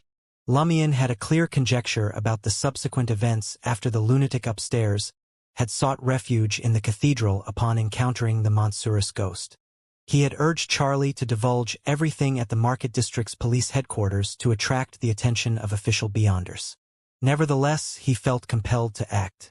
He couldn't rely solely on ordinary police officers. What if they deemed Charlie's story a fabrication intended to mock their intelligence and resorted to violence to coerce a confession on the spot? Lumion's gaze swept over the crumpled newspaper on the wooden table, recalling how he or his sister had snipped out the Lever Blues words and pieced them together to compose a letter seeking assistance from the authorities. Transform Charlie's experience into a letter and deliver it to a nearby cathedral? Lumion nodded, deciding to execute the plan. Armed with the plea for help and Charlie's confession, it should pique the interest of official Beyonders. As he was about to search for appropriate phrases in Novel Weekly, Lumion suddenly frowned. Could the officials link a similar request for help to Cordu? Would they associate me, a wanted criminal, with Charlie? Lumion didn't know if Ryan and his associates had fully reported their findings to official Beyonders nationwide, but he was unwilling to take that risk. Imitate Aurora's handwriting? Unlike a lawyer's signature that doesn't raise suspicion, Ryan and his team suggested that the letter would likely undergo various checks, including divination. Disguise myself and have someone else write it for me? As his thoughts raced, Lumion suddenly had an idea. I can summon a spirit world creature to write it for me. If the officials detect any issues, they won't be able to make the spirit world creature identify me, since they don't know the summoning incantation. The more Lumion considered it, the more he believed it was a solid plan. He pulled out a chair, sat down, and began devising the summoning incantation. The first sentence was undoubtedly, "Spirit wandering in the void." After some thought, Lumion penned the second sentence. "The friendly creature that can be subordinated." Summon spirit world creatures had to be under Lumion's command to assist him in writing letters. Friendliness provided essential protection for the summoner. As for the third sentence, Lumion didn't have lofty expectations. He merely needed to incorporate the two aspects of being weak and proficient in Intision. After several moments of mental permutation, the third sentence materialized on paper. Weakling proficient in Intision. Phew. After writing, Lumion exhaled. He then leafed through Aurora's grimoire and translated the few unmastered words into Hermes. Immediately after, he set up the altar and commenced the summoning. Soon, he completed the ritual and observed the candle flame turning a dark green hue and expanding to the size of a human head. A hazy, translucent figure materialized, its head resembling an ox's and the rest, a dog's. "Help me write a letter," Lumion said in Hermes as he gazed at the spirit world creature. The bewildered ox-headed dog didn't respond. "I order you to help me write a letter," Lumion emphasized in Hermes. The ox-headed dog appeared dumbstruck, as though it didn't comprehend. Lumion made several more attempts, but the ox-headed dog remained unresponsive. Having no other choice, he terminated the summoning early to preserve his spirituality. He started pondering the issue. I can't communicate with that guy. Amenable to subordination doesn't mean it can be communicated with. With this realization, Lumion modified the second summoning incantation to a friendly creature that can be communicated with. Being able to communicate meant being able to make requests. This time, a colossal snail emerged from the dark green flames. "Hello." Lumion attempted to greet it in Intision. The snail emitted an ethereal voice. "Hello, what's the matter?" It also spoke Intision. "Can you help me write a letter?" Lumion was overjoyed. The snail replied in a troubled tone, "But I don't have any hands." Lumion had no choice but to end the summoning. After some consideration, he changed the phrase "weakling proficient in Intision" to "weakling who can write Intision." Can write covered both the knowledge and necessary physical requirements. Before long, Lumion completed his third summoning. He saw a transparent creature resembling a rabbit. "Can you help me write a letter?" Lumion asked with intense anticipation. The rabbit nodded, picked up the pen on the table, and wrote an Intision word on the paper. "A letter." Lumion's lips twitched. This creature didn't seem too bright. With resolve, Lumion grabbed a pen and paper and scribbled a plea for help, including Susanna Mattis' portrait, details about the wet dream, Madame Alice's death, and Charlie's arrest. Then he said to the rabbit, "Copy it." The rabbit took the fountain pen and diligently transcribed it. Soon it finished its task. Lumion examined it and nodded in satisfaction. In the next second, his smile froze. Not only had the dimwit copied the entire contents of the letter, but it had also replicated his handwriting. In other words, it was in Lumien's script. Lumion took a deep breath and slowly exhaled. He pointed at Novel Weekly and said, "Copy in that font." The rabbit nodded slowly and rewrote without complaint. A few minutes later, Lumion received a seemingly printed plea for help. Lumion examined the letter with gloved hands and breathed a sigh of relief. No issues this time. Completing 3 consecutive spirit world creature summoning rituals had left him feeling drained. After a moment's consideration, Lumion asked the rabbit-like spirit world creature, "Can you do me another favor?" The rabbit thought seriously for a few seconds before giving a slow nod. Lumion unzipped his grayish-blue work uniform. "Then follow me first." The ethereal and transparent rabbit leaped from midair to Lumion's side, assuming the role of a loyal companion. Lumion sighed quietly and said, "What I mean is, you can hide inside my clothes to avoid detection by any beyonder with heightened spiritual perception." The rabbit wore a blank expression as it hopped into Lumion's clothes and curled up. Since it had no true mass or weight, his clothes could be zipped up quickly without leaving a trace. After stowing the letter in the same pocket, Lumion dissolved the spiritual barrier, removed his gloves, and exited room 207. He meandered toward Avenue du Marquet, nearing the Suet steam locomotive station. It was just past 5 o'clock, and many people were still at work. The street was neither crowded nor deserted. Groups of passers-by headed for the public carriage station sign or searched for the subway entrance. They carried their luggage and walked on foot to nearby streets in search of temporary accommodations for the night. Lumion patted his right pocket and pointed at the postbox several dozen meters away. Lowering his voice, he said, "See that green metal cylinder?" He felt a vibration in his pocket. The rabbit had responded in kind. Lumion exhaled in relief and instructed, "Place the letter beside you in that metal cylinder." Having said that, Lumion massaged his temples and activated his spirit vision. He watched the rabbit emerge, enveloping the plea for help. It maneuvered through the crowd and reached the green metal cylinder. Just as Lumion thought the rabbit would deposit the letter in the postbox and successfully complete the mission, the creature entered the postbox with the letter. Moments later, it exited the postbox and flew back to Lumion, leaving the letter inside. Lumion closed his eyes and consoled himself. "I suppose it's considered tossed in." He then left Avenue du Marquet with the rabbit and located a vacant alley. In Hermes' language, he informed the rabbit that the summoning was over. The little creature continuously drained his spiritual energy. After the rabbit returned to the spirit world, Lumion finally felt at ease. He resolved to stop aiding Charlie. The rest would hinge on how the official Beyonders handled the situation. "If it weren't for the fact that this matter is intriguing enough, I wouldn't have bothered to help him. Do I have to battle that enigmatic creature, Susanna Mattis, who's clearly formidable, on his behalf?" Lumion mused silently. He chuckled. In Cordu, if those crude fellows understood the traits Susanna Mattis exhibited, they would undoubtedly ask slyly whether he wanted to fight her in bed or in the hayloft. Of course, Lumion could be just as coarse when dealing with them. On his way back to Rue Anarchy, he discovered a meat patty shop and purchased red snapper hot beef meatloaf for dinner. Paired with the soda sold by street vendors, Lumion navigated the crowd as he ate, occasionally evading hands that covertly reached for his wallet.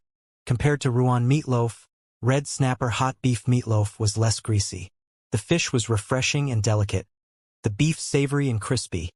The dough's subtle sweetness had a bite, and the aroma of spices and fat ignited Lumion's taste buds one by one with a rich texture. After eating and drinking his fill, he clutched the glass bottle that still contained a third of the pale red liquid and sighed appreciatively. No wonder the Trierians love meatloaves. When I get the chance, I'll visit Rue Richelieu in the Library District and try the first restaurant that created red snapper hot beef meatloaf. Based on the newspapers and magazines he had perused before, he could recite several famous meatloaves off the top of his head. Deegan meatloaf, Perigord meatloaf, Tadinin cashew pie, minced meat pie. Sipping the pomegranate-flavored soda, Lumion turned onto Rue Anarchy. What met his gaze was a chaotic tableau. The suspected gangsters brandished either axes or clubs, squaring off in the street. Pedestrians steered clear, and the vendors retreated from Rue Anarchy one by one. The residents of the houses on both sides slammed their windows shut. Lumion didn't venture further. He backtracked a few steps and found a wall pillar to conceal himself behind as he observed the unfolding scene with interest. He suspected that his assassination of the Poison Spur mob's Margot had aroused the suspicions of several gangs in the Market District, ultimately escalating into a standoff. After waiting nearly 15 minutes, Lumion still didn't witness the mobsters erupt into full-scale combat. His anticipation for the confrontation left him disappointed. He cursed under his breath. "Are you guys going to do this or not? You're blocking the street without fighting. Do you think you have too much time on your hands?" With that in mind, Lumion glanced at the 5-story grayish-white building beside him. He seriously contemplated finding a room and hurling the empty soda bottle between the two factions, tricking them into believing the opposing mob leader had signaled the start of the battle. That way, Lumion would have a spectacle to enjoy. Just as he was about to put his plan into action, a large contingent of police officers in black uniforms appeared at both ends of Rue Anarchy. Leading them were officers on tall brown or black horses, brandishing shields and clubs. They advanced towards the mobsters step by step, exuding an immense pressure that caused many of the gangsters to waver. When the mounted police charged, the mobsters gathered on Rue Anarchy dispersed. Some fled while others were beaten to the ground. Lumion couldn't help but want to applaud. His thirst for excitement was thoroughly quenched. He had only read about such scenes in novels and news articles, the latter of which often glossed over the gritty details. In no time, Rue Anarchy returned to its usual cacophony. Lumion finished his last sip of pomegranate soda and sauntered back to Aubert's Du Coq door, entering room 207. Sitting by the bed, he replayed the entire process of writing and posting the letter in his mind to ensure he hadn't overlooked any details that could expose him to the official Beyonders. After a while, Lumion sighed softly. "If only I had a messenger. It wouldn't have been so troublesome." Unfortunately, obtaining a messenger wasn't easy. Even his sister Aurora didn't have one. To date, Lumion knew of only 2 people who possessed a messenger. One was Madame Magician, and the other was the curly-haired Baboons Research Society's vice president, Hella, whom Aurora had mentioned. Hella. Lumion's expression gradually darkened. If the Aurora in his dream indeed bore some influence from her soul fragment, it was apparent that Aurora trusted the vice president a great deal. Her first move upon encountering a problem was to summon the other party's messenger for assistance. I wonder if Hella knows Aurora's true identity, or if she discovered through that obituary that Aurora has already passed on. Lumion muttered to himself. As he pondered, an idea struck him. It was actually possible for him to summon Hella's messenger. The summoning incantation comprised only 3 sentences. Lumion was certain the last phrase was, "A messenger that belongs to Hella." The first 2 sentences followed a fixed format and requirements. As long as he attempted a few more combinations, he'd find the correct sequence. Moreover, under such circumstances, Lumion wouldn't face any danger even if the initial combinations were incorrect. This was because the description of a messenger belonging to Hella eliminated other possibilities. In other words, he'd either fail to summon it or successfully summon Hella's messenger. Should I write a letter to Hella and inform her of what happened to Aurora? Lumion found himself momentarily stumped. Considering that his sister had mentioned my notebook when she pushed him away, and that much of the mystical knowledge in her notebook originated from the curly-haired Baboons Research Society, Lumion quickly made up his mind. If he could establish a connection with this organization, it would aid him in uncovering the crucial information hidden within the Warlock notebook. He resolved to summon Hella's messenger right away, although he still harbored doubts about the curly-haired Baboons Research Society's vice president. He didn't believe he possessed any value she coveted. Besides, Aurora had trusted Hella while she was alive. Lumion walked to the wooden table, sat down, and began writing. "Honorable Madame Hella, I apologize for writing you this letter. I am Muggle's younger brother. I regret to inform you that she encountered misfortune and has passed away. This involves a catastrophe brought about by worshipping an evil god. Only a few people and I escaped. I'm not sure if this matter interests you, so I won't elaborate. I don't wish to waste your time. What I want to know is, did Muggle mention anything suspicious to you in the past year? After staring at the letter for a few seconds, Lumion slowly exhaled and folded the paper. He then cleaned the room, set up the altar again, and attempted the first combination. The spirit that wanders about the unfounded, a friendly creature that can be subordinated, a messenger that belongs solely to Hela. After reciting the incantation, Lumion gazed at the dark green candle flame and patiently awaited the messenger's arrival. Time ticked by, but nothing happened on the altar. Undeterred, Lumion spoke again. I summon in my name, the spirit wandering above the world, the friendly creature that can be subordinated, a messenger that belongs solely to Hela. The dark green candle flame suddenly flickered and grew larger. At that moment, not only did the area above remain unlit, but it also grew darker. In the darkness, a shape quickly materialized. It was a human-like skull, seemingly forged from pure silver. It emitted a gentle light that dispelled the encroaching darkness. Pale white flames burned in the skull's eye sockets, instilling a sense of danger in Lumion. After staring at Lumion for a few seconds, the pure silver skull opened its mouth and bit down on the airborne letter. Then, it retreated back into the reassembled darkness. Lumion completed the ritual on his second attempt. He cleared the wooden table and opened Aurora's grimoire. Under the glow of the carbide lamp, he thumbed through the relevant sections. In under 15 minutes, he sensed something. He looked up and fixed his gaze on a spot near the window. A folded letter lay there, undisturbed. That fast? Lumion, surprised, reached out and took the letter. Hela's response, vice president of the Curly-Haired Baboons Research Society, had arrived sooner than expected. Lumion unfolded the letter and skimmed the elegantly written words. I'm sorry to hear that. Ever since Muggle missed last month's gathering, I've had a bad feeling. There are too many dangers in this world. Sometimes we can't avoid them just because we want to unless we can control everyone around us. If you wish, you can tell me about Muggle's misfortune. You don't have to go into great detail. Just tell me the general situation. From the fact that you can summon my messenger, you should have stepped onto the Beyonder path. I'm not sure if your sister told you that this means you'll always be accompanied by danger and madness, but I have to remind you that restraint and caution are our best friends. In the future, if you have any questions about mysticism, you can ask me by writing to me. Although I'm not one of those with vast knowledge, I can answer many questions. I've only met Muggle twice in the past year, mainly discussing various matters in the Beyonder domain. What left a deep impression on me was that she mentioned that a friend of hers was affected by a strange dream, hoping to find a solution. If necessary, she wanted to hire a real psychiatrist to treat him. Lumion silently read Hela's reply, his face twisting with emotion. Aurora had been searching for a solution to his bizarre dream. Lumion composed himself and contemplated his response. Suddenly, he froze. His brows furrowed as he muttered. Aurora told Hela about hiring a real psychiatrist.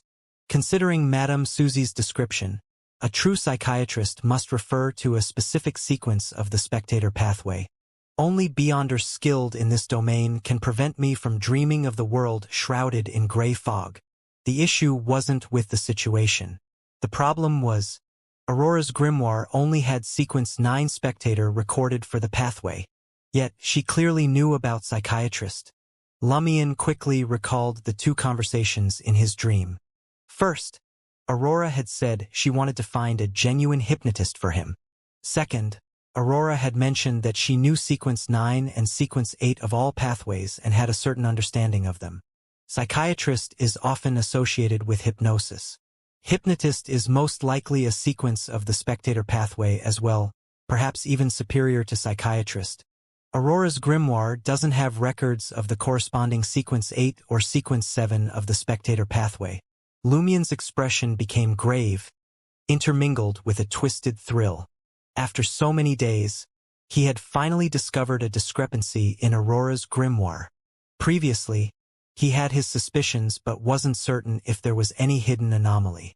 After all, Aurora in his dream was a figure formed from his memories and impressions under the influence of the soul fragment. Everything she said might not be accurate or complete. It was normal for her not to mention any exceptions explicitly. Now, Hella's response indirectly confirmed that Aurora truly knew about one or more sequences within the spectator pathway and possessed a certain grasp of their related abilities. Why hadn't Aurora recorded this knowledge in her grimoire? What was the secret behind this inconsistency? Lumien pulled out a blank sheet of paper, his emotions a blend of grief and anticipation.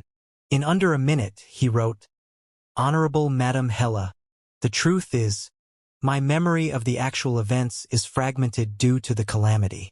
If you could assist me in locating Guillaume Binet, Pualis de Roquefort, and others, I would be deeply grateful. Their appearances and attributes can be found on the authorities' wanted posters. Lastly, I'm curious about the real psychiatrist Muggle intended to hire." In his letter, Lumien briefly touched upon Cordu. He made no mention of the dream, the loop, or his rescue. He only speculated that Padre Guillaume Binet, under someone's guidance, had worshipped an evil god and banished Madame Pualis, who followed another sinister deity. Binet then attempted a ritual with the entire village as a sacrifice. At the crucial moment, Muggle, selected as a vessel, pushed Lumien away, an essential sacrifice, causing the ritual's failure and Cordu's destruction.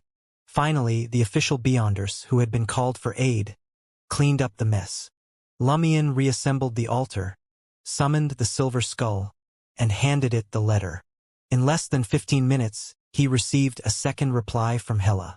Rather than comparing response speeds between Madame Magician and Madame Hella, Lumien eagerly read the letter's contents. "I can sense your sorrow and understand your desire to uncover the truth and exact vengeance upon the perpetrator.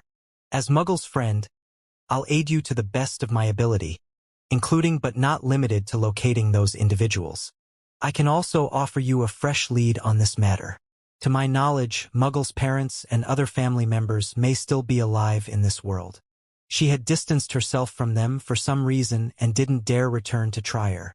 I'm unsure if they're in any danger or if they've come into contact with the evil god's followers. I don't know which psychiatrist Muggle sought. Our organization has numerous genuine psychiatrists, and many gatherings Muggle and I attended don't overlap. I'll assist you by inquiring with members who have interacted with her to see if you can obtain the answer you seek. Until this investigation is complete, I'll help conceal the fact that Muggle is deceased. If you relocate in the future, remember to summon my messenger again to prevent me from losing contact with you after obtaining pertinent information." After reading, Lumien fell silent for a long while before exhaling slowly. Initially, he'd imagined Madame Hella would invite him to join the curly-haired baboons research society, taking Aurora's place. In doing so, he could more effectively investigate the psychiatrist Aurora sought to hire. However, it seemed the organization was highly cautious about recruiting new members. They might even need to meet specific criteria to be considered candidates. For instance, Aurora had mentioned that none of them could return to their hometowns. Maybe Madame Hella is observing and testing me. Lumien reassured himself and resumed studying Aurora's grimoire. As for Aurora's original family, he was at a loss for where to begin. Wednesday, 7:50 p.m., 20 Rue de Blouses Blanches. Lumien rapped on Asta Troll's door, dressed in a grayish-blue worker's uniform and a dark blue, almost black cap. Asta, clad in black robes and a hood, opened the wooden door and glanced around. He grinned and remarked, "You're more punctual than I anticipated. I honor my promises better than you might think." Lumien strode into the room and handed Asta banknotes and coins worth 80 Vril d'Or. Asta accepted it, counting twice with an even broader smile. As he guided Lumien downstairs, he rambled, "The market district's been somewhat chaotic lately. Baron Brignays didn't even come to me for money." "A gang leader died," Lumien commented nonchalantly. Realizing the connection, Asta said regretfully, "Why couldn't Baron Brignaise have died? Even if Baron Brignaise were dead, there'd still be Baron Guillaume and Baron Pierre. As long as the Savoy mob exists, you'd have to repay the loan you owe," Lumion taunted. Asta's expression soured. Before long, he and Lumion boarded a public carriage. They each paid 30 kopit and found seats. In about an hour, the carriage arrived at Avenue du Boulevard on the Srenzo River's north bank, Quartier 8, from the Rue Marquet du Quartier du Gentleman on the river's south bank. This was the heart of the entire Intis Republic. The presidential pavilion of pleasure, the grand palace where Emperor Roselle once resided, and various newspaper headquarters were all here, encircled by upscale residences. Lumion had previously read in newspapers that the average rent in this district was 4,000 Vrildor annually, roughly 74 Vrildor weekly. The priciest ones could even reach tens of thousands. Noticing the empty carriage, Lumion lowered his voice and inquired of Asta, "Is Mr. K hosting a gathering on Avenue du Boulevard?" Asta smirked and replied, "Always. Psychic and Arcane have their headquarters on Avenue du Boulevard as well. You guys sure know how to hide." Lumion gazed at the broad, flat avenue outside the window, the orderly Intis parasol trees lining the street, and the elegant, light-colored buildings behind them. Just before 8:50 p.m., Asta led Lumion into the 6-story beige luxury house at 19 Rue Shear. This is Psychic Magazine's headquarters, but they only occupy the top 3 floors. Asta didn't ascend the stairs but turned right into a corridor on the ground floor. Only then did he inform Lumion, "Mr. K wants to see you beforehand." "All right." Lumion dipped his head and adjusted his hat, seemingly preoccupied with something. Asta produced an iron-colored mask and grinned. "It's time to disguise yourself. You can't let everyone see your true appearance." In the next instant, Lumion looked up. His face was shrouded in layers of white bandages, leaving only his eyes, nostrils, and ears exposed. Upon seeing this, Asta's heart nearly skipped a beat. Within moments, Asta, who had been on the verge of a complaint, managed to force a smile and said, "You're quite the menacing sight like this." "It's a classic look in literature," Lumion replied with a deliberately smug tone. Asta said nothing, opting instead to don his iron mask, concealing his expression. Taking a few steps forward, he halted and rapped on the door to the right. 2 long pauses, 1 short pause, and 1 long pause. Lumion watched Asta Trull's actions with the keen eye of a hunter. Within seconds, the dark red wooden door creaked open. The first thing Lumion saw was a plush, pale yellow carpet, followed by classical-styled tables, chairs, sofas, and display shelves. A figure stood in the shadows cast by gas wall lamps near the floor-to-ceiling windows. Like Asta Trull, he wore the black robe of an ancient warlock, complete with a large hood. Lumion couldn't help but think, "Can you even see the person standing in front of you clearly when you're dressed like this?" "Mr. K. Seal has arrived," Asta announced respectfully to the nearly 6-foot-tall figure as he stepped inside. Lumion followed closely. With a clang, the door shut behind him. Mr. K turned to face Lumion. "Why do you want to attend our gathering?" His voice was low and gravelly. "For potion formulas, beyonder characteristics, mystical items, and mysticism knowledge. It's not like it's for love or faith, right?" Lumion replied with intentional cynicism. He then chuckled. "I know that's not what you want to hear, but it doesn't matter. I don't mind telling you about me." Lumion's voice deepened. "In a catastrophe brought on by beyonder powers, I lost my entire family. Not only did it cause me immense pain, but it made me realize that those so-called orthodox gods can't save us. From that day on, I sought beyonder power and a way to forget all pain. I wanted to become powerful enough. I wanted those who brought me misfortune to experience the same torture." The hooded Mr. K seemed to stare at Lumion without interruption. As for Asta Trull, he was visibly shocked. Seal's words revealed raw, unmasked pain. His desire for the Samaritan women's spring was genuine. Once Lumion finished speaking, Mr. K nodded and said, There are 2 rules for participating in our gathering. First, no matter what happens, you can't attack anyone directly at the gathering. Second, don't attempt to follow other participants. Only these 2. Lumion hadn't expected so few constraints. He didn't need to think hard to spot several loopholes immediately. Not attacking directly? Does that mean I can use provoke to incite the other party to death? Just because I don't attempt to follow doesn't mean I can't do anything else to the target.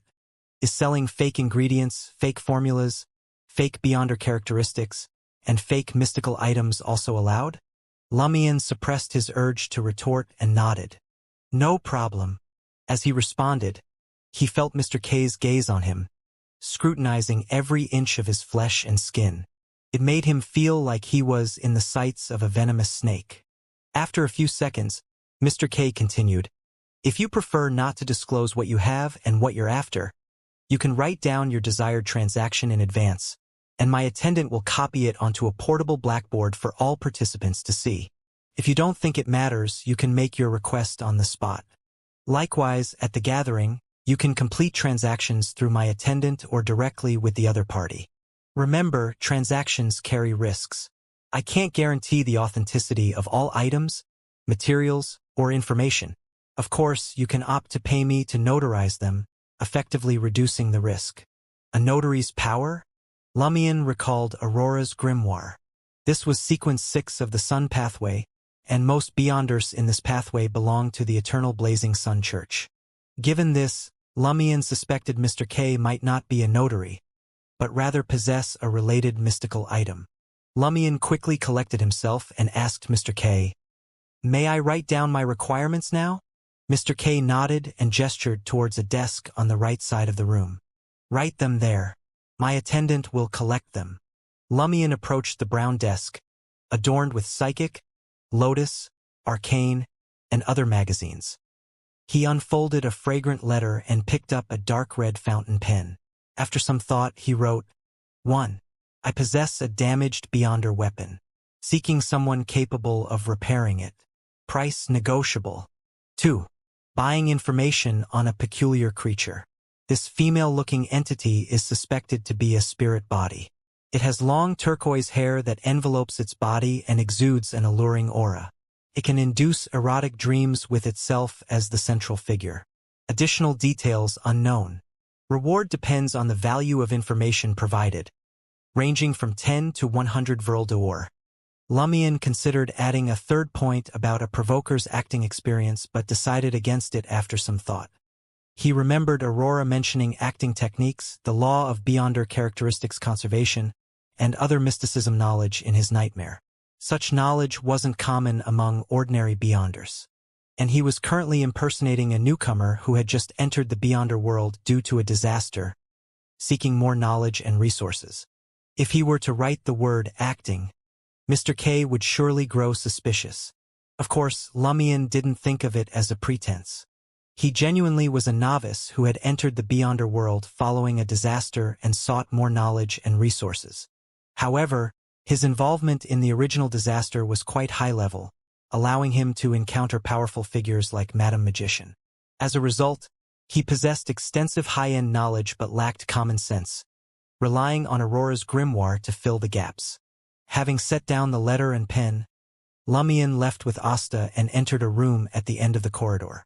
The room appeared to be a salon. Sofas, chairs, a round table, a coffee table, bar stools, and other furnishings were arranged casually, creating a relaxed atmosphere. Several gathering attendees had already arrived. Some wore black robes and hoods that nearly covered their faces. Others donned clown or devil makeup, while a few wore crude or intricate masks. For a moment, Lumion felt as if he had entered a masquerade ball. He and Asta Trull took separate seats after entering separately.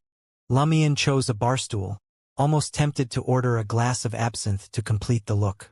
Soon enough, Mr. K entered and settled into the armchair reserved for the organizer. His masked and gloved attendants brought in a portable blackboard filled with transaction requests. The first thing Lumion noticed was a request for Beyonder characteristics. Warrior Pathway Sequence 8 Pugilist Beyonder Characteristic, 15,000 Vril d'Or. Negotiable. A sequence 8 Beyonder characteristic selling for 15,000 Vril d'Or or more. Lumion was initially stunned, then overwhelmed by heartache and regret, as if he longed to drink from the fountain of oblivion. He had just killed Margot, a sequence 8 provoker of the Hunter pathway. Playing it safe, Lumion hadn't harassed Margot until the Montsurus ghost attacked, leaving the battlefield early. While he had gained over 1,000 Vril d'Or from Margot through the Fate exchange, it paled in comparison to the worth of the Provoker Beyonder characteristics. Moments later, Lumion barely pulled himself together.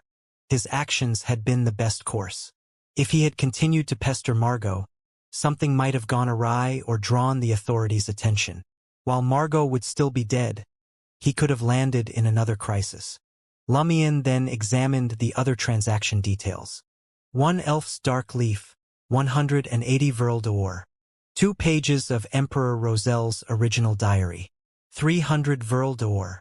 Sequence 6 Baron of Corruption Potion Formula, 65,000 Vril d'Or. As Lumion scanned the list, he understood why his sister Aurora was so extravagant with her spending. "Let's begin," Mr. K rasped, scanning the room. His attendants read the entries aloud one by one. Some went unanswered, while others were discreetly finalized through the attendants. Lumion observed quietly, intent on familiarizing himself with these situations and gathering intel. As the gathering neared its end, the attendant by the portable blackboard finally announced Lumion's first request. Silence ensued. After more than 10 seconds, a man lounging in a corner divan snickered. "Most of those skilled in restoring mystical items and Beyonder weapons are found in the God of Steam and Machinery Church. Try looking there." His face was smeared with oil paint, as if he were masquerading as a savage from the southern continent's forests. Ignoring the unfunny remark, Mr. K's attendant relayed Lumion's second request. The gathering's attendees exchanged bewildered glances, as if this strange creature was news to them. Just a bunch of clueless, low-sequence Beyonders. Lumion inwardly scoffed in disappointment. Just then, the man who had joked earlier shared, "This brings something to mind. Here's a freebie. Where the Srenzo River meets the Ryan River downstream, there's a town called Onit. Many middle-class trier folks enjoy sailing and swimming there. Early last year, or maybe earlier, 3 consecutive female deaths occurred. They died of weakness from overindulgence, with no known partners, secret or otherwise. Their only shared trait was telling friends about the vivid, alluring dreams they'd been having recently. The situation bears a resemblance to Charlie's case, but with a crucial difference. These victims are all women, while Charlie is a man. Could it be that the strange entity believed to be Susanna Mattis isn't constrained by gender? Or is there another, male counterpart to the creature? The latter seems more probable, given that all 3 victims in Onit were female and no males had been targeted. Yes, there are distinctions between the 3 women and Charlie. None of them had a partner, either openly or secretly, and Charlie had become Madame Alice's lover not long after invoking Susanna Mattis. If that hadn't happened, would he have met the same fate as the 3 victims, drained of life by overindulgence? Had Madame Alice been a sacrificial substitute? Or had that been merely the beginning? Lumion pieced together a theory based on the information provided by the man with the painted face. He hoped the authorities would take this case seriously and not rest until Susanna Mattis had been utterly vanquished. As for whether the authorities would suspect Beyonders hiding among Charlie's friends due to the letter, Lumion wasn't too concerned. He had intentionally obscured Charlie's information and circumstances in the letter, even inserting a small mistake in a seemingly insignificant detail. The writer appeared to harbor a deep grudge against Susanna Mattis, having tracked her for an extended period, and sought to use Charlie's situation to enlist the help of the authorities for revenge. As a result, the focus was more on Susanna Mattis' issue, with a limited understanding of Charlie. After the assembled participants discussed the strange case in Onit, Mr. K's attendant unveiled an object shrouded in a black cloth. Another attendant introduced, "This is a painting from a friend of one of our participants." He was a fellow Beyonder who met an untimely and bizarre end 2 months ago. Before his death, he created this painting. With a swift motion, the attendant removed the black cloth, revealing the deceased Beyonder's final masterpiece. The oil painting was a riot of vivid colors, weaving a surreal and mesmerizing scene. Towering green weeds reached for the heavens. A golden sun lay hidden in a well. A blood-red river cascaded from the sky. A shadowy figure danced, and white skulls coalesced into clouds. Merely glancing at the painting left Lumion feeling disoriented. The attendant who had introduced the painting elaborated. This artwork bears a potent psychic imprint. It affects the minds of all who view it, inducing confusion and vertigo to varying degrees. Prolonged exposure could even result in mental illness. According to the letters and diary entries left by the painting's creator, it may hold clues to the essence of reality and the origins of mysticism. This could also be the key to understanding the true nature of his strange demise. Any participant interested in studying the painting can negotiate a price. You want to sell something like this for money? I wouldn't take it even if you offered it for free. Lumion grumbled internally, tearing his gaze away. He wanted nothing to do with anything that concealed the truth, essence, or origin of the world. As Aurora had once said, one shouldn't look at or study things one shouldn't see or understand. Lumion's interests lay solely in Beyonder characteristics, potion formulas, mystical items, Beyonder weapons, or valuable mysticism knowledge. It was apparent that most of the gathering's participants were reluctant to spend money on such a foreboding painting shrouded in mystery. Ultimately, Mr. K's attendant put it away, once again veiling it with the black cloth. Following that, the gathering transitioned into an open discussion stage. Attendees engaged in casual conversation about rumors and legends, careful to hide any details of their true identities. At 10:15, Mr. K declared the gathering over, and the participants dispersed in groups. As he departed, Lumion detected the organizer sizing him up, scrutinizing his every move. Will he send someone to follow and investigate me? Lumion couldn't help but wonder. Rather than being concerned, he was eager for it to happen. Aside from occasionally summoning a messenger, his behavior was unremarkable. He could withstand any scrutiny. As long as he refrained from contacting Madame Magician, Lumion believed Mr. K would soon receive an almost entirely truthful report. Seal, a wild Beyonder lacking common sense in many areas, was suspected to hail from Cordoue and sought Guillaume Binet and his associates. He was also a wanted man. In this scenario, if Lumion demonstrated his skills and extreme attitude, it wouldn't be long before he received an invitation from Mr. K to join his ranks and become a part of the organization behind him. Sometimes, inadvertently revealing one's vulnerabilities and true circumstances was an effective means of gaining trust. With that, Lumion and Asta found a concealed corner at 19 Rue Shear, where they removed their disguises before returning to Le Marquet du Quartier du Gentleman. As he made his way towards Rue Anarchy, Lumion's brow furrowed in confusion. He hadn't noticed anyone tailing him. Is it because Mr. K has no plans to investigate me? Or had the person shadowing me been so skilled and uniquely gifted that I had failed to detect their presence? Lumion pondered the possibilities but ultimately pushed them to the back of his mind. In any case, he wouldn't fear an investigation, unless Mr. K was in league with the poison spur mob. Upon entering Aubert's Du Coq door, Lumion noted that he was still early.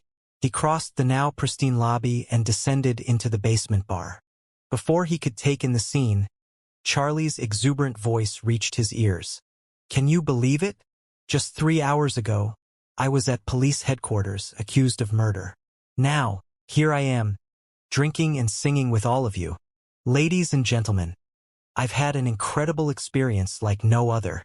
I bet none of you can top it. The apprentice attendant leaped onto a small round table, beer bottle in hand, and addressed the surrounding patrons. His short brown hair was disheveled, as if it hadn't been tended to in days, and stubble was evident around his mouth. Already, Lumion had anticipated it would take Charlie another 2 or 3 days to be released.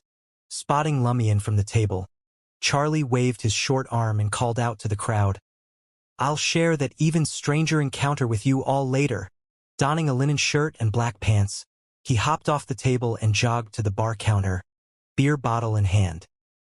He took a seat beside Lumion and said to the ponytailed bartender, Pavard Neeson, "A glass of absinthe." "Thank you." Turning to Lumion, he said, "This one's on me." Lumion accepted the offer with a calm smile. "You're looking pretty good." "Of course. At least I don't have to worry about being hanged. I'd hate for thousands to gather around me as I die, considering how nobody cares about me when I'm alive," Charlie said, relief evident on his face. Trier citizens reveled in witnessing the execution of death row inmates.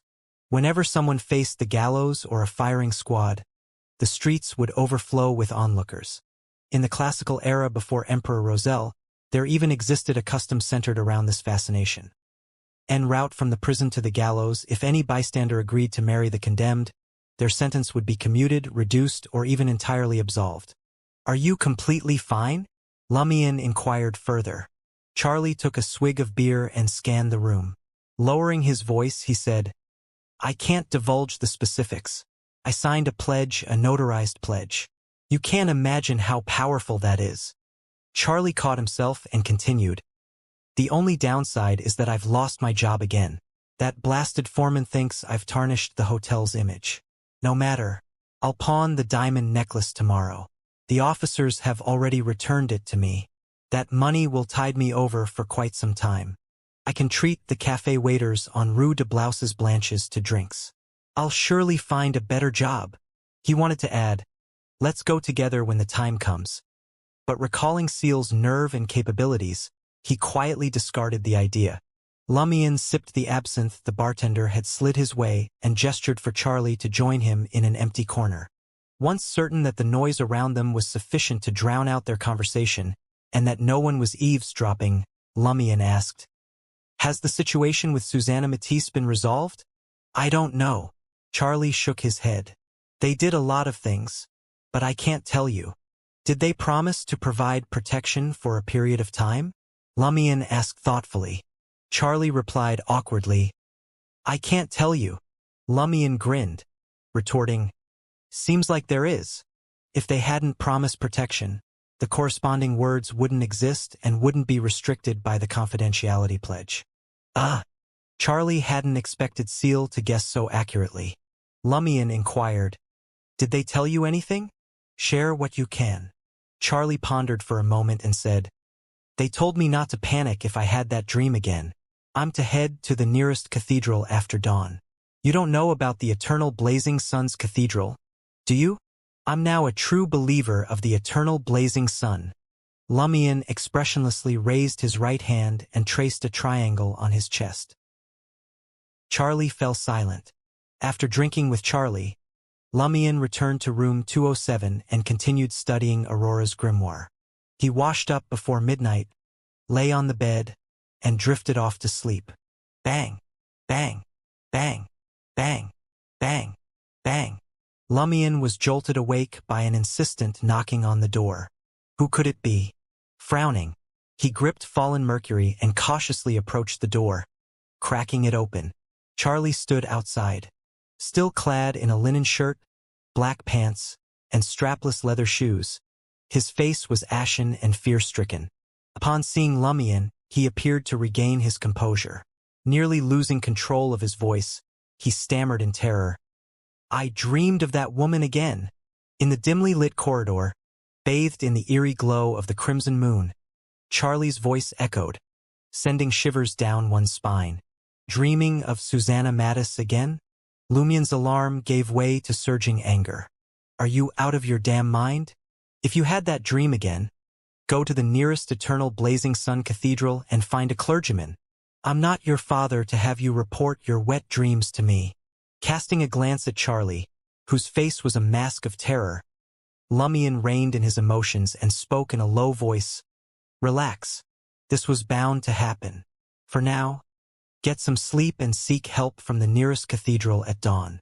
Charlie appeared on the verge of tears. But in my dream, she said if I dared to seek help from the church, she'd kill me on my way to the cathedral." "You communicated in the dream?" Lumion was taken aback. Charlie nodded frantically. Yes, before, she never spoke in my dreams. She only satisfied me warm and gentle. This time she warned me. She warned me. Could it be that Susanna Mattis hasn't fully transformed into a monstrous creature and still possesses some level of intelligence? Lumion's thoughts raced, and he felt a pang of sympathy for Charlie. If Charlie couldn't get help from official Beyonders, he'd likely end up like the 3 female victims in On It Town, lost in dreams until drained of life. Hold on, are the official Beyonders handling Charlie's situation so carelessly? Didn't they consider the possibility of Charlie being killed by Susanna Mattis? Lumion instantly thought of Ryan, Leah, and Valentine. None of them would dismiss the case so casually, merely instructing the victim to rush to a cathedral if he faced any issues. Remembering how the clergyman from the church stayed with the lunatic upstairs and protected him after encountering the Montsurus ghost, Lumion grew suspicious. The official Beyonders overseeing Charlie's case intentionally downplayed the threat posed by Susanna Mattis, allowing him to return to the motel. They claimed the situation was mostly resolved and instructed him to seek help from the cathedral if any issues arose, all to lure Susanna Mattis into revealing herself again. Realizing this, Lumion looked at Charlie and said coolly, "If you trust me, return to your room, lie down, close your eyes, and sleep until dawn. Don't worry, it'll all be sorted out." Lumion appeared unruffled, but inwardly, he was cursing. Get your ass back to the 5th floor. By now, the official Beyonders monitoring the area should have detected the anomaly and be preparing to act. Why are you standing in front of my door? Are you trying to get me caught? Aye. Charlie hesitated, his eyes filled with terror. Will everything truly be resolved if I do nothing? Lumion exhaled and forced a smile. Idiot. Susanna Mattis warned you not to seek help from the church. She said nothing about me. I can help you get to the nearest cathedral. Lumion resorted to coaxing and deception, desperate for Charlie to leave the 2nd floor. Charlie's face brightened, and he exclaimed excitedly, Thank you, thank you. The moment he spoke, Lumion caught the scent of vegetation, tainted with an unsettling aroma. In an instant, greenish-brown vines and branches unfurled from the walls, ceiling, and floor. They sealed the windows and doors of the other rooms. At the staircase, a woman's voice, both beguiling and unnerving, rang out. Charlie, are you really going to betray me? Charlie's eyes widened in shock as he turned toward the sound. He saw the woman from his dreams, her turquoise hair cascading from her head to the floor, reaching out to the surrounding walls and ceiling above, melding with vines and branches. Without her turquoise hair shrouding her body, Susanna Mattis stood entirely exposed, her beautiful curves on display. Scattered among her flesh were flower buds and tree warts, some red, some white, some green, and some brown. As she spoke, the vivid flower buds and bluish tree warts opened and closed, oozing a foul-smelling, viscous liquid. The repulsive scene left Charlie feeling as if he'd plunged into a nightmare. He stood there, trembling, his mind a haze. Susanna Mattis looked at Charlie, her eyes brimming with affection. Have you forgotten our blissful moments in the dream? Charlie, I'm your wife. Snapping out of his stupor, Charlie nearly crumbled. No, you idiot. Just say something to placate Susanna. Lumion cursed himself for not reacting quickly enough to silence Charlie. Susanna's expression frosted over. Then stay with me forever. At her words, the terror in Charlie's eyes vanished, replaced by infatuation as he eagerly moved toward the monstrous being. A moist flower bud on Susanna's lower abdomen opened unnaturally wide, unlike the other flower buds and tree warts that closed slowly. It seemed to await Charlie. Simultaneously, Susanna glared at Lumion, her voice seething with hatred. It's all your fault. You incited Charlie to betray me. Why don't you take a look in the mirror and see how horrifying and repulsive you've become? If I were Charlie, I would have kicked you out of my dream from the start. Lumion's instincts told him pleading for mercy was futile. Instead, he chose to retaliate and provoke Susanna, hoping to uncover her weakness. Merely standing near the bizarre creature, Lumion felt a mix of exhilaration and dread. He longed for her, yet resisted, as if caught in a whirlpool of desire, consumed by an overpowering sense of helplessness. This proved she was far stronger than him. Lumion cursed inwardly as his thoughts raced, searching for a way to buy time. He was sure the official Beyonders would arrive soon. What in the world is this monster? Why does she believe she's Charlie's wife? In that instant, as Susanna Mattis screeched, incensed by his words, an idea struck Lumion. As her scream filled the air, vines and branches surged toward Lumion, amplifying the fear lurking in his heart to the point of near collapse. His legs weakened, and his body trembled uncontrollably. Summoning his ruthlessness, Lumion managed to extend his right hand, grabbing Charlie, who was about to rush toward the creature. With fallen Mercury in his left hand, he pressed the sinister dirk to Charlie's throat. Susanna Mattis looked bewildered, her anger palpable. "What are you doing?" Lumion smirked menacingly. "I forgot to mention my Beyonder weapon is called Cursed Blade. A single cut drawing blood will curse his entire family to death, including his wife. And you're Charlie's wife." Recalling the lunatic upstairs, Lumion suspected that the Montsurus ghost would target not only one's immediate family but also their spouse.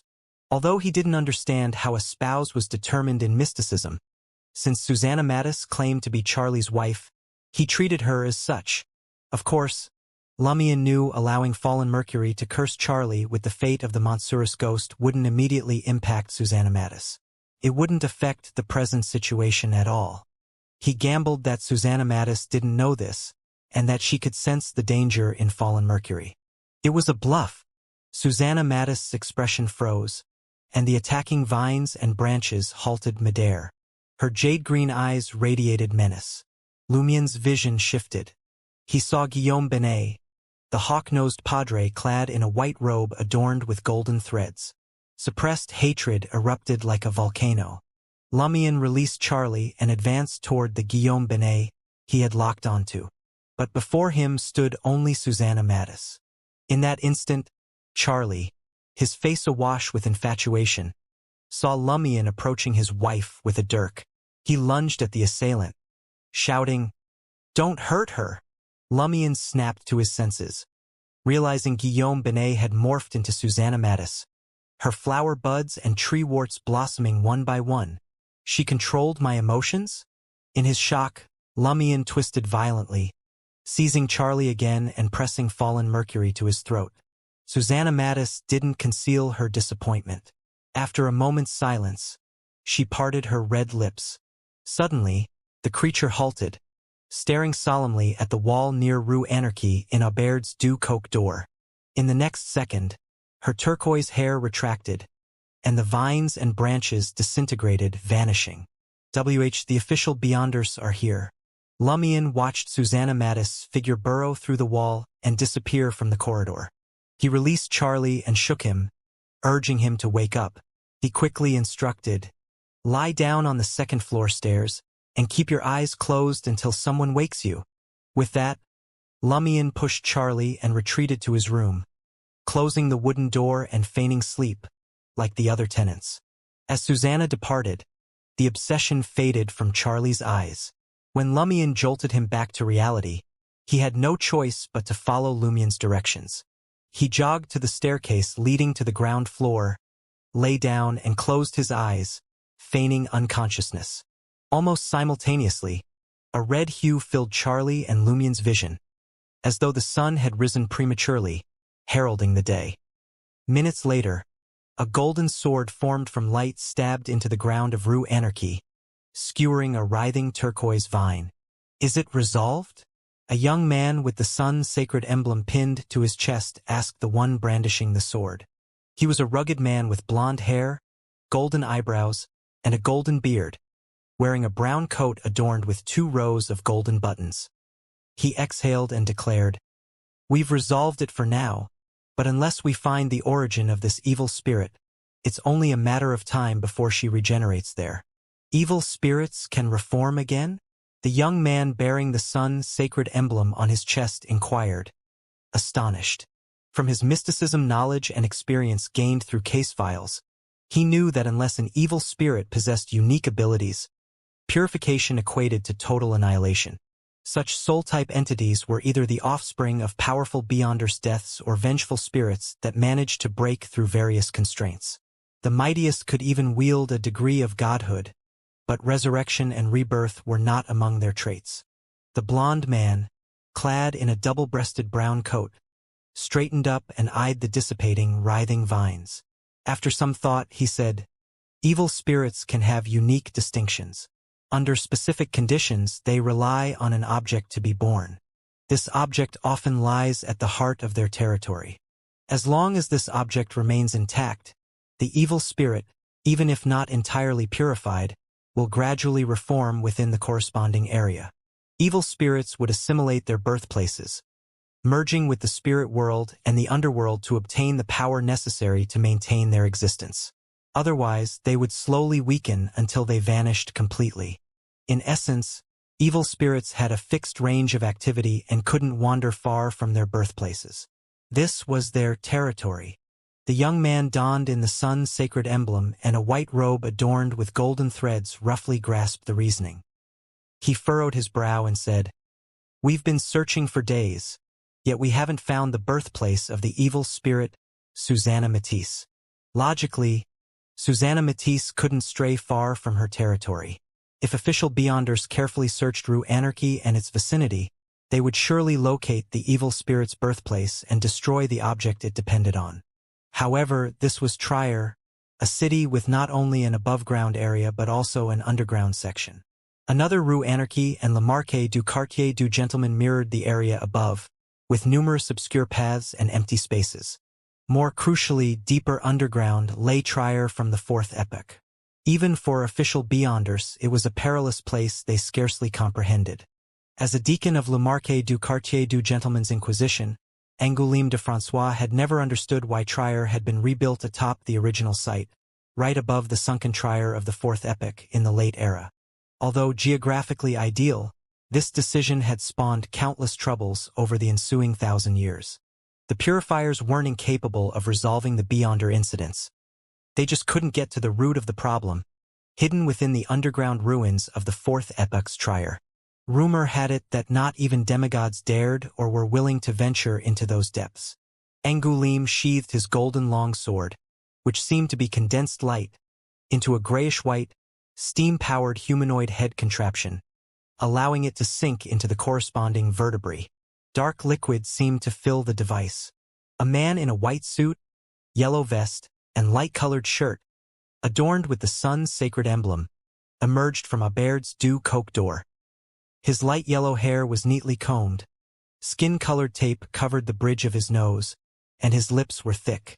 A hint of a southern continent ancestry showed through his slightly brown skin. "Deacon, I've spoken to Charlie Collent," he reported to Angoulême de François. Angoulême touched the golden button on his brown coat, asking, "Is he all right?" The brown-skinned man shook his head, replying, "We arrived just in time. He wasn't physically harmed." According to him, after he dreamed of Susanna Matisse again, although she warned him, he still chose to seek help. He was intercepted by Susanna Matisse on the second floor of the motel and almost became one with her forever. At least that's what she said. After that, Charlie collapsed at the staircase and almost fainted. At that moment, he saw a light like the sun rising. This development seemed normal and reasonable, aligning with the details provided by the Purifier Elite team led by Angoulême.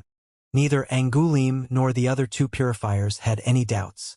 In their understanding, Charlie's request for help was in accordance with their instructions to head to the nearest eternal blazing sun cathedral. Angoulême surveyed the unusually quiet Rue Anarchy and nodded slightly. "For now, let's put Charlie Collent aside. But if we don't find Susanna Matisse's birthplace in 2 weeks, consider arranging a civilian job for him and telling him the truth." This was the standard procedure used by official Beyonders to protect ordinary people who had yet to fully escape the influence of Beyonder events. Of course, it often appeared they had resolved the problem and informed the victim to live peacefully, only for the person to die mysteriously weeks, months, or years later. Angoulême continued, "We have two priorities. First, investigate this area, including the underground, to find Susanna Mattis' birthplace. Second, locate the person who warned us with the letter. He seems to have deep knowledge of Susanna Mattis." Before releasing Charlie, Angoulême and his team had secretly investigated Aubert's Du Coq d'Or, but found no suspicious areas that could be the birthplace of the evil spirit. Additionally, they had used Beyonder methods to verify Charlie's encounter and confession. They confirmed that the victim had interacted with ordinary people from the moment he prayed to Susanna Matisse until he was arrested by the police. That was why Angoulême suggested not to worry about Charlie's situation for the time being. As for the sender, he had impressive methods and extensive anti-divination and anti-tracking experience. He had chosen to use a spirit world creature to write and send the letter. It was worth noting that even when using the same descriptive incantation to summon a spirit world creature, a different one would likely appear each time.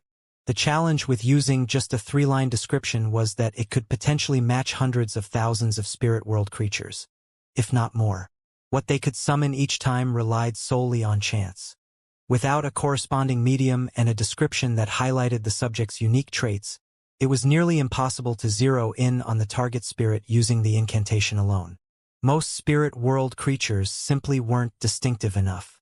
Angoulême had previously sought the help of colleagues adept in such matters.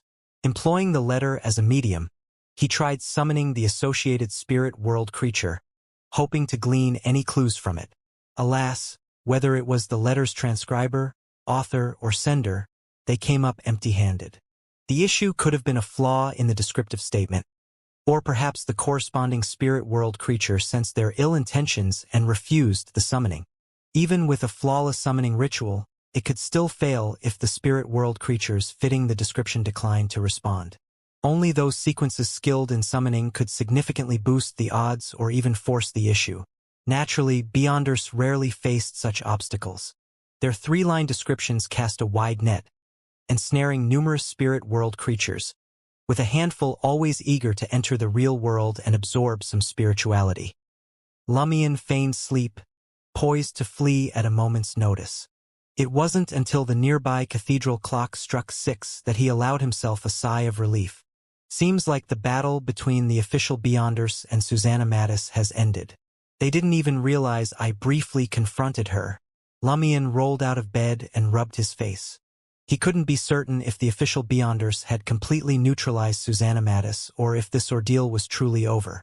Recalling Susanna's intense hatred for him, Lumion knew he couldn't rely on hope alone. He decided to write a letter to Madame Magician, reporting his encounter with Mr. K and inquiring about Susanna Mattis' nature and weaknesses. For good measure, he also planned to ask Hella, the curly-haired Baboons Research Society's vice president. After all, Madame Magician wasn't all-knowing. After penning the 2 letters and tidying the room, Lumion summoned 2 messengers at 10-minute intervals, ensuring each took the correct letter. By the time he finished washing up and returned to room 207, there were already 2 replies waiting silently on the wooden table. Wow, Madame Magician is quick too. Did the messengers run into each other? So what would they talk about? Lumion muttered, picking up one of the replies. The letter was from Hella. Similar cases have occurred in the northern and southern continents. Men and women often dreamed of the opposite sex and engaged in intimate acts, ultimately dying from exhaustion. If the victims have partners or lovers, these innocents are killed one by creatures like Susanna Mattis. These creatures seem to believe they're the dreamer's spouse. Such creatures are said to possess powerful abilities on par with mid-sequence Beyonders. Some details suggest Susanna may have already died, becoming a vengeful or evil spirit. It is indeed quite powerful. Lumion recalled his encounter the previous night, realizing that without Fallen Mercury's deterrence, Charlie as a hostage, and Susanna's conviction that she was Charlie's wife, he might have been defeated within a minute. After burning Hella's reply with a flame conjured from his spirituality, Lumion unfolded Madame Magician's letter. I'm unsure whether to congratulate or commiserate with you. Your chances of encountering an evil god's blessed seem higher than those of ordinary beyonders. This may be due to the corruption sealed within you. It's difficult to explain this phenomenon using the law of convergence of beyonder characteristics. It's more like repulsive forces rejected by this world, attracting each other. That's my theory. I can't guarantee its accuracy. If I'm wrong, don't forget to inform me and provide the correct answer. Based on your account, I suspect Susanna was once a believer of an evil god, who bestowed her with strength equivalent to a sequence 5. That evil god goes by the pseudonym Mother Tree of Desire in this world. Don't attempt to understand her, let alone guess her true and complete title. Susanna is likely a fallen tree spirit or spirit of lust, also known as baby Cupid in some regions. They can appear as men or women, engaging in intimate acts within dreams and absorbing the victim's energy. Over time, their possessiveness leads them to believe they're the victim's spouse, driving them to kill the victim's partner or lover in a fit of jealousy. However, Susanna also exhibited traits of a soul-type entity. It's highly plausible she met her demise in an accident or failed to endure the boon, morphing into an evil spirit. She grew increasingly paranoid, clinging to her instincts. Having briefly outlined the nature and territorial tendencies of malevolent spirits, the woman known as Magician continued, though Susanna Mattis' power is on par with a sequence 5, it's not impossible for you to handle her. You could use the Dirk on Charlie and swap your fate of encountering the Monsurus ghost with his. After the Monsurus ghost kills Susanna Mattis, you can transfer the fate of encountering it back into the knife. Alright, that was a joke. This plan has far too many uncertainties. It's virtually impossible to pull off. Firstly, the Monsurus ghost might only kill those who come across it. Secondly, even if the Monsurus ghost does kill Susanna Mattis, you won't know. You wouldn't be able to change fate in time without affecting Charlie. Thirdly, Charlie shouldn't be an orphan. His parents and siblings might still be alive. No one knows if the Monsurus ghost will leave Trier to kill. Fourthly, the Monsurus ghost might not be able to kill Susanna Mattis. Fifthly, Charlie himself admitted that he and Susanna are mystically bound as husband and wife. I'm saying all of this mainly to discourage you from going down that path. Using Charlie as a hostage suggests that you're inclined to take such risks. Actually, this situation presents both a crisis and an opportunity. For you, the best solution is to ask Mr. K for help in dealing with the threat posed by Susanna Mattis. Remember, asking for help is an effective way to build relationships and earn someone's trust. Of course, the other party must be willing and capable. You can showcase your potential and make Mr. K see that you're valuable. I wish you the best of luck. I hope you can quickly gain Mr. K's initial trust and join that organization. Lumien's initial reaction to the letter was that Madame Magician tended to ramble and digress. She seemed to enjoy finding lofty excuses and often entertained far-fetched notions bordering on absurdity. This contrasted sharply with Madame Hella's succinct and polished reply. This writing style must be Madame Magician's trademark. Lumien pursed his lips, summoned his spiritual energy, and ignited a flame, burning the paper in his hand. After reading the 2 letters, he discarded the idea of using Fallen Mercury to resolve his issue with Susanna Mattis. Their fates had been entwined for more than just a brief moment. Couldn't be as simple as erasing the fate of encountering the Monsurus ghost. In comparison, seeking Mr. K's assistance was indeed an effective solution Lumien hadn't considered. This could quickly bridge the gap between him and Mr. K, fulfilling Madame Magician's mission. After contemplating for a moment and determining how to approach Mr. K and demonstrate his worth, Lumien changed into a grayish-blue worker's uniform, put on a dark blue cap, and left room 207. Upon reaching the ground floor, Lumien saw Charlie lingering near the entrance, wearing a linen shirt and black pants. "What are you up to?" he asked with a grin. Charlie forced a smile. "Seal, can you come with me to the pawn shop? I'll treat you to breakfast and lunch." The establishment's official name was Pawnbroker Shop or Pawn Shop Company. "To the pawn shop?" Lumien sidled up to Charlie and lowered his voice. "Are you all right?" Charlie glanced around and gave a bitter smile. "They said there's no problem this time. Susanna, that evil spirit has been purified. Whether there's an issue or not, life has to go on. Haha, I heard that from a hotel guest. Sounds pretty sophisticated, right? Anyway, for people like us, a day without work puts us on the brink of financial ruin. We'd soon be hungry again. I have to pawn the diamond necklace for cash. Only cash gives people a sense of security. Clothes and jewelry can't do that. Even food is lacking. At this point, Charlie's excitement grew. Madame Alice said the necklace is worth 1,500 Vril d'Or. If I pawn it, I should get around 1,000. My God, I've never seen 1,000 Vril d'Or before. Even if I become an attendant foreman, it'd take me years, maybe more than a decade, to save that much. When it's time, we'll have lunch at a cafe on Rue de Blouses Blanches. I want Duvar broth, coarse salt beef in red wine sauce, and apple tenderloin. Did you learn nothing else at Hotel du Cygne Blanc? Just the names of dishes? Lumion grumbled and asked thoughtfully, "You want me to protect you?" Charlie laughed. "I'd be scared carrying that much money alone." Seal, you might not have had that experience yet. Thinking everyone's a thief who'll rob you on the streets. I felt that way when I got the necklace. I was so nervous, I nearly passed out. Can you imagine? Yes. Lumion smiled. I probably won't have that experience. Not now, not ever, because I'm the one who makes others think I want to rob them. Take Margot, for example, who had just forked over more than 1,000 Vril d'Or. Nearly enough to buy the diamond necklace. Charlie's smile froze. After a few seconds, he forced a smile and said, "That's why I want you to come with me to the pawn shop." He had seriously doubted Seal's means of making money.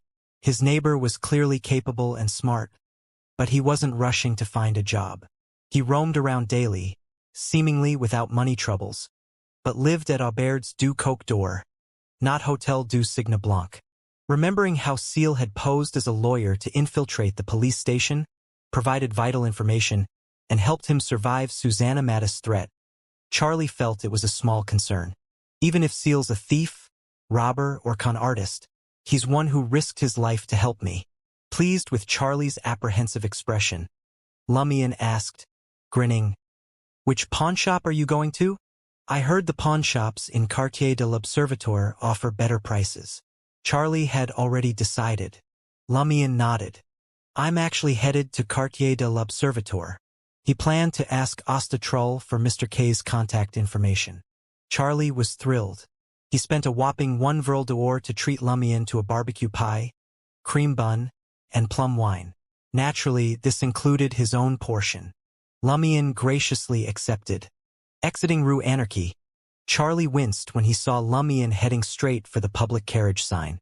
He glanced around, making sure no one was nearby, and whispered, "Last night you said your blade was called the Cursed Blade. Will anyone cut by it really have their entire family die?" Before meeting Susanna Mattis, Charlie never believed in such things. Even if he had heard about them, they were just fodder for boasting and tall tales. But now, he couldn't help but wonder if Seal truly wielded a mystical weapon. Lumion turned to Charlie and grinned. "Want to give it a try?" Charlie shuddered and smiled sheepishly. "I believe you. Do you?" "Well, I was just bluffing Susanna Mattis last night. I'm just an ordinary guy. If I hadn't, I'd be dead," Lumion said, still smiling. "Doesn't the cursed blade story I made up ring a bell? You've heard of the Montsurus ghost legend when that maniac was having his bout of clarity, right?" Charlie's eyes widened in realization. "That's it. It's a spin on the Montsurus ghost legend. Seal is a master of deception. An ordinary person managed to fool that malevolent spirit, Susanna Mattis, and saved our lives. I only spin tall tales in bars and occasionally lie. I can't even begin to compare to him. He's got guts and smarts. A person like that is destined to make it big." Seeing that Charlie genuinely believed the lie he just spun, Lumion did his best to keep a straight face. He asked earnestly, "Are your parents still alive? Do you have siblings?" Charlie was taken aback and leaped to the side like a spooked rabbit. "Why do you ask? Could it be that the cursed blade is real? Is he trying to figure out which family members I have?" Lumian couldn't contain his laughter anymore. You're not actually scared, are you? Aren't you too easily pranked? Charlie slapped his forehead, exasperated with the thought of the idiot instrument. He couldn't distinguish which of Seal's words were false and which were true. However, after being pranked, he felt even more certain that the cursed blade was fake and based on the Monsurus ghost legend. Seal loves using such fabrications to fool others, just like the idiot instrument. The cursed blade story is a good one. Now that it's mine, I'll use it at the bar tonight to spook people. The two of them arrived at Quartier de l'Observatoire in a public carriage. Charlie asked for directions several times before finally finding Phil's pawnbroker shop. Housed in a 7-story off-white building, it featured pillars, arches, relief sculptures, and large windows. Etched above the grand entrance were the words, freedom, equality, fraternity. Freedom to pawn any item. Equality to discriminate against anyone who comes to pawn something. Fraternity to seize every opportunity to lowball prices. Lumian couldn't help but criticize. How ridiculous for a pawnshop to carve the Republic's political slogan on their door. Inside the hall, there were several counters with rows of benches in front of them. At the moment, dozens of people sat there, waiting for the clerk to appraise their items and call their number. Charlie easily found an empty counter and handed over the diamond necklace. He received a slip with the item's name and corresponding number for appraisal. Soon, Charlie's number was called from the counter. He walked over with anticipation, only to return looking as if his spirit had been crushed. Lumian, who was browsing newspapers in the hall, asked in confusion, "What's wrong?" Charlie spoke in a daze, his voice tinged with disappointment. That necklace is a fake. It's only worth 12 Verle d'Or. Fake? Lumian's right eyebrow twitched, as if fate was mercilessly mocking Charlie. Charlie had forsaken his fragile principles and betted Madame Alice for days, only to get embroiled in a life-threatening lawsuit and lose his job as an apprentice attendant. All for a counterfeit diamond necklace? For some reason, Lumian felt a sudden urge to defy fate. This wasn't his problem, but he couldn't shake the feeling. To hell with this inevitable destiny. You mock me, so I'll mock and provoke you in return. In that moment, Lumian began to grasp another aspect of the provoker's acting principles, albeit crudely and imprecisely. He eyed Charlie and asked thoughtfully, "Do you think Madame Alice lied to you? Or did the pawnshop see your desperate situation, knowing you couldn't determine the necklace's authenticity, and use it as an excuse to offer the lowest possible price?" I don't know. Charlie was at a loss and in pain. After a pause, he added with difficulty, "I suspect it's Madame Alice. Look, there are so many people here pawning their items. Appraisers handle dozens or hundreds of items every day, most of them valuable. They can't just lie to me, right? How could she?" Charlie couldn't go on. Can't pawnshops deceive everyone equally? Lowballing the offer as much as possible, especially for the pricey items? Lumian scoffed. Why not? Many wealthy people don't amass fortunes through kindness and hard work. If they can trick you with a fake, why give you the real deal? Maybe Madame Alice is one of those people. She might not even be that rich. She relied on staying at the Hotel du Cygne Blanc to dupe a gullible lad like you. Lumian didn't distrust every rich person. Many had made their fortunes through talent, hard work, and opportunity, like Aurora. Stung by Lumian's words, Charlie's face twisted with anger. He muttered to himself bitterly, "That's right. During this time, Madame Alice hasn't even treated me to a big meal. She only calls me to her room at 7 or 8 at night for service." You're so naive. Are you really from Reem? Lumian couldn't help but facepalm. He stood up and said, "Get that necklace back. Let's try another pawnshop. What if it's real?" Charlie was taken aback. All right. He wasn't satisfied either. Lumian urged him, "Be vigilant. We can't let them switch the necklace." Yes. Charlie tried his best to rally. "I've been studying that necklace daily recently and memorized every detail." After retrieving the diamond necklace, Lumian accompanied Charlie to 2 other pawnshops in Quartier de l'Observatoire. The appraisal results were the same as before. The necklace was fake and worth only 11 to 15 vril d'or. Charlie's frustration mounted, and he crumbled. Lumion glanced at him and consoled. At least you can get a dozen vril d'or. It'll last you more than a week. With the money, you can buy drinks for waiters at cafes on Rue de Blouses Blanches and ask them to help you find a new job.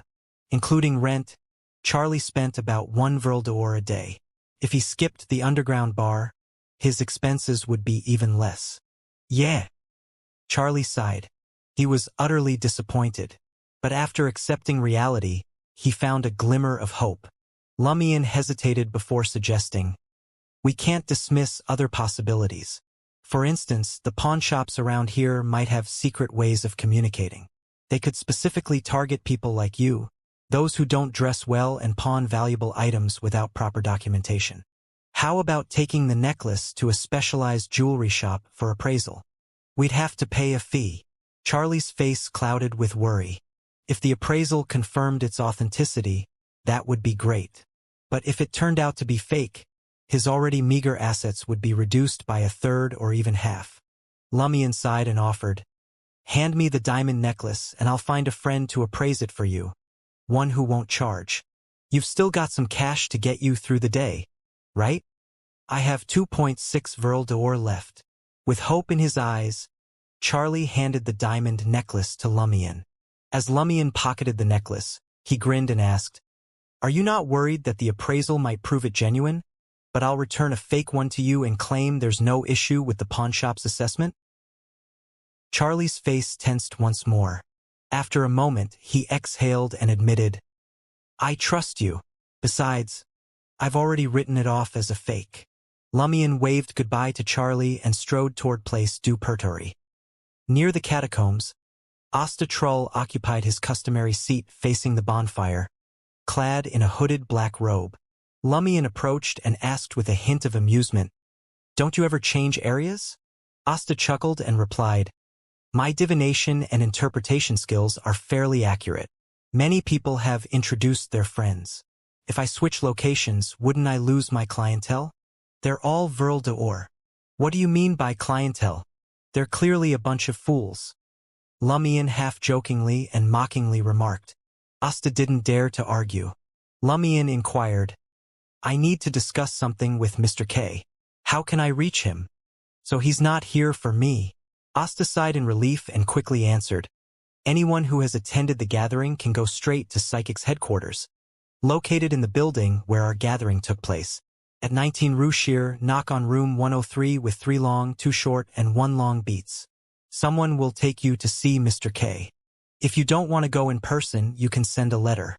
Address it to room 103, 19 Rue Shear, Avenue du Boulevard. The recipient is Guillaume Pierre." What a fake name. The knocking rhythm differs from the gatherings. Mr. K never told me this. Did he think Asta would inform me? Lumion nodded, bid Asta farewell, and returned above ground. At the catacombs entrance, he spotted a group of visitors carrying lit white candles, following the administrator through the naturally formed arch and into the Death Empire. Withdrawing his gaze, Lumion took a public carriage to 19 Rue Shear on Avenue du Boulevard. He lowered his cap and knocked on room 103. The dark red wooden door creaked open, revealing a handsome young man with shoulder-length brown hair, resembling an artist. The lad scrutinized Lumion with his dark brown eyes for a couple of seconds. "Who are you looking for?" "I'm Seal. I need to speak with Mr. K," Lumion replied bluntly. The young man cocked his head slightly, as if listening for a faint sound. Soon he instructed Lumion, "Follow me." The lad led him to a vintage-styled room and unveiled a secret door hidden within the dressing area. A staircase descended underground, its walls on either side adorned with gas lamps encased in black grids. Lumion entered the basement and traversed a short corridor before reaching a rather barren chamber. He suspected other exits were present, some possibly connecting to areas in underground Trier. At that moment, Mr. K lounged in a red armchair, his face concealed by the shadow of his large hood. The gathering's organizer studied Lumion wordlessly, exuding an unnerving air of intimidation. Lumian pressed down on his cap and smiled. Good morning, Mr. K. I require your assistance. The price I'll have to pay is your call. Mr. K remained silent for a few seconds before inquiring in a deep, raspy tone. Does the poison spur mob know you killed Margot? As expected, Lumian wasn't surprised that Mr. K had information on him. When he attended the gathering, he deliberately wrapped his face in bandages to recreate his appearance when he killed Margot. He wanted Mr. K to be aware of it and display his worth and impulsive nature. This could also help earn Mr. K's trust. Lumian shook his head. It's another problem. Lumian recounted his encounter with Charlie and how he had helped him escape his predicament, only to be despised by Susanna Mattis and nearly killed by that peculiar creature. Fortunately, the official Beyonders had arrived in time. He didn't lie, but he didn't share too many details either. This aligned with the information he sought at the gathering. Mr. K listened intently and asked in a low voice, You want divine protection? Divine protection? Aren't you overestimating yourself? Just protection. Lumian thought silently and nodded solemnly. Yes, Mr. K rasped. That creature is likely a soul-type being, akin to an evil spirit. Normally, it wouldn't affect you as long as you leave the market district. However, the official Beyonders have clearly taken an interest in this matter. If you move now, you might arouse suspicion. Moreover, if Susanna Mattis remembers or even marks you, you could be attacked anywhere. Many abilities can surpass distance limitations. There's no need for the creature to truly leave its territory. No wonder the two ladies didn't suggest I leave. Lumian nodded thoughtfully. What should I do then? Mr. K spoke deliberately. I can offer some protection, but you need to do something for me. What is it? Lumian inquired eagerly. Mr. K clasped his hands together and said, Join any gang in the market district and become a leader. So the organization behind Mr. K wants to control the market district indirectly? Lumian agreed without hesitation. No problem. Mr. K nodded slowly and held his left index finger with his right hand. Then he yanked the finger off, exposing a bloody wound and ghostly white bones. Lumian winced at the sight. Surprisingly, no blood flowed from Mr. K's wound or finger. Instead, it hovered at the edge, twisting and contracting as it gradually healed. Take this with you. It can help you in critical moments. Mr. K tossed the severed finger to Lumian. The flesh on his fingerless left hand writhed violently, as though a new digit was about to sprout. Lumian deftly extended his right hand, snatching the severed finger from the air. Feeling its weight and the warmth that hadn't yet dissipated, he was both surprised and disturbed. He had anticipated Mr. K would offer some form of protection, but he hadn't expected the man to rip off his own finger and toss it to him, claiming it could prove helpful in a tight spot. Was this some kind of sick joke? Setting aside the dubious utility of a severed digit, didn't Mr. K worry about the potential consequences of handing over a piece of his own flesh?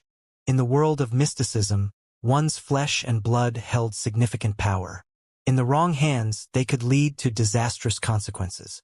No one wanted to become the target of a horrifying curse without reason. Given Mr. K's formidable abilities and his knowledge of mysticism, to the point of being able to act as a notary, Lumian suspected the man had a way to nullify the various dangers associated with parting with his flesh. That was why he had dared to sever his own finger and hand it over. Moreover, the detached finger was clearly imbued with magic. I wonder if I can trade the prospect of meeting the Monsurus ghost with Mr. K by using fallen mercury, drawing blood when cutting this finger. As Cordu's prankster king, Lumian was never short of unconventional ideas. Suppressing the urge, he shifted his gaze from the finger back to Mr. K. By now, Mr. K had regenerated a new finger, slightly damp and covered in delicate, fair skin. Thank you, Lumian murmured, stowing the severed finger in the pocket of his slate-blue workman's uniform. Mr. K gave a curt nod and said, You may leave. Don't forget our agreement. One more thing. Lumian produced the diamond necklace. Could you help me determine if it's real or fake? I need to exchange it for some cash. He already owed Mr. K a favor, He didn't mind owing a little more. And if he couldn't repay the debt? At worst, he'd sell himself to the organization behind Mr. K. That was Lumien's endgame. Mr. K directed the attendant who had led Lumien underground to pass the diamond necklace to him and examined it. From the corner of his eye, Lumien could see a golden glow emanating from the shadows beneath Mr. K's hood. After a few seconds, Mr. K handed the necklace back to the attendant. It's a fake. The craftsmanship is quite impressive, though. It's worth 50 Vril d'Or. All right. Lumien didn't bother hiding his disappointment, adding, I also need a set of identification papers. A major reason he'd been staying at Auberge du Coq d'Or was because they didn't require ID. After receiving Mr. K's affirmation, Lumien left 19 Rue Shear and caught a public carriage back to Le Marquet du Quartier du Gentleman. His thoughts bounced between joining a gang without raising suspicion, pondering the purpose of the severed finger, and devising ways to get pawnshops to pay more for the counterfeit diamond necklace. At least 30 Vril d'Or. Amid these thoughts, an idea began to crystallize. Simultaneously, he planned to find a couple of safe houses in Le Marquet du Quartier du Gentleman district and Quartier du Jardin Botanique before noon, the kind that didn't require identification. I still have 850 Vril d'Or and 24 Capet on me. After setting aside the remaining 400 for the information broker Anthony Reed, I'll have 450 Vril d'Or left. I can rent 2 or 3 safe houses. Lumien carefully calculated his remaining assets. He pursed his lips, feeling an urgency to leave Mr. K's severed finger at Auberge du Coq d'Or before securing a room. By 3 p.m., Lumien had found rooms in both Le Marquet du Quartier du Gentleman on Rue de Blouses Blanches and Quartier du Jardin Botanique on Rue de Paves, neither of which required identification. Naturally, there was a surcharge for such discretion. The former was hardly better than room 207 at Auberge du Coq d'Or, costing 6 Vril d'Or per week. The latter, more akin to Ostatrol's rented apartment, neighbored factory workers from the south and cost 10 Vril d'Or per week. Lumien paid 4 weeks' rent up front but received no discounts. Returning to Auberge du Coq d'Or, he skimmed through men's aesthetics for a while, using cosmetics to soften his sharp features, add shadows, and trim his eyebrows. Soon, Lumien had completed his initial disguise, transforming into an ordinary-looking man in his mid-20s with a dangerous air. After combing his golden black hair, he donned a dark blue cap, took Mr. K's severed finger, and made his way to Salle de Bal Brise on Avenue du Marquet. Unlike other guests, he didn't enter directly. Instead, he stopped between the khaki building and the white spherical statue made of countless skulls, addressing the 2 gangsters guarding the entrance. I need to see Baron Brignaise. Without waiting for their response, he added, Tell the Baron it's Seal, from our last meeting. He'll be pleased to see me again. The 2 gangsters exchanged glances, not daring to delay the Baron's business. One of them entered the ballroom. In under 5 minutes, the gang member re-emerged, telling Lumien, The Baron wants you to meet him where you last saw him. The cafe on the 2nd floor? Lumien smirked. With hands in his pockets, he sauntered up the stairs and entered Salle de Bal Brise, spotting Baron Brignaise with a mahogany-colored pipe. The gentleman sported a black, thin tweed suit, a half-top hat nearby, and a gleaming ring on his left hand. 4 thugs flanked him. Sit. Baron Brignaise's brown eyes scanned the room, his smile indicating the seat across the table. Lumien approached and sat, studying Baron Brignaise's sharp features and naturally curly brown hair, and said, Good afternoon. We meet again. Baron Brignaise tapped the pipe's base, smiling as he asked, What brings you here? Lumien produced Charlie's counterfeit diamond necklace, calmly stating, I've been strapped for cash and want to pawn this necklace to you. It's worth 1,500 Vril d'Or. I'll take 1,000. Baron Brignaise turned to a subordinate, commanding, Get someone to appraise it. Yes, Baron. A thug with conspicuous bruises on his forehead left the cafe. Brignaise appraised Lumien again, nodding in approval. Not bad. Your makeup skills have come a long way. Although still flawed, you're no longer as easy to recognize. Thanks for the tip. Lumien grinned. Men's aesthetics is quite the resource. They exchanged small talk until the thug who had left the cafe returned with a man in his 40s, dressed in a formal suit and bow tie, carrying a toolbox. After assessing the necklace, the man approached Baron Brignaise, set the necklace on the table, and whispered, "It's fake." Instantly, all the thugs present drew their revolvers. Baron Brignaise observed Lumion, who appeared unfazed by the appraiser's declaration or the thug's actions. His grin never wavered as he nodded to the appraiser. "You may leave." "Yes, Baron." The appraiser hurriedly exited the cafe. Baron Brignaise set down his mahogany pipe, playing with the diamond ring on his left hand. He asked Lumion, still smiling, "Were you aware this necklace was counterfeit?" Lumion smiled as well. "Indeed."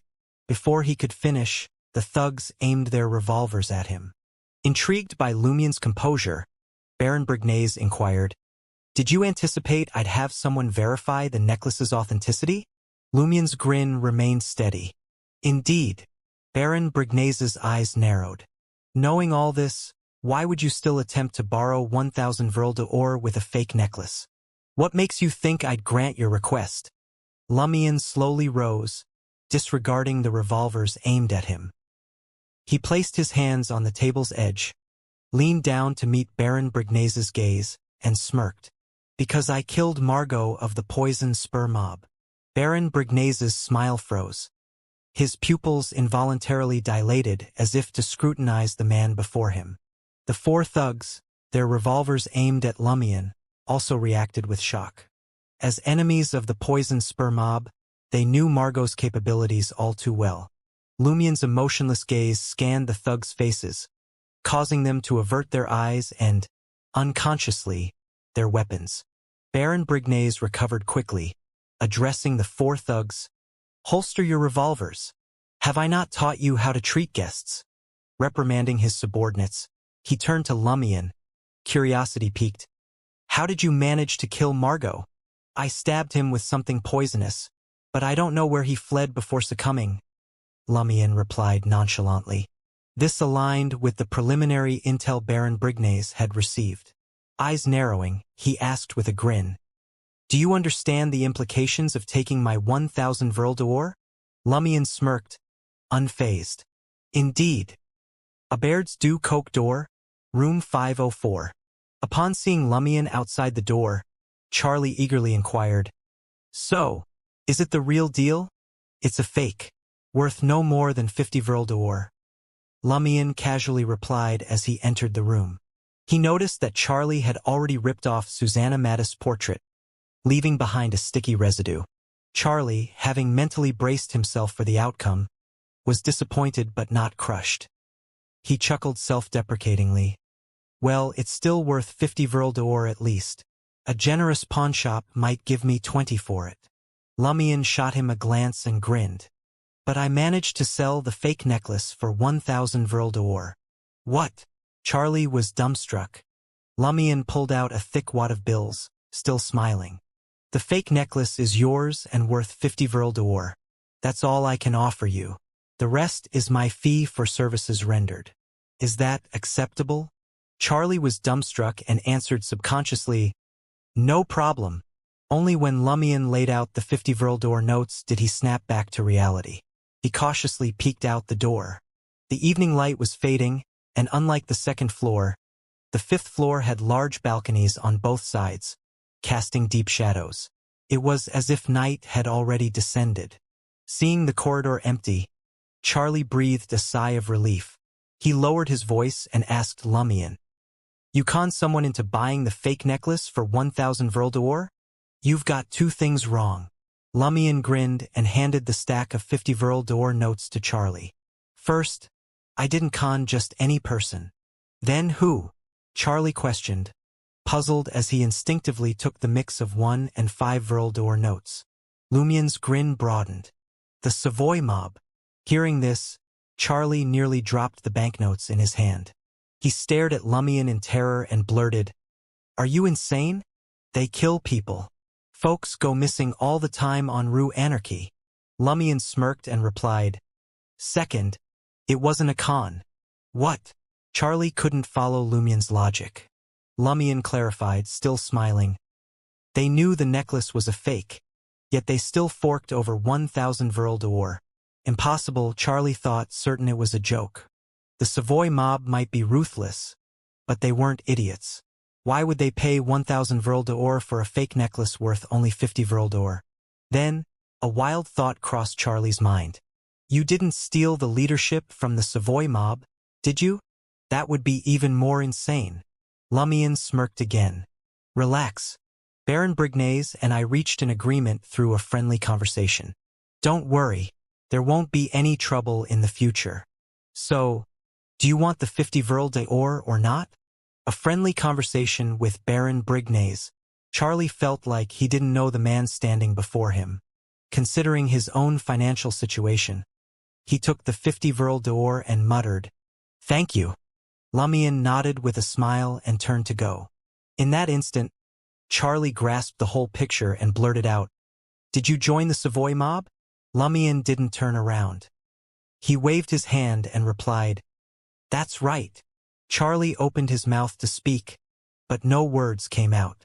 He watched Lumien's silhouette vanish into the darkness outside and disappear down the shadowy staircase. Upon returning to room 207, Lumien, fresh out of his disguise and ready to hunt for a tasty meal, caught a familiar curse coming from the 4th floor. "If you think this money is easy, you can lie down and earn it yourself. Useless coward. A dickless wretch. All you dare to do is bully women. Send your mother to me if you dare." Lumien listened for a few seconds and quickly deduced that Wilson from the Poison Spur mob had come to Ethan's with his crew to collect protection money. A grin spread across his face. In the next instant, Lumien donned a dark blue cap, left room 207, and made his way to the 4th floor. Before he could reach room 408, he heard the sharp crack of a slap followed by Ethan's even more vehement cursing and struggle. The tenants on this floor shut their wooden doors tight, not daring to step out. With one hand in his pocket, Lumien arrived outside room 408. The first thing he noticed was the presence of 2 goons. They were clad in dark jackets, blocking the doorway. At this moment, Ethan's curses blended with sobs and screams. "You sons of bitches! I curse you! I'll rip off your dicks!" Lumien raised an eyebrow and approached the 2 thugs at the door. "What do you want?" one of them barked. Lumien didn't reply.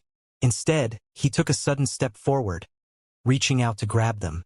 His movements were so swift that he had the 2 thugs by the back of their heads before they could react.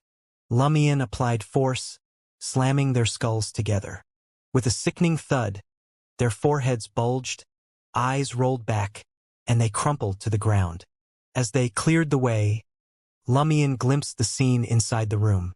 Ethan's, her flaxen hair and delicate features in disarray, lay on the bed. Her dress was torn, her face visibly bruised and swollen. Wilson, his curly brown hair and deeply creased face sneering, was pocketing a stack of banknotes. His belt unbuckled. Another thug was holding Ethan's down. Sensing the disturbance at the door, the Poison Spur mob leader swiftly reached for his belt and glanced outside. There he saw Lumien, casually wiping his hands and stepping over his 2 fallen comrades. Not giving Wilson a chance to speak, Lumien grinned and said, "Didn't anyone tell you that Aubaird's du Coq d'Or is now under the Savoy mob's protection?" Mid-sentence, he lunged forward, throwing a punch before Wilson could fasten his belt. Wilson hastily dodged and buckled his belt. Simultaneously, his eyes narrowed as they locked onto Lumien. Lumien suddenly felt a wave of fear. It was the unbridled fear of an ordinary person facing a villain or a thug. Wilson had manifested such emotions. Yet, even as an ordinary person, Lumien wasn't cowed by villains who wouldn't dare to fight back. As a vagrant, he had always believed in fleeing and surrendering if possible. If not, he'd drag the other party down with him. Now, as a Sequence 8 Beyonder, he was even more fearless. Another Beyonder? Lumien harnessed the intensity of his fear to grapple with Wilson and unleash his close-quarters combat skills. His hands, elbows, knees, and feet transformed into weapons, overpowering Wilson, who had barely buckled his belt. As the sounds of their struggle filled the air, another thug sprang into action. He grabbed a chair in the room, poised to smash it into Lumien's back. But Lumion twisted his upper body like a serpent, circling behind Wilson. Bang! The chair struck Wilson's head, sending him reeling. With a crash, the already unstable chair splintered.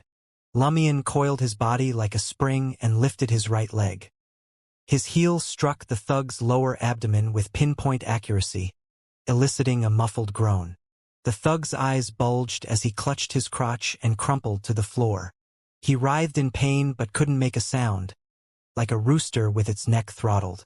As Lumion's right foot swung back, his arm lashed forward, whipping Wilson's chest. Unable to dodge, Wilson heard the crack of his ribs breaking. Before he could recover from the pain, Lumion seized his arms and yanked him closer.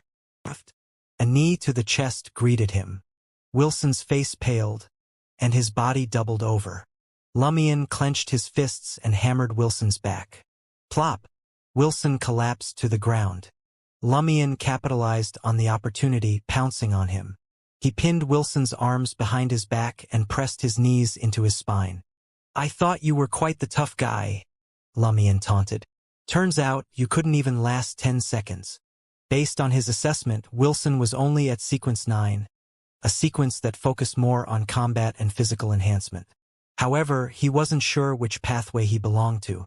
Wilson, provoked and enraged, struggled with all his might but couldn't break free from Lumion's grip. Lumion glanced up at the dumbstruck Ethans and chuckled at Wilson and the incapacitated thugs.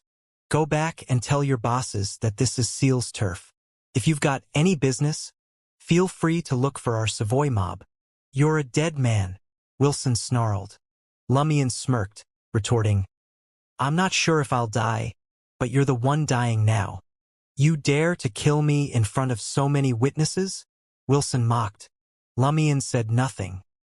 He tightened his grip, and a sickening crack echoed in the room.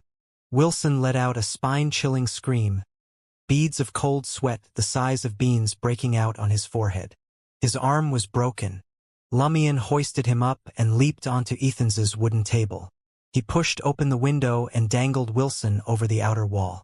Glancing down at the deserted alley, Lumion smiled at Wilson and taunted, "Try guessing. Do you think I dare to throw you down?"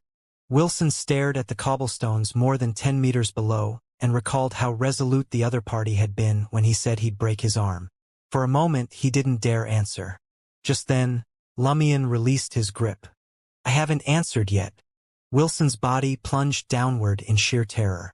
With no other option, he desperately tried to adjust his posture to protect his vitals. Crash! He hit the ground with a sickening thud, his flesh instantly mangled in multiple places. Lumion observed for a couple of seconds before chuckling. "Quite a tough one. You're still alive. Is your nickname Rue Anarchy Cockroach?" Ignoring Wilson, he jumped off the wooden table and addressed the 3 thugs struggling to their feet. "Did you hear what I just said?" The 3 thugs nodded fearfully and turned to flee. "Wait!" Lumion called out to them. The 3 thugs froze on the spot, their bodies trembling slightly. Lumion gestured at the shattered chair and grinned. "Aren't you going to compensate for the damage?" The 3 thugs hastily pulled out all the banknotes they had and tossed them on the floor. With Lumion's nod of approval, they stumbled out of room 408. Ethan stared blankly the entire time, only recalling the words that this place had been taken over by the Savoy mob. Then, she realized that Seal from the Savoy mob hadn't informed her about how much she should pay or how often she should pay in the future. He didn't even glance at her as he walked straight to the door. Ethan's instinctively opened her mouth, wanting to ask something, but she hesitated, fearing the poison spur mob might retaliate. She watched Lumion's figure vanish into the darkness beyond the door. Lumion had just returned to the 2nd floor when he spotted Charlie lingering outside his door. "Hey, don't tell me you had another dream? You make me nervous, just popping up at my door like that." Lumion teased with a hint of mockery. He couldn't shake the fact that Charlie had sought him out rather than heading directly to the eternal blazing sun cathedral. Charlie glanced at the stairs and lowered his voice. Something happened on the 4th floor? You've got good ears, Lumian commended. There was an incident. I tossed Wilson down the block. Ha! Charlie appeared bewildered once more. Took him a moment to process. Which Wilson? The one from the poison spur mob who collects money from Miss Ethans. Yes. Lumian nodded candidly. At first, Charlie's expression read, I see. Then, he blurted out in shock. You threw him down the block? From which floor? 4th floor, Lumian replied, grinning. Charlie's mouth fell open, forgetting to close it. You're not joking, are you? He asked nervously after a few seconds. Lumian gestured toward the room across the hall. If you don't believe me, take a look at the alley behind. That guy's like a cockroach. He didn't die from the fall. Charlie assessed Lumian anew, as though seeing him for the first time. He realized that his mischievous, audacious, and clever friend possessed a side he didn't grasp at all. In Lumian's eyes, there seemed to be no law, and a chilling coldness ran deep within him. Fear was absent from his mind, and he had genuinely thrown a living person from the 4th floor. Moreover, he was a leader of the poison spur mob. Wasn't he afraid of dying? Wasn't he afraid of the poison spur mob's retaliation? This brought to mind how Seal had held a dirk to his throat when Susanna Mattis threatened him. Charlie had always assumed it was primarily a threat and intimidation tactic, but he now suspected that, had Susanna Mattis not been willing to yield, Seal might have truly stabbed him. Of course, his weapon wouldn't have been some cursed blade. The next second, Charlie glanced around and lowered his voice again. Are you out of your mind? The poison spur mob isn't to be trifled with. Why don't you move away? You should be safe once you leave the market district. He felt that no matter how reckless Seal was or how little he respected the law, he was someone who had genuinely helped him. He had to warn him of the danger so he could escape swiftly. Lumian smirked and shot back. Our Savoy mob isn't to be trifled with either. Charlie suddenly sensed that the situation might not be as he'd imagined. Lumian opened the door to room 207 and declared as he entered, From now on, Abaird's du Coq-d'Or is our Savoy mob's turf. I'll throw out anyone from the poison spur mob who shows up. Had the Savoy mob enlisted Seal to handle Wilson? Charlie came to a realization and felt a mixture of relief. Since the Savoy mob had instigated the confrontation, they surely had a plan to counter the poison spur mob's retaliation. A broke, jobless guy like him needn't worry. Lumian snapped the suitcase shut, concealing a few sets of clothes and Aurora's grimoire within. He slid it under the bed and draped a blanket over it. Straightening up, he instructed Charlie, If anyone comes looking for me, tell them I went to the Salle de Bal Brise. All right. Charlie watched as Lumian vanished down the stairs, a sudden realization hitting him. What would become of Miss Ethans after this? Would she be claimed by the Savoy mob, or was there still a chance for her to redeem herself? Avenue du Marquet, Salle de Bal Brise. Lumian perched at the bar counter, tapping his fingers on the surface. 1 glass of Lover, a serving of mashed potatoes, veal slices in lard, a pork sausage and a croissant. Lover referred to a sugar alcohol brewed from sugarcane syrup, served with ice and water. It was common slang in Intis bars. Soon enough, Lumian sipped the amber-hued, sweet alcohol and savored the aromatic veal slices. As he relished the delicacies and listened to the music from the dance floor, his body swayed rhythmically. Just then, one of Baron Brignay's gang members sidled up beside him. Lumian turned to the man, noticing the blood clots on his forehead. He smiled and said, This is our 3rd encounter, right? What should I call you? The thug replied cautiously, Just call me Louis. Another Louis, Lumian mused. In the Intis Republic, Louis was as common a name as Pierre and Guillaume. The last Louis Lumian had met had given birth to a child, despite being a man. Louis watched Lumian take a bite of the croissant and offered casually, as if trying to build rapport, This one's on me. It's your first time at our Salle de Bal Brise. All right. Lumian didn't bother with pretenses. Lewis ordered a syrupy lemon soda alcohol dubbed Demon and took a sip. You live at Aubaird's du Coq d'Or, right? Yeah. Lumian grabbed a piece of sausage and popped it into his mouth. Lewis pondered for a moment before asking, That's Poison Spur mob territory. Want to move to Rue de Blouses Blanches? No need. Lumian sipped his ice-cold lover, its caramel scent wafting through the air, and grinned. It's now our Savoy mob's turf. What? Lewis nearly choked on his drink. Lumian swiveled his head and smirked. I tossed Wilson from the Poison Spur mob off the 4th floor. Aubaird's du Coq d'Or is now Savoy mob turf. Hearing Lumian's account, Lewis's face gradually stiffened. After a few seconds, he forced a smile and stood up. I need to report this to the Baron. Why is this guy even more brutal and unhinged than the Baron? All right. Lumian didn't care.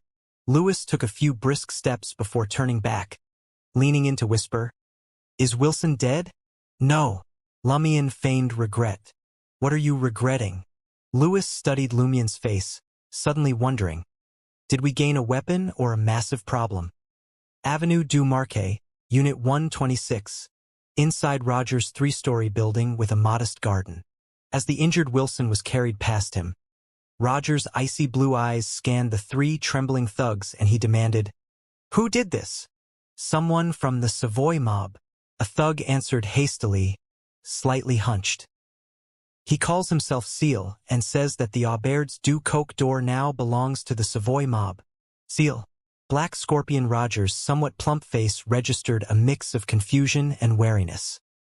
He murmured to himself, There's no Seal among the top brass of the Savoy mob. How did he manage to thrash Wilson like this? It was worth noting that Wilson was a villain, equivalent to a Sequence 9 Beyonder, a master of combat. At that moment, another thug spoke up speculatively. Boss, I remember something. We went to Aubaird's du Coq d'Or the night Margot was killed. Roger's expression darkened, a fierce hatred seeping in. Was that also Seal's doing? How did he pull it off? Did the Savoy mob secretly recruit such a formidable figure to drive us out of the market district? A man standing beside Black Scorpion Roger spat hatefully. First, an assassination. Now, an open taunt. If we don't retaliate, who knows what'll come next? The man had a shaved head but boasted striking features. His lake blue eyes, high-nosed bridge, thick brown eyebrows, and curved lips rendered him handsome despite his baldness. Dressed in a black shirt, dark breeches, and strapless leather boots, he forewent a coat and stood nearly 1.8 meters tall. Roger pondered for a few seconds before instructing the man beside him. Heyman, go to Baron Brignay's and find out what's going on. Ask if the Savoy mob intends to wage an all-out war against our Poison Spur mob. If they're open to reconciliation, we can make appropriate concessions. Remember, learn to endure. The time isn't right yet. On the balcony of a 3rd-floor room in Salle de Bal Brise, Baron Brignay's leisurely puffed on his peach-colored pipe, observing the guests entering and exiting the dance hall. Suddenly, he turned his gaze towards the door. 2 seconds later, Lewis pushed open the door, entering the balcony and stepping past the other thugs. Your footsteps are a bit heavy and hurried. Something happened? Baron Brignay's inquired with a smile. Lewis replied anxiously. Baron, Seal threw Wilson off the 4th floor of the Aubaird's du Coq d'Or. Wilson from the Poison Spur mob? Baron Brignay's recalled, seeking confirmation. Yes, he's severely injured but not dead, Lewis quickly added. Baron Brignay's held his pipe, pondering for a moment before asking, Did Seal mention why he did that? He said that the Aubaird's du Coq d'Or is now our Savoy mob's turf. Lewis repeated Lumian's words. Baron Brignay's couldn't help but chuckle. Taking a drag from his pipe, he spoke with a hint of meaning. If you don't handle a sharp weapon properly, it's easy to hurt yourself. I'll have to find an opportunity to give him some guidance. What should we do about the Poison Spur mob? Should we inform the boss? Lewis asked, concerned. Baron Brignay's considered for a moment and responded, Not for now. Seal actually performed well this time. I'm curious to see how the poison spur mob reacts. Noticing his subordinate's puzzled expression, Baron Brignaise, always fond of educating them to showcase his intelligence, smiled and explained, since the poison spur mob's inception, their number of Beyonders has swelled, nearly matching ours in just under 2 years. They've seized a significant amount of territory. Don't you see a major issue here? Give them another 2 years, and we might be completely driven out of the market district. If they want to escalate this matter, I'm more than willing. It's a prime opportunity for the authorities to take notice and uncover who's backing them. At 10 p.m., while returning to Aubert's du Coq d'Or from Avenue du Marquet, Louis, who was with Baron Brignaise earlier, guided Lumion from the main road bathed in yellow light to a side street swallowed by darkness. Surveying the neglected, broken street lamps, he remarked nonchalantly, "The Baron has cut a deal with the poison spur mob. From now on, Aubert's du Coq d'Or is officially under our Savoy mob's control." Lumion snorted. "Is the poison spur mob that easy to negotiate with? What do you mean? Are you hoping for the two parties to fight?" Louis increasingly sensed that Seal was a dangerous man who thrived on conflict. He was convinced that Seal's nature and approach would bring trouble to the Savoy mob time and time again in the future. The market district, already strained by the poison spur mob's rapid ascent, would certainly become more chaotic. As a seasoned gang member, Louis believed in bullying ordinary people rather than resorting to violence and bloodshed. Life was precious. He'd witnessed several comrades die in gang wars and police raids. Initially, their families were taken care of, but as time passed, their circumstances deteriorated. But if cornered, Louis wouldn't shy away from brutality. Every thug under Baron Brignaise had climbed the ranks through street brawls and alley fights. They may not be brainy, but their skills and courage were nothing to sneer at. Louis slowly exhaled. You showed enough force to protect Aubert's du Coq d'Or, and the poison spur mob didn't want to escalate matters and draw police attention. So, after the Baron covered Wilson's medical expenses, the matter was settled. Keep a low profile for now. If you catch the police's eye, you won't withstand a thorough investigation. It doesn't matter to me. I'll just find a hideout before the official Beyonders corner me. The poison spur mob can run, but they can't hide, Lumion murmured, borrowing a line from Aurora's book. Louis continued, The Baron wants me to tell you that since you're staying at Aubert's du Coq d'Or, it's your turf now. And for members who control their own turf, we don't usually provide daily allowances. What he implied was that the Savoy mob likely wouldn't give Lumion any more money beyond the initial 1,000 Vril d'Or. He'd have to find a way to generate income from his turf. Lumion was momentarily stunned before replying with a chuckle. All right. As they spoke, they stopped outside Aubert's du Coq d'Or.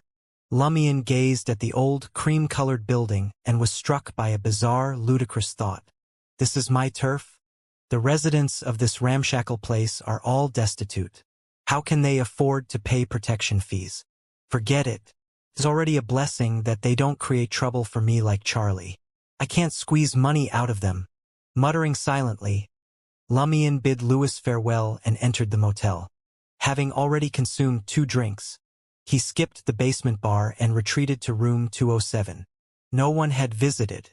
After perusing Aurora's grimoire for a while, Lumion recognized a familiar footfall, followed by a knock on the door. He opened it, unsurprised to find Charlie standing there. Charlie's face was flushed from drinking. He grinned and exclaimed, Can you believe it? I'm about to land a new job. I went to Rue de Blouses Blanches tonight and bought the waiters drinks. They introduced me to a hotel manager who said they needed a few full-time attendants. If that manager learns you hooked up with a female guest at your previous hotel and were recently implicated in a murder case, will he still consider you? Lumion retorted. Charlie's smile froze. He massaged his face and replied, He might still give me a chance. But Seal, that's not why I'm here. I wanted to ask what you plan to do with Miss Ethans. What do you mean? Lumion inquired, smirking. Charlie forced a smile and asked, Will you stop her from leaving Rue Anarchy? If you make her keep working the streets, how much should she pay you each time? And how often? Lumion chortled. She's free to do whatever she wants. It's none of my business. I have plenty of ways to make money. I knew it. Praise the sun and Saint Vive. Charlie cheered. I could tell from the moment I saw you at the bar that you were a clever and capable gentleman. Trusting the judgment of the idiot instrument? Lumion jested. Charlie sheepishly smiled. That's one factor. He waved his hand. I'll share this news with Miss Ethans.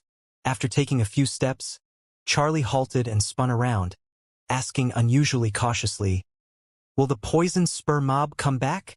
Baron Brignaise has brokered a deal with them. Abaird's du Coq d'Or is now Savoy mob's turf. Lumion answered nonchalantly. And I'm the one in charge here. Charlie was ecstatic. He spread his arms wide and exclaimed, Praise the sun, praise Saint Vive, and praise you, Seal. With that, he dashed into the stairwell. Comparing me to the eternal blazing sun and Saint Vive, are you trying to get me killed faster? Lumion snorted and shook his head. He then retreated to his room and resumed studying Aurora's grimoire. Outside room 408, Charlie knocked on the wooden door. Ethans, her cheek red and swollen, opened the door and stated flatly, I'm not feeling well today. Find someone else. Charlie couldn't contain the exciting news. Guess what? The motel's no longer under Poison Spur Mob's control. It belongs to the Savoy Mob. Ethans suddenly remembered the evening's events and hesitated before asking, Are you sure? Absolutely, Charlie replied, his signature enthusiasm returning. You won't believe it. I found out from the leader of the Savoy Mob, Seal, who lives in 207. He's already become a leader of the Savoy Mob. Abaird's du Coq d'Or is his turf now. He personally told me that the Poison Spur Mob bastards have scrammed and won't be back. He also said that the Savoy Mob and the Poison Spur Mob reached an agreement. Seal, the man who threw Wilson down. Ethans's eyes darted, seemingly awakening from her puppet-like state. The Poison Spur Mob was really driven away? It's true. Charlie nodded emphatically. Ethan stood stunned for a moment, then clenched her teeth and spat out. Those sons of bitches, rotten scum, they're finally gone. Charlie continued, I've asked Seal. He said you can do whatever you want. It's not his concern. He's incredibly resourceful. So much so that he can change my opinion of pranksters like him. Can you believe it? He comes up with lucrative schemes every minute. Ethans was dumbstruck. As far as she knew, none of the gangsters were good people. They were all despicable scoundrels who deserved hell. Charlie kept talking, but Ethans tuned him out. The words, do whatever you want, resonated in her mind. After Charlie left, she retreated to her room and quickly changed into a lady's blouse and light-colored pants. Next, she lifted the mattress and retrieved a stack of 200 Verle d'Or notes. She crammed all the bills into her pocket, then hesitated for a moment before removing more than half and hiding it back in its original spot. With the remaining 40 Verle d'Or, she shut the door and headed downstairs. Before long, she stepped out of Abaird's du Coq d'Or and onto Rue Anarchy. A solitary gas lamp illuminated the street from a distance. Bathed in crimson moonlight, numerous inebriated people stumbled along the road, shouting, singing, or sporadically clashing with one another. Ethan sidestepped the drunks and nervously followed the shadows along the street, aiming for Rue Anarchy's exit. Throughout her journey, memories of escaping and being apprehended by the Poison Spur Mob on the street haunted her. The memory of the beating made her shudder involuntarily. Ethan slowed down, as though the Poison Spur Mob lurked around the corner. Finally, she reached the exit of Rue Anarchy and saw the broad main road beyond. Ethan stared at the once unreachable scene, feeling as if she were in a dream. Subconsciously, she quickened her pace, striding faster through the dark night under the crimson moonlight. In no time, she arrived at the nearest public carriage stop. She still remembered disembarking from the public carriage here on her first day in Trier.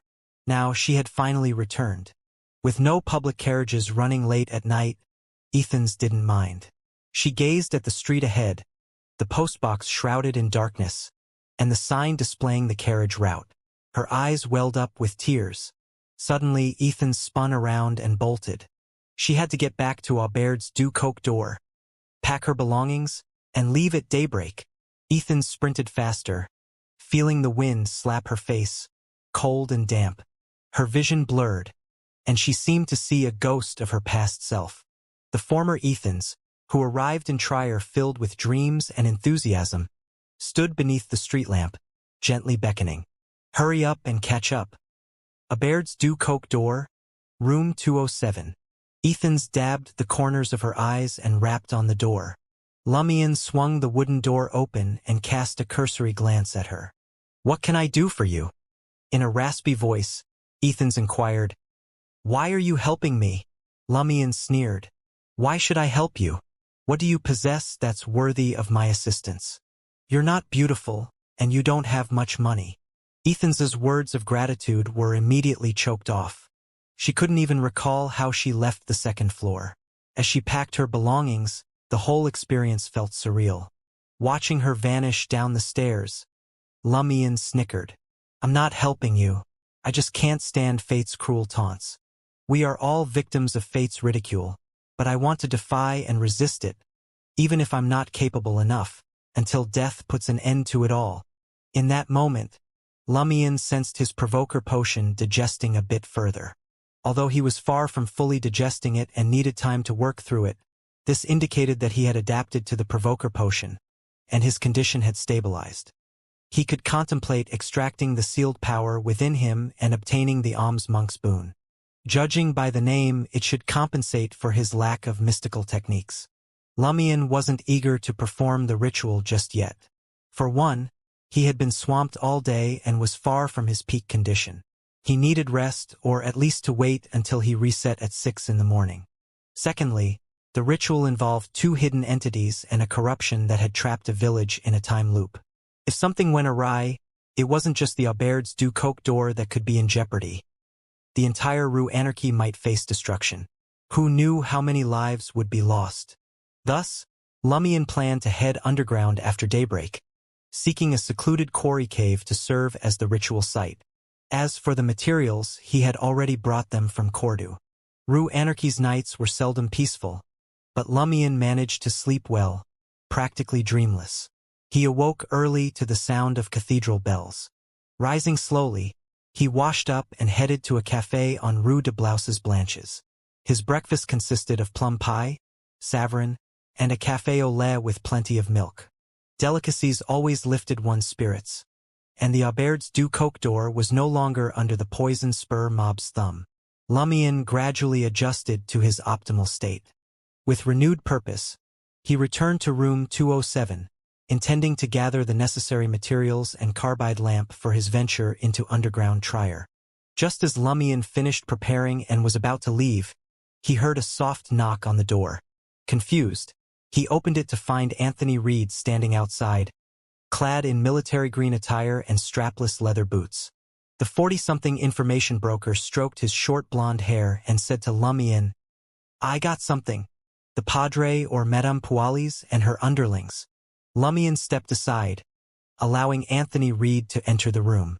Anthony scanned the surroundings, Lumion's reflection caught in his dark brown eyes. Simultaneously, Lumion felt an all-too-familiar unease. Suppressing his thoughts, he inquired, "What are they?" Anthony Reed gave a slight nod before replying. "Someone spotted a man suspected to be Louis Lund on Avenue du Marquet, the one you believe to be Madame Puali's butler."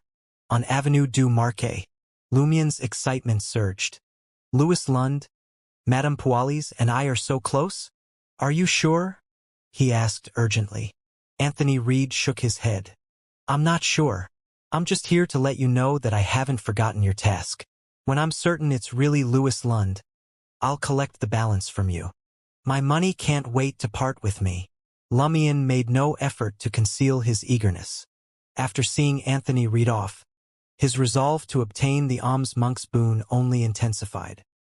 The blue glow of the carbide lamp pierced the darkness, unveiling the street between stone pillars to Lumion. A chilly wind whispered through the tunnels, leaving faint traces of moisture on the stone walls above. Navigating the subterranean streets and alleys, Lumion discovered a passage that led even deeper. Utilizing a hunter's innate ability to memorize environments, he descended until he finally reached a quarry hollow, roughly the size of 2 or 3 Aubaird's du Coq doors. Sparse white mushrooms grew in the rock crevices. Charlie had mentioned that many people in Rue Anarchy and the surrounding areas scoured these underground quarries for mushrooms to bolster their income and meals. Trier mushrooms had become synonymous with these fungi, but the specimens here were clearly natural. Lumion circled the cave twice, inspecting it thoroughly. Satisfied that there were no issues, he found a half-meter-tall stone and placed the blood-infused musk candle on it. The other candle was positioned closer to him. Having tidied the area, Lumion lit the 2 grayish-white candles in the order of top to bottom, divine before mortal, by channeling his spirituality. Next, he drew the ritual silver dagger and swiftly sanctified it, erecting a barrier of spirituality. Unlike the last time he had prayed for the dancer's power, Lumion's spirituality remained plentiful after completing these tasks.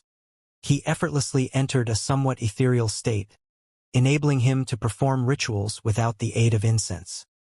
He exhaled slowly, picked up the gray-amber perfume on the altar, and dripped it into the deity-representing candle. As the scent sizzled, a sweet, elegant fragrance filled the air, calming his nerves. After the gray-amber perfume came tulip powder. As a strange aroma permeated the spiritual barrier, Lumion took 2 steps back, gazed at the flickering candle flame, and bellowed in ancient Hermes, "Power of inevitability!" A howling gust swept through the chamber, causing the deity-representing candle's orange flame to quiver. It hung by a thread, threatening to go out at any moment. In the dimming light, Lumion's left chest seared with pain, accompanied by a wave of dizziness. Once again, he heard the enigmatic sound that seemed to originate from an infinite distance, yet felt close at hand. However, it wasn't loud enough to engulf him in agony. Lumion continued chanting the subsequent incantations in ancient Hermes. "You are the past, the present, and the future. You are the cause, the effect, and the process." Within the spiritual barrier, an invisible wind turned pitch black as a faint gray fog filled the space. Rocks and bottles warped and twisted, appearing as malleable objects. Silently, the deity representing candle's flame swelled to the size of a fist, shimmering silver white with a hint of black. Granules emerged on Lumion's skin and on the rocks, writhing and stretching, poised to burst forth at any moment. The terrifying sound filled his ears, drowning out all else. His head spun, threatening to make him vomit. His thoughts wavered between disarray and chaos as he barely finished reciting the incantation. As Lumion spoke the final words, the silver-black candle flame contracted into a beam of light that struck his left chest. Silver-black phantasmal liquid flowed out, enveloping Lumion's body as though it possessed its own life and will. Lumion had already steeled himself for the onslaught. In his uncontrollable frustration, he felt a prickling pain erupting all over his body. As the piercing ravings seemed to saw through his skull, a burning sensation flared within him. He collapsed, curling up and enduring the agony with gritted teeth. All he could do was struggle to maintain the boat of rationality amidst the tempestuous waves of pain. Throughout the ordeal, he was tempted several times to surrender to the malevolent thoughts gnawing at his heart. He longed to merge with the pain, to escape the torture.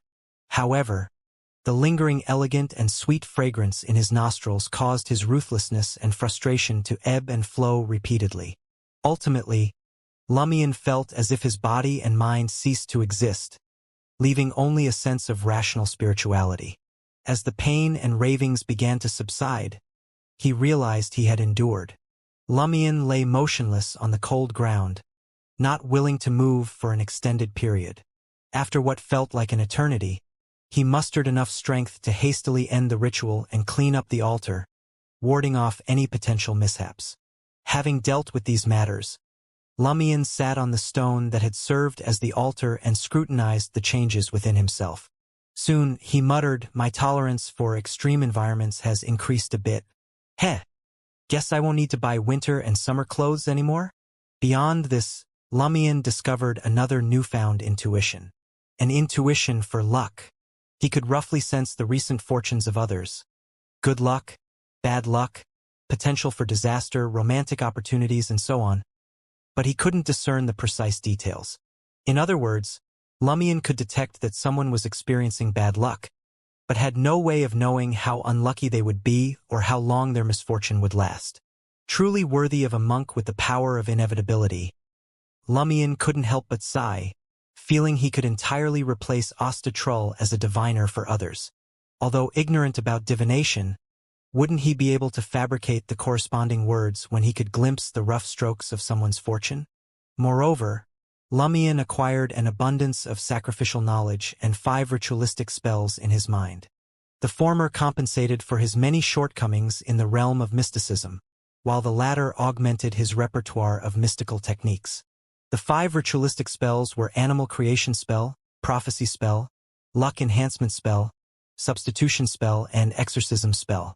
Through ritualistic magic, the Animal Creation Spell utilized sheepskin, cowhide, and other animal hides to morph the target on the altar into the corresponding creature. This could also be applied to Lumian himself. As long as he mastered the incantation to break the curse or waited for the ritual to end, he could revert to human form. While transformed into an animal, he would be unable to speak or wield most of his Beyonder powers. The prophecy spell was entirely different from what Lumian had envisioned. The process involved gathering ingredients such as a snake's venom sac and a rock from an eagle's nest. Using ritualistic magic, one could concoct an unusual concoction. Next, one had to find a corpse dead for less than 7 days and not yet cremated or purified. Pouring the concoction into the corpse's mouth would momentarily revive it, allowing the caster to ask 3 questions about the future. The luck enhancement spell employed ritualistic magic to create an object linked to one's misfortune. By sending the object away and having others open, consume, step on, or wear it, the caster could transfer their bad luck onto them, thus enhancing their own luck. The substitution spell was even more intricate, and Lumian suspected it was a lower-tier reflection of a fate appropriator's abilities. For example, if he wished to evade Susanna Mattis, he would need to find a vagrant and make them live as seal for a while. During this period, the vagrant would have to stay in room 207, use all of Lumian's money, and gain recognition from Charlie and other acquaintances to establish sufficient mystical connections before performing the ritual to complete the substitution.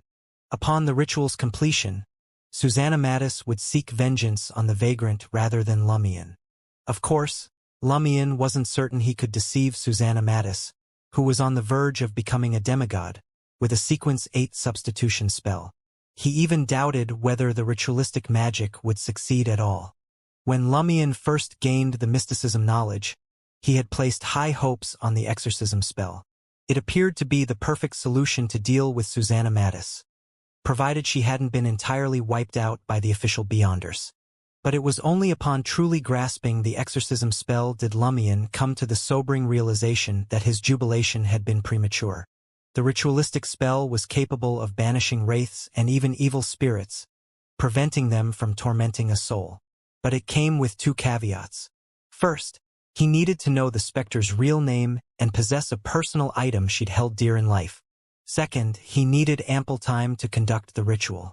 That second condition meant the exorcism spell was a no-go in the heat of battle.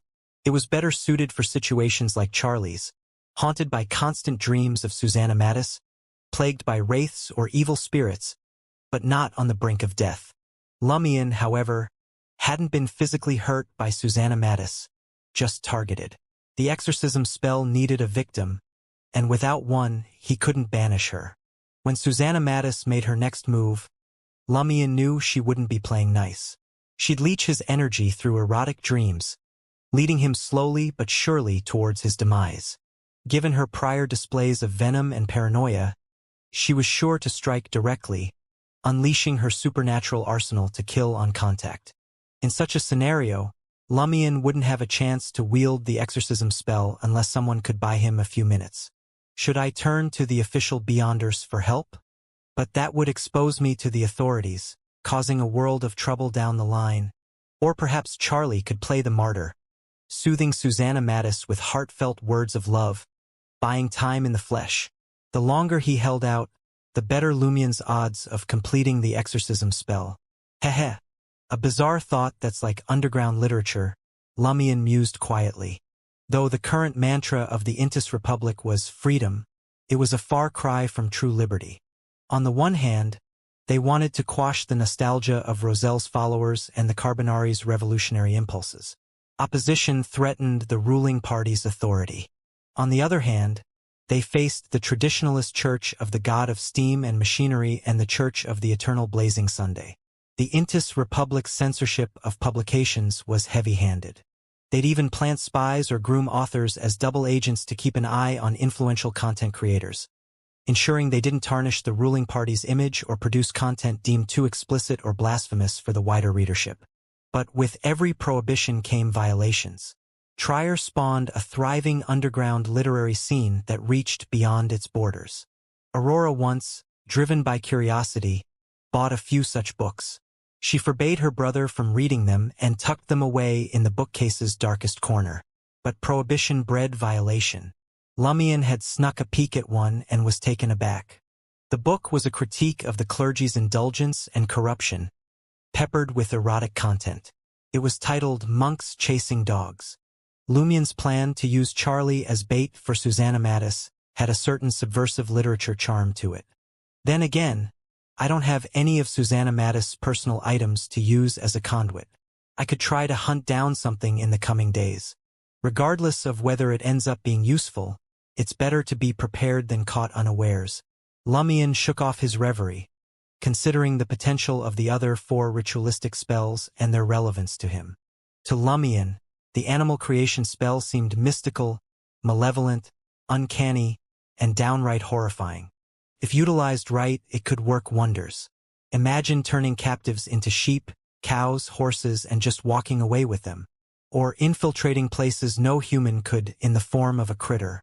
But in the thick of a fight, this ritualistic spell was pretty much a dud. According to the mysticism wisdom bestowed upon Lumien, the invocation for the animal creation spell could be made to the hidden existence known as inevitability, a host of honorific names unknown to him or even himself. Naturally, the prerequisite was ample spirituality and the corresponding rank. Also, the ritual's success rate and the spell's longevity were significantly lower than the previous methods.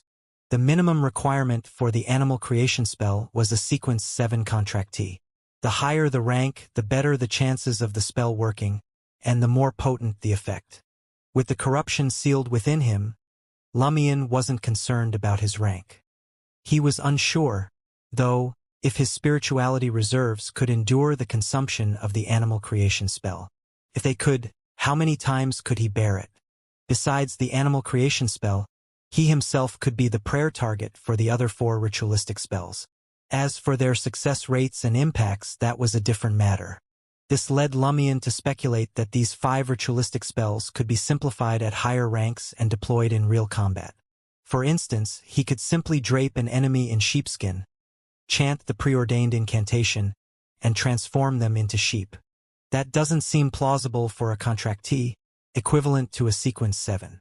A sequence for Circle Inhabitant is too lofty for such a rudimentary spell. Could a sequence 5 Fate Appropriator accommodate such a simplification? Or is it a sequence 6, the name of which escapes me? Lumien mused subconsciously. As for the luck enhancement spell, he felt it could only assist others at present, not himself. His destiny was deeply entwined with the corruption sealed within him and the great existence behind the seal. Unless he prayed directly to the power of inevitability, altering his luck was a non-starter. Only when he ascended to the Fate Appropriator rank could he choose a fate unbound by those lofty beings. The substitution spell was just too convoluted, and it would severely disrupt Lumien's routine and other tasks. He wouldn't consider it unless he was out of options. Compared to that, the prophecy spell seemed like a piece of cake and rather handy as ritualistic magic went. Lumien had already decided to gather the necessary intel and find a suitable corpse. By inquiring about Charlie's future, he could estimate when Susanna Mattis would strike next and locate Madame Pualis and the others by delving into Louis Lund's destiny. Dog's drool, lynx innards, hyena tongue, stag bone marrow, sea or aquatic monster flesh, lizard eye, rock from an eagle's nest, snake venom gland, and deadly herbs. These ingredients aren't all that hard to come by. The only pain is the sea or aquatic monster flesh, but the ritual doesn't specify a rank. Technically, the feeblest aquatic monster still counts as an aquatic monster. It just impacts the effect, right? Lumion ruminated for a bit, noticing that his energy levels had considerably rebounded. He readied himself to leave the subterranean quarry cave and head back to Aubaird's dew-coke door. Just as he rose to his feet, a sudden furrow creased his brow. A faint sound reached his ears. The voice echoed inside his ears. Lumion fought to steady his nerves, straining to discern the sound. With each passing moment, the voice grew clearer, more potent, more imposing. Lumion Lee. Lumion Lee. It knows my name? Instinctively, Lumion swept the area with his carbide lamp, yet found no figure, nothing out of the ordinary. Lumion Lee. Lumion Lee. The voice reverberated as if it were emanating from the very core of his being, muffled by his flesh, organs, and bones, creating overlapping echoes. Inside my body, the thought struck Lumion the moment he made this realization. In a hushed whisper, he asked, "Who are you?" The deep, majestic, and spectral voice ceased its chant and solemnly declared, "I'm the angel of the Lord, Termaboros." Lord? Which Lord? Lumion's eyes narrowed, the corners of his mouth twitching into a smirk. He suspected the entity communicating was the corruption entombed within him. After receiving the alms monk's blessing and nearing the entity of inevitability, it had managed to transmit a voice devoid of corruption via their intertwined powers. The spectral voice echoing in Lumion's ears intoned reverently, "The Lord is the ruler of the great old ones, the essence above the sequences, the mighty circle of inevitability." Merely contemplating these words sent an inexplicable shiver down Lumion's spine. It felt as if a gaze had pierced the cosmos, the clouds, the surface-level trier, layers of earth, and was fixed upon him. Suddenly, Lumion found himself glancing over his shoulder, as if unseen entities were scrutinizing him from the enveloping darkness. The sensation sent chills down his spine, sowing unease in his mind, threatening to unhinge him.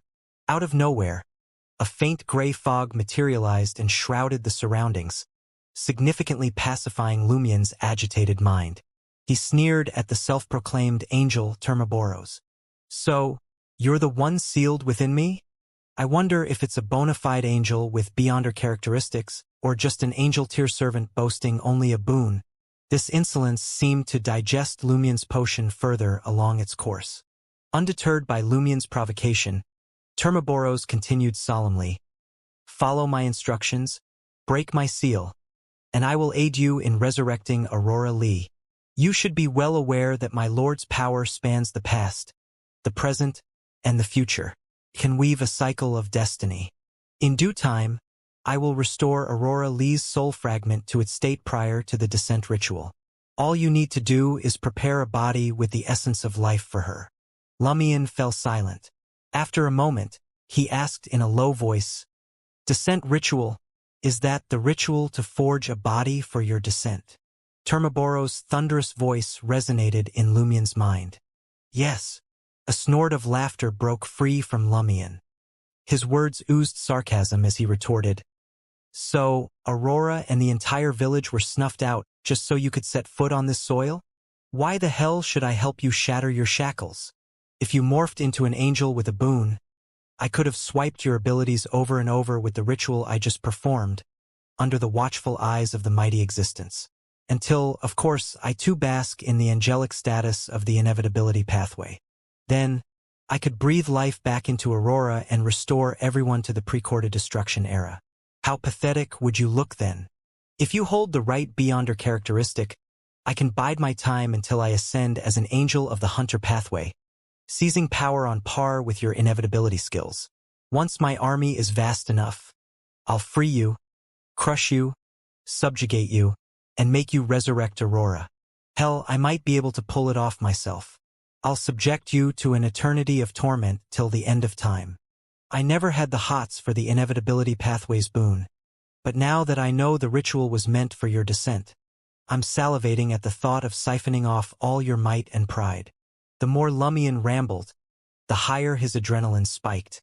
His provoker potion seemed to digest a notch. Termaboro's voice was eerily steady, unfazed by Lumion's rant. I've encountered my fair share of beyonders in the cosmos, and I've seen legions of races graced by the Lord's touch. Most of them can't cross the threshold into divinity because that one extra step would obliterate their physical and mental existence. The quest for godhood is rife with peril. Are you so sure you can truly evolve into an angel? You should be aware that we're not talking about slim odds here. Saying it's a 1 in a million or 1 in 10 million chance doesn't even begin to capture the enormous task of ascending to the angel level. If you perish on the Beyonder path, Aurora Lee will follow suit. The seal binding you will naturally dissolve, freeing me from my predicament. Lumion threw his head back and laughed. His laughter bounced off the quarry's cavernous walls, heightening the eerie quiet and heaviness underground.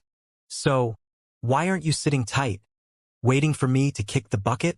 Lumion picked up the carbide lamp and strode out of the quarry cave. A cryptic smile played on his lips. I don't give a damn what you're plotting or what your endgame is. I couldn't care less whether you're a saint or a sinner. All I know is that Aurora and everyone in Corda Village are dead because of you. He paused for a beat, his face contorted into a maniacal grin. Someone's gotta pay the piper for this. Guillaume Benet, you, and even your so-called lord. Termaboros fell silent. The booming voice that had filled Lumion's mind, heart, bloodstream, bone marrow, and cavities disappeared entirely. Phew. Lumion heaved a sigh, clutching the carbide lamp as he navigated the pitch-black underground. Despite the conversation's brevity, it had drained him. In Lumion's previous worldview, corruption was merely that, corruption. At its extreme, it was comparable to power granted by an evil god. The concept of an angel being shackled within him was beyond his wildest dreams. Amidst the wreckage of Corda Village, atop the crimson-hued mountain, stood the body of a 3-headed, 6-armed behemoth, a vessel designed for an incoming angel. It was a mystery how much it deviated from a bona fide angel, but it already filled Lumion with a sense of invincibility. Lumion couldn't deny the allure of Termaboros's proposition. Had he not remembered their vile deeds, he might have been swayed to give it a shot. From where he stood, pledging allegiance to the eternal blazing sun and the god of steam and machinery seemed no different than submitting to the hidden existence known as inevitability. At worst, he'd lose himself. Regaining his composure, Lumion's senses suddenly tingled. He darted into a side alcove, using loose gravel to snuff out the carbide lamp. Moments later, the hurried footfalls of 3 people echoed from the adjacent tunnel, soon swallowed by the inky darkness. Underground Trier is a hive of activity too. Lumion bided his time for a couple of minutes before digging out the carbide lamp and rejoining the upward path. The interruption allowed him to collect his thoughts and consider a conundrum. Given that the corruption inside him was a living entity, the angel of the inevitability domain, Termaboros, why had his plea for a boon been successful? Termaboros wasn't just raw power lacking consciousness, responding automatically to the correct ritual. He could deny granting the boon. Could it be that his imprisonment is so severe that he can't even choose to resist the ritual? The thought made Lumion realize why Termaboros was so desperate to flee. According to Madame Magician, with every boon he granted, Termaboros would weaken marginally, and the corresponding corruption would dwindle. Simultaneously, the seal imposed by the great existence wouldn't slacken. As Termaboros's power faded, he would be shackled to the brink of extinction. Eventually, even his consciousness might be expunged. Lumion steadied himself and began to replay Termaboros's utterances. Great old ones, above the sequences, he'd said great old ones, and above the sequences. Lumion's head pounded, as if something was attempting to burrow out of his skull, the instant he dredged up these topics. He stopped his recollection abruptly and murmured to himself, a residual sense of dread lingering.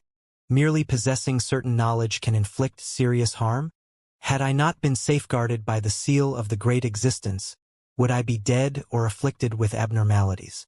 I was contemplating exploiting Termaboros's desperation to escape, to bleed him dry by compelling him to respond to the ritual magic, thereby boosting the likelihood of success and the eventual impact. But it seems the angel has plenty of tricks up his sleeve to screw me over, even in his imprisoned state. I need to tread carefully. Before I really tap into Termaboros, I must have Madame Magician verify my plan for any flaws. On this front, Lumion doubted that the vice president of the Curly-Haired Baboons Research Society, Hella, would offer any viable advice. Only Madame Magician, who could effortlessly slip in and out of the time loop and easily tackle the colossus atop the Crimson Mountain, was worthy of his trust. Lost in a whirlwind of thoughts, Lumion, lamp in hand, navigated his way back to the level marked by a street name, leveraging his honed hunter's intuition and recollection. He attempted to shout in a hushed tone, "Termaboros!" No answer came. Lumion intended to inquire whether the angel imprisoned within him was aware of the events in Cordu. After a thoughtful examination, he concluded that Termaboros likely remained in the dark. Termaboros had only materialized in Cordu at the ritual's culmination before being shackled. He was oblivious to the intricate details. Phew! Lumion let out a sigh, surveying his present condition. His provoker potion had undergone further digestion. It was akin to encapsulating a fresh principle of action. Could inciting a superior entity expedite the digestion of the provoker potion? Yes, this is a high-ranking entity within the inevitability domain. In a way, it's a tip of fate. It aligns somewhat with the principles I've deduced. Lumion mused with a chuckle. Were it not for Termaboros's silence, he would have stirred him up thrice daily, like clockwork meals. Pondering over this, Lumion felt that goading an angel to digest this morsel of a potion wasn't a worthy trade-off. He hypothesized two reasons. First, Termaboros was sealed and presented a relatively low threat. Second, Termaboros hadn't genuinely been incited. Shaking his head, Lumion curbed his thoughts, shelving matters whose solutions eluded him. He retraced his steps to the subterranean Rue Anarchy and climbed the stone steps towards the surface. Having snuffed out the carbide lamp and returned to Aubaird's Dew Coke door, Lumion instantly noticed Charlie perched on the steps outside. Charlie puffed on a cigarette, gazing at the grayish-white sky with a somber countenance. "What's up?" Lumion settled down next to Charlie. Charlie heaved a sigh. "Miss Ethans has moved out. Isn't that a good thing?" Lumion queried, his smile unwavering. Charlie stammered, pausing for a few seconds before admitting, "Yes, it indeed is. Too many folks around here know her and her deeds." Sigh. Lumion clicked his tongue and rose, approaching the whiskey sour vendor and presenting 5 kopecks worth of copper coins. "Half a liter of apple whiskey sour." The vendor responded with a grin. "Got it." He ended up pouring Lumion more than the requested volume of liquor. Lumion's eyebrows quirked, but he refrained from questioning.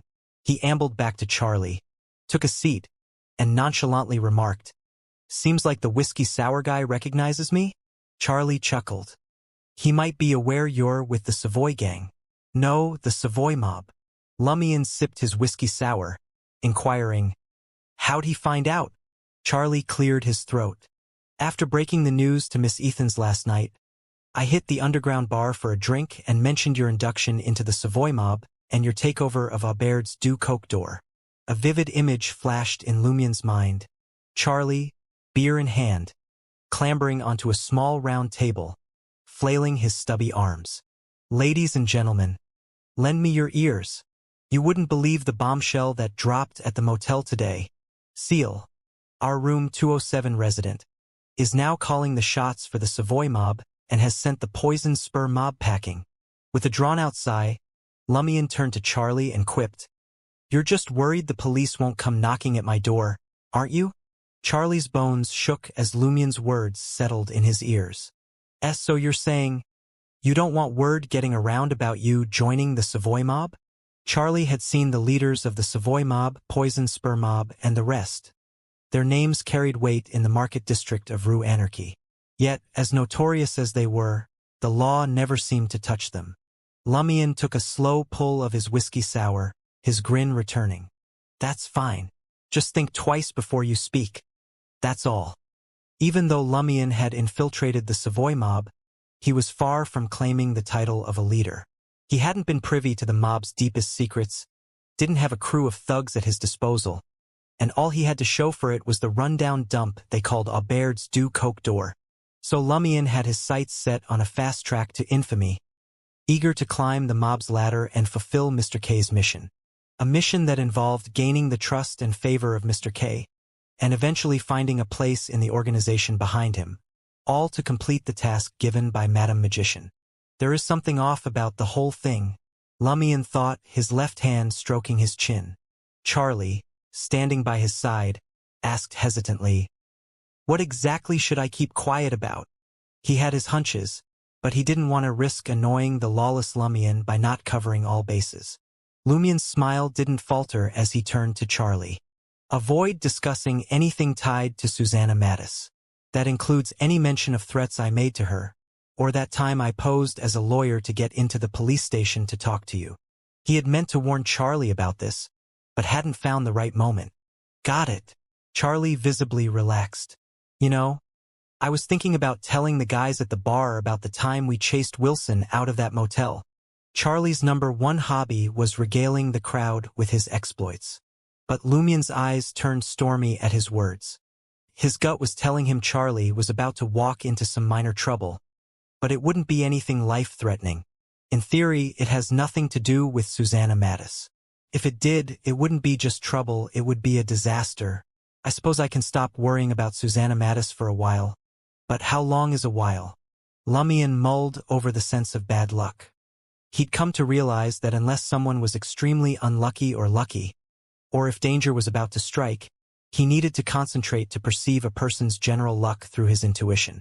It was unlike a hunter's danger sense. It wasn't always activated passively. Charlie's voice began to fade as he talked. He turned to Lumion and asked, "Why are you staring at me like that?" He was half expecting Seal to jump out with a prank. Lumion sneered. "You might want to swing by the nearest eternal blazing sun cathedral and say a prayer. I have a feeling you're about to hit a rough patch." His tone mirrored that of Ostatrull, the conman. "What kind of rough patch?" Charlie asked, his voice sharp. Then it hit him. "How would you know?" "I have a hunch," Lumion replied, a smirk playing on his lips. "Course it's a joke." Charlie let out a sigh of relief. "I'm hoping your prediction's off, then." "On the contrary, I couldn't be more certain." Lumion's words were rock solid. Charlie squinted at him, suspicion etched on his face. Lumion let out a low chuckle. "And if I'm wrong, I'll give you a thrashing. That way, even if something bad does happen, that just proves me more right." Charlie was speechless. Is that even allowed? Regardless, this approach could come in handy for some practical jokes with some slight modification. Lumion was about to rise when he noticed a thin, mangy mutt creeping towards Aubaird's du Coq d'Or from the shadowy street, eyeing the trash he'd tossed from the fruit vendor's cart. The mutt moved with care, aware that many of the destitute locals would gladly turn him into dinner. Just then, Lumion lunged forward, pressing the dog's neck to the ground. Caught off guard, the mutt writhed helplessly, baring its teeth in a futile attempt to bite, but its head was immobile. With his free hand, Lumion pulled out a small vial of tulip powder, emptying its contents into his pocket. Then, he held the vial to the mutt's frothing mouth, collecting the saliva as the dog squirmed. Soon, he had 5 milliliters. He released his grip and stood up.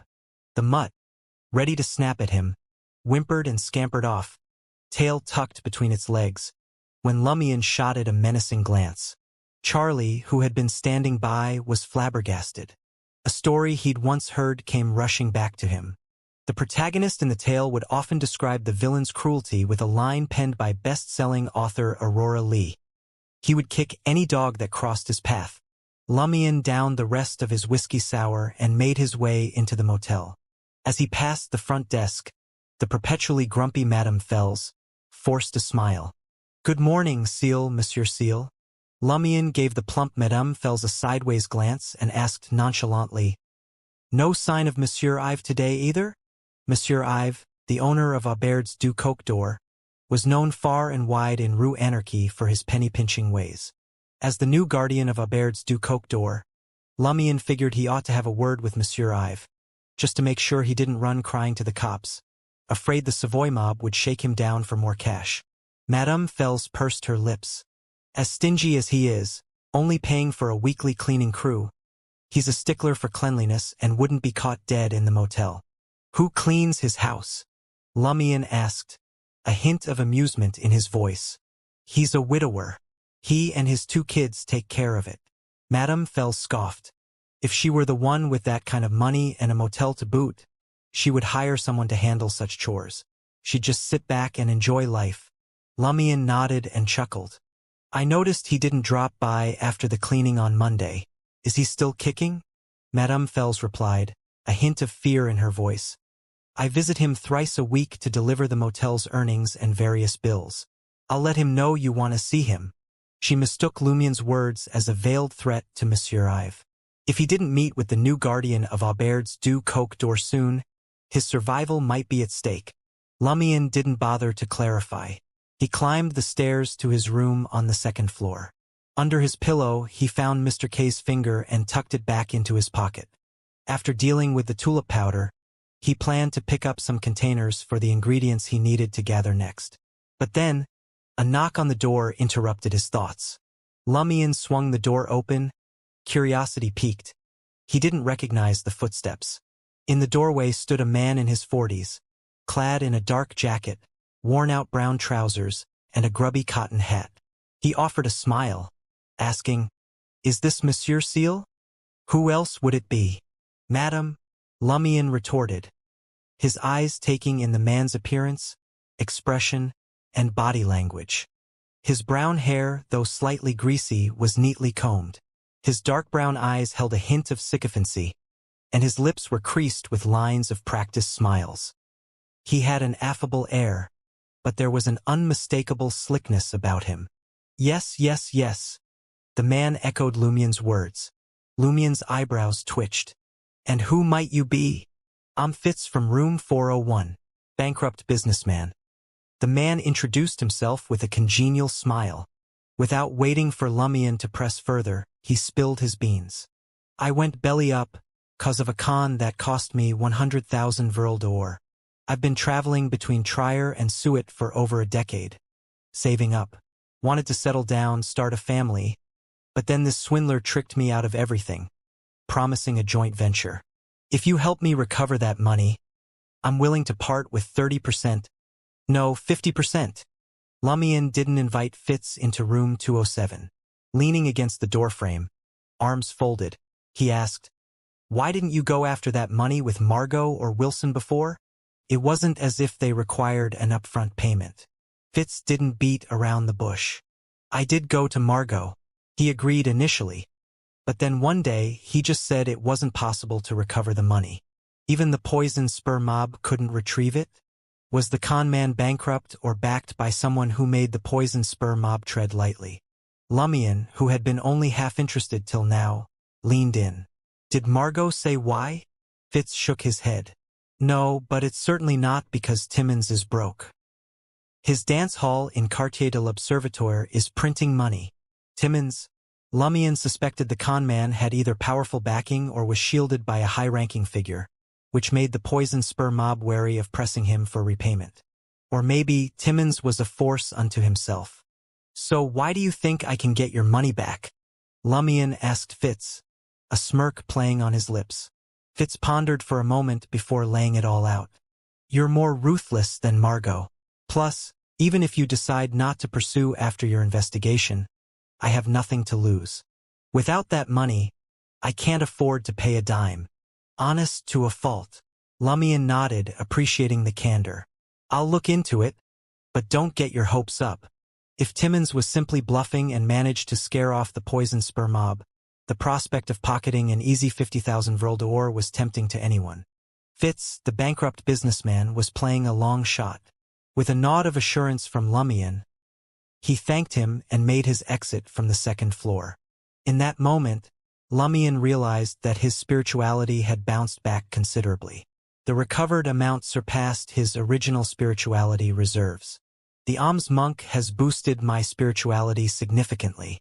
At sequence 8, I can rival the spirituality of other pathways. Lumion mused quietly. Simultaneously, he recalled an uncanny sensation he experienced while sipping the whiskey sour. If he chose to live in poverty, practiced self-restraint, abstained from alcohol, shunned wastefulness, sought alms and preached, all while adopting the demeanor of an ascetic monk, he would likely experience an enhancement in his intuitive sense of destiny and the likelihood of success of his 5 ritual spells. Yet, Lumion had no intention of following that path. He believed it would morph him into a mirror image of the bestower, gradually merging his identity with his. Shaking off his introspective thoughts, Lumion left the room, making a beeline for Salle de Bal Brise. His next move was to solicit the Savoy mob's help to gather the remaining ingredients and the right containers required for the prophecy spell. He had to seize every opportunity at his disposal. Standing before the white globe-shaped statue, an assemblage of countless skulls, in the Salle de Bal Brise, Lumion paused. His eyes scanned the Intis inscription.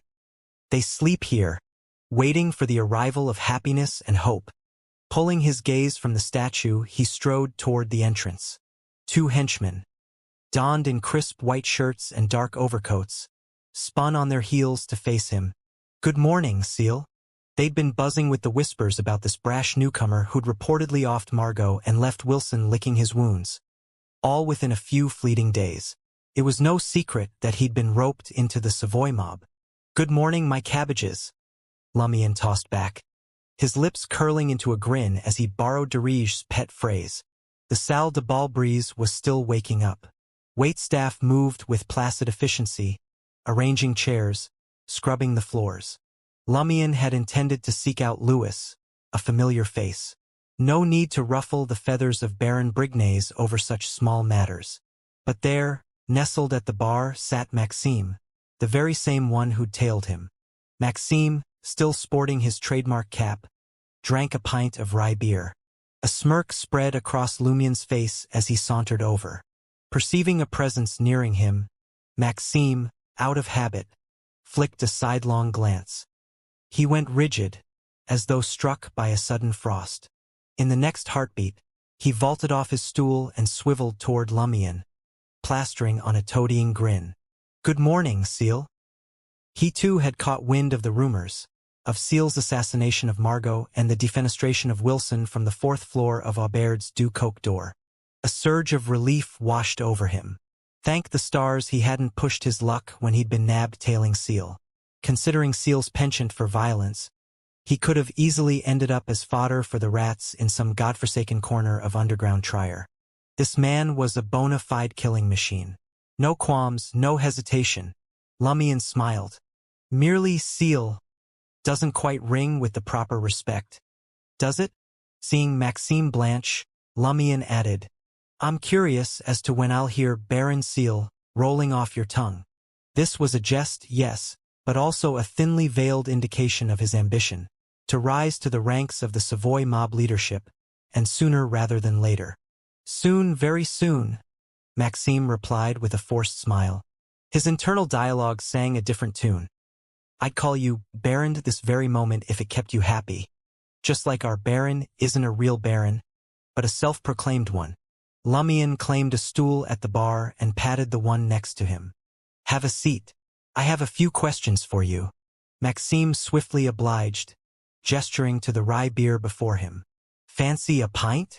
"Ranger for me, if you please," Lumion responded without missing a beat. A Ranger, a tangy blend of orange and pomegranate beer, cost 2 licks more than the rye. Though it pinched his pocket, Maxime hollered over to the bartender, "A glass of Ranger." Swiveling back towards Lumion, he flashed a grin. "What would you like to know?" Lumion bided his time until the generous pint of the orange-colored beer was delivered before launching his inquiry. "How did you join our Savoy mob?" "I'm Savoy born and bred. Maxime gestured to his weather-beaten features. Hopped over to Trier in search of greener pastures. But my buddy who'd put me up had already joined the Savoy mob. The Savoy mob was the brainchild of a handful of Savoy natives who'd made their living as laborers, servants, and peddlers in Le Marché du Quartier du Gentleman. They were a fierce lot, unafraid to put themselves in harm's way, and they'd quickly carved out their own slice of the pie. As the mob's influence grew, they began to pull in recruits from other provinces and even Trier locals. But the heart of the organization still came from Savoy. Lumion gave a slight nod, steering the conversation to his next question. And is Baron Brignaise the head honcho of the whole Savoy mob? No. Maxime stared at Lumion, aghast. He joined the mob without even grasping the basics? And he'd taken out Margot and severely injured Wilson in the name of the Savoy mob. Lumion took a leisurely sip of his orange pomegranate beer, a playful grin adorning his face. I was under the impression that Baron Brignaise was the head honcho. I mean, his swagger, his flair, his brawn. How could he not be the top dog? Maxime recoiled in terror, clapping a hand over Lumion's mouth. Were such words safe to spill in such an open area? If word got back to that person, it could put a serious kink in his relationship with the Baron. Maxime wasted no time in setting the record straight.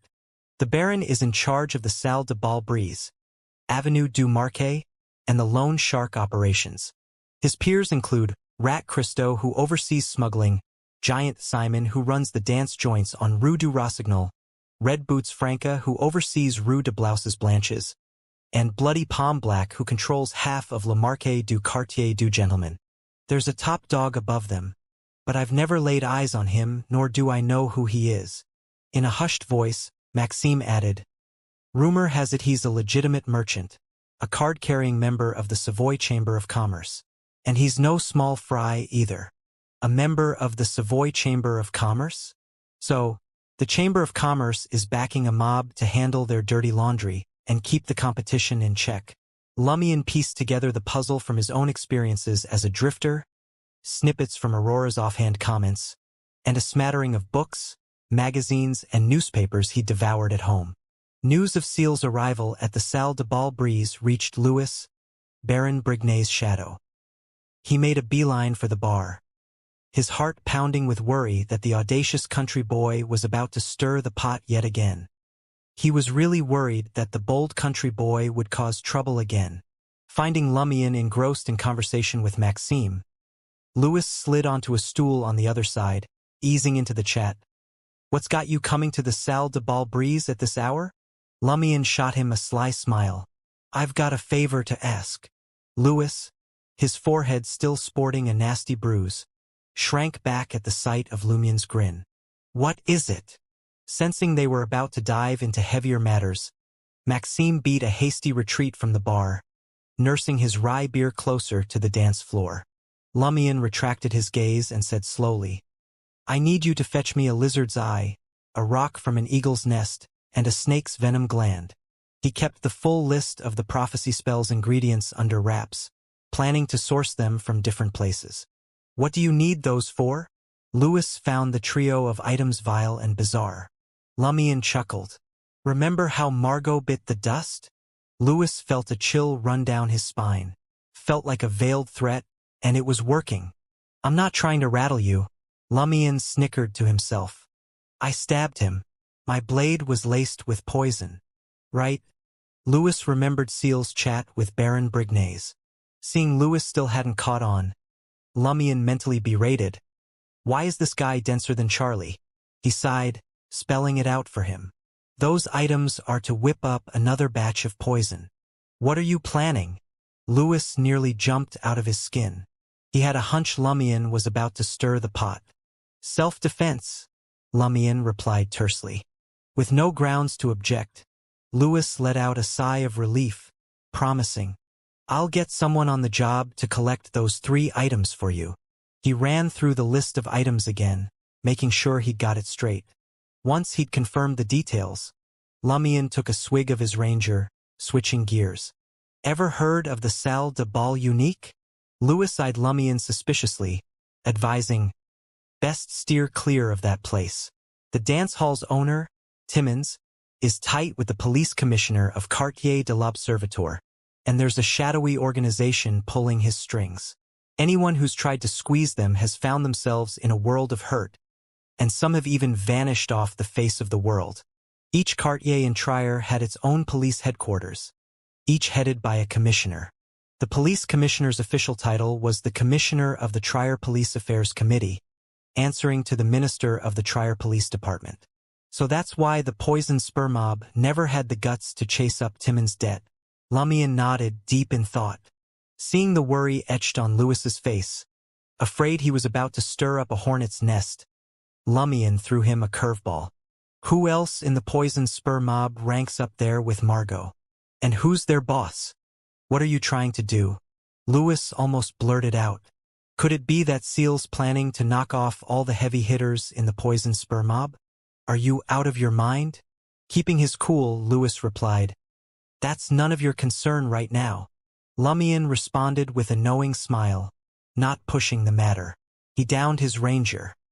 In the shadowy enclave of Quartier de l'Observatoire, nestled near the catacombs, Lumion found Asta Trull huddled by the bonfire.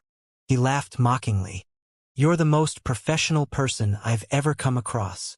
Like clockwork, Asta was here 7 days a week, peddling his con.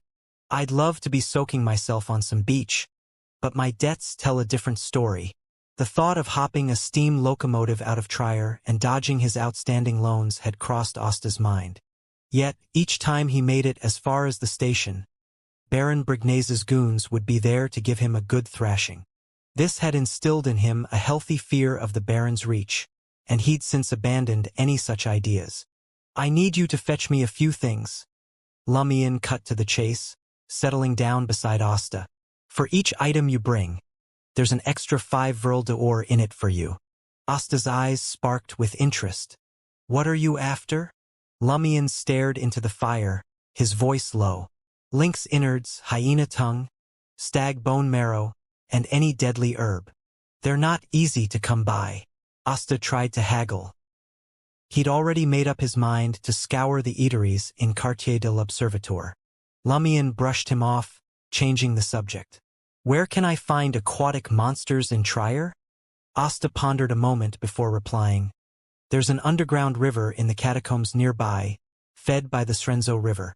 Every so often, someone claims to have run into an aquatic monster. And occasionally, some surface along the Srenzo River banks, but they're quickly dispatched by the purifiers or the machinery hive mind. Lumion nodded. Do you know the Salle de Bal Unique? Sure do. Asta pointed skyward. It's over on Rue Ancienne, right by Place du Pertory. 1 Vril d'Or. Show me the way. Lumion rose to his feet. He planned to scope out the place, gather what intel he could. If it was a dead end, he'd move on. In no time, Asta was leading Lumion topside, veering into Rue Ancienne near the square, and halting in front of a vintage edifice.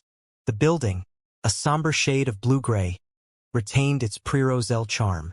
Classic pediments, a chevron roof, and leaded windows. The Salle de Bal Unique occupied the ground floor, its entrance resembling a giant maw. It happened to be past noon, and a carriage pulled up to the curb as 3 men and a woman alighted. Dressed in dark short suits, they sauntered towards the Salle de Bal Unique. As they neared the entrance, each member of the quartet produced a monocle, fitting it over their right eye. Watching this, Lumion turned to Asta, bemusement written all over his face. Asta, flashing a knowing smile, enlightened him.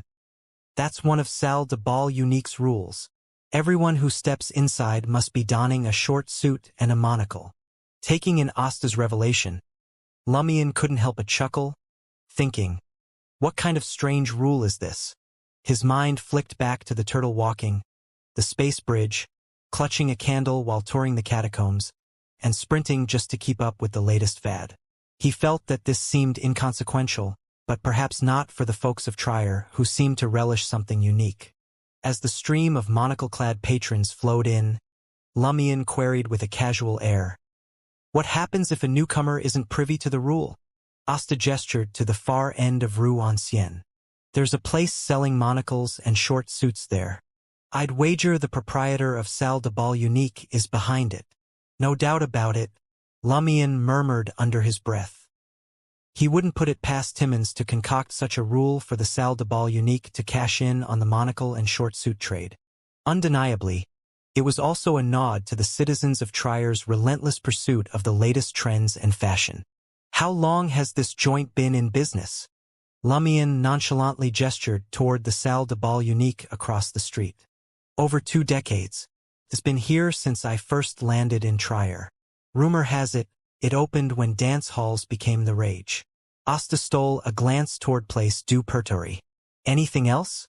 I need to get back underground. His mind was on making money, wary of missing out on potential clients seeking his divination and assistance. Lumian swung his gaze onto him.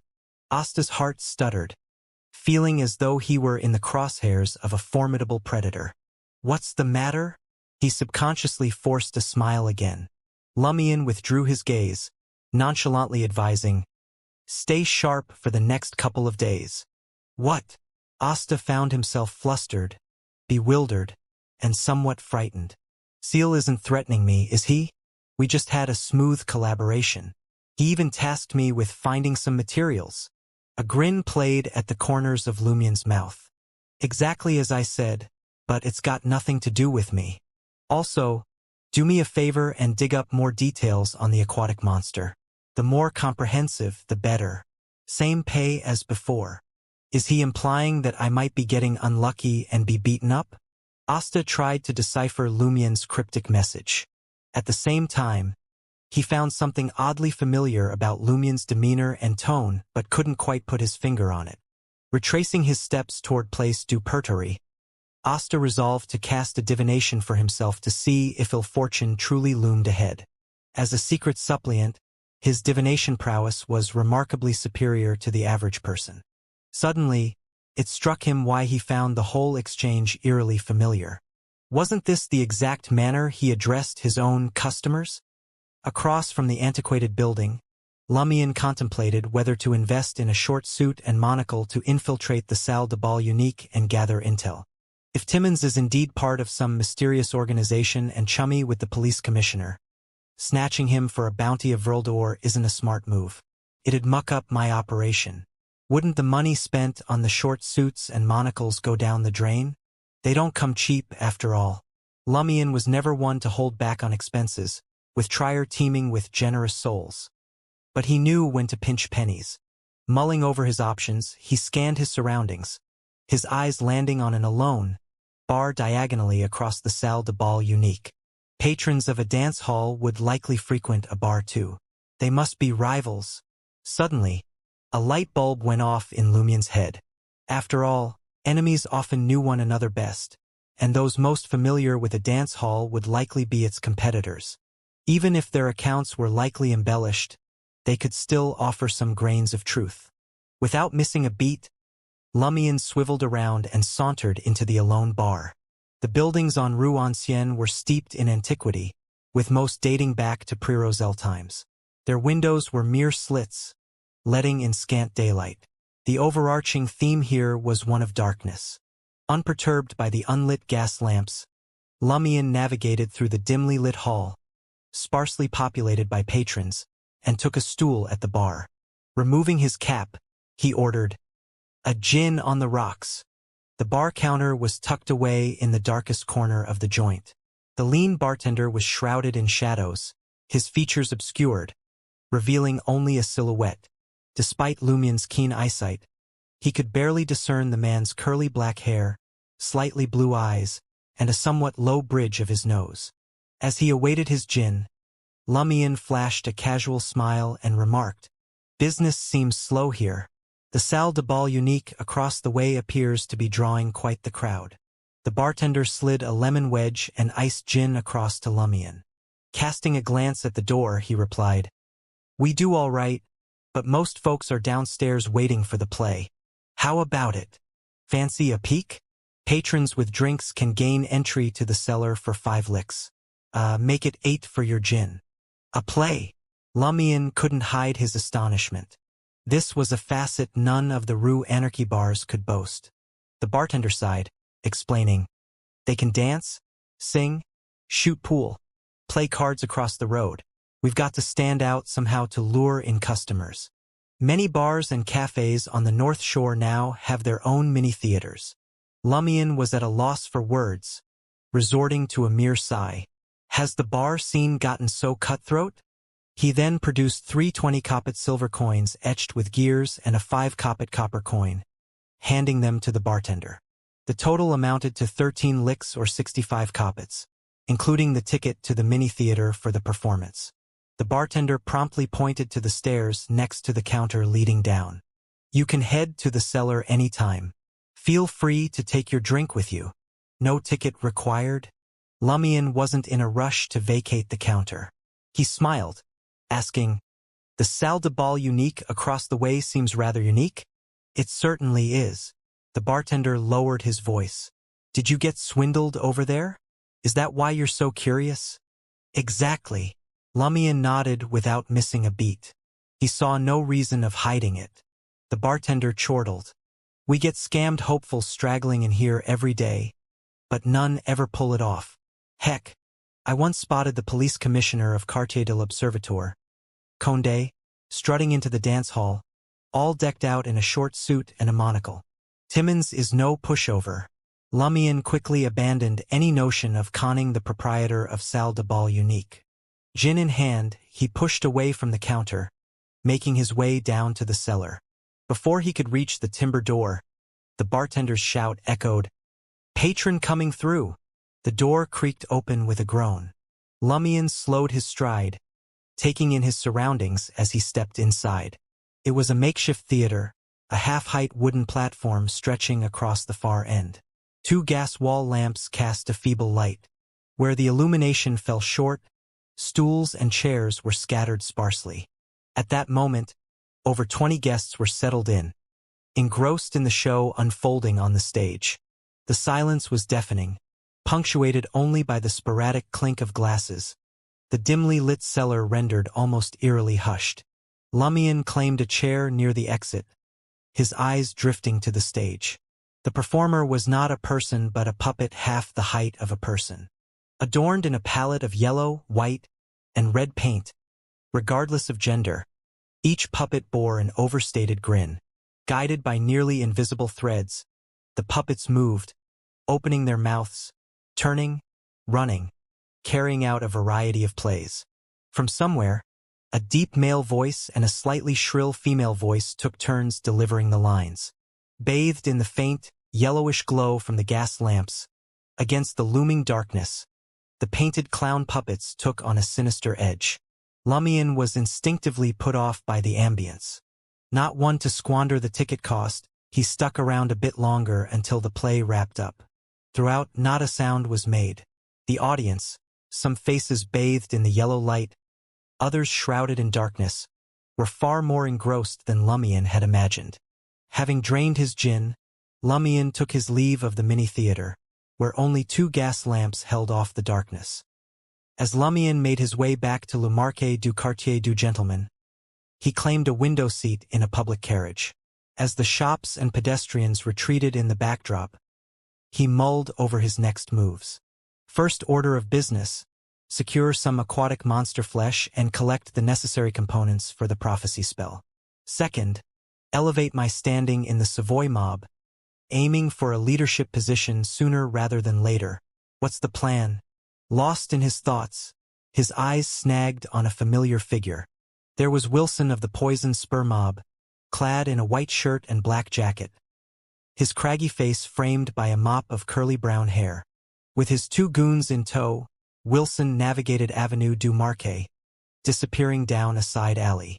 He moved with an assured stride, his posture unscathed. Lumion was taken aback. He's up and about after being thrown down by him? The fall was from 4 stories high. That was some recovery. Made cockroaches look like amateurs. A theory started to form in Lumion's mind. The Poison Spur mob has extraordinary healing powers? Possibly Plantar Pathway's doctor? As he pondered, a memory surfaced. In his dream, Madame Pualis had demonstrated the power to heal wounds instantaneously. Although the dream might have distorted or exaggerated the reality, Madame Pualis's anomalous pathway did encompass a sphere related to life. And Louis Lund was suspected to show up on Avenue du Marquet. Could the force behind the poison spur mob be linked to the evil god worshipped by Madame Pualis? As Lumion ruminated over this, a smirk slowly crept onto his face. The circumstances of Wilson's rapid recovery were riddled with uncertainty. Lumion toyed with the idea that it was the work of a Sequence 8 doctor from the plantar pathway, or a Sequence 9 apothecary from its namesake pathway. Yet, his heart clung to the hope of unmasking Madame Pualis and her subordinates. Had he pieced together the puzzle sooner, and had Wilson and his crew not gone far off into the distance, Lumion would have thrown himself from the moving public carriage, hot on their trail. He envisioned wrangling Wilson into some clandestine quarry cave, pressing him for answers about his miraculous recuperation. If this saga bore no link to the evil god that Madame Pualis revered, Lumion was prepared to swallow his pride and apologize to Wilson, who, in turn, would owe Lumion his life for not permanently silencing him. But to snuff him out was also on the table. The ball was in Lumion's court. As the carriage came to a halt at its station, Lumion was the first to alight, retracing his steps to the alley where Wilson and his crew had disappeared. No barricades existed here. It was a bustling place with people constantly coming and going. Wilson and his gang hadn't left any clear trail. Lumion devoted a painstaking quarter of an hour to trying to discern any signs of them, finally admitting defeat. But he wasn't beaten down. Wilson may have slipped through his fingers, but there were others like Will or Williamson. The poison spur mob was a hydra of sorts, with a plethora of leaders just a notch above Wilson. Each had their own turf, their own dealings. They could run, but they couldn't hide. Lumion just needed patience. Sooner or later he'd cross paths with one or two of them, and they, undoubtedly, were more intimately involved with the shadowy forces pulling the strings behind the poison spur mob than Wilson. They knew more. Phew. Exhaling a deep breath, Lumion wrestled his impatience into submission, deciding to lay low and watch for a while before concocting a hunting strategy. If the poison spur mob truly was entwined with the evil god that Madame Pualis worshipped, then the leaders on par with Margot were either Sequence 8s, endowed with Beyonder characteristics, or they were spawn of an evil god, gifted with boons akin to a Sequence 8 Beyonder. They could even be stronger. If Lumion didn't arm himself with enough intel and set an appropriate snare, he was likely to end up on the losing side. I can't forget I'm a hunter, just because I've become a provoker. Chiding himself, Lumion slipped down Avenue du Marquet and strolled into the Salle de Bal breeze. Given it was barely past 3 in the afternoon, the place was practically deserted. No music played, no one danced. His eyes immediately found Louis, the thug, nursing a glass of pomegranate ale at the bar counter. Soda? Lumion grinned, sauntering over. How about drinking something an adult would drink? Louis swiveled, meeting Seal's amiable smile draped over the bar counter. The sight left him momentarily stunned, as if he couldn't quite place the young man before him. Was this the same Seal who masked his wild ruthlessness behind a constant grin, one who'd resort to violence over the slightest disagreement?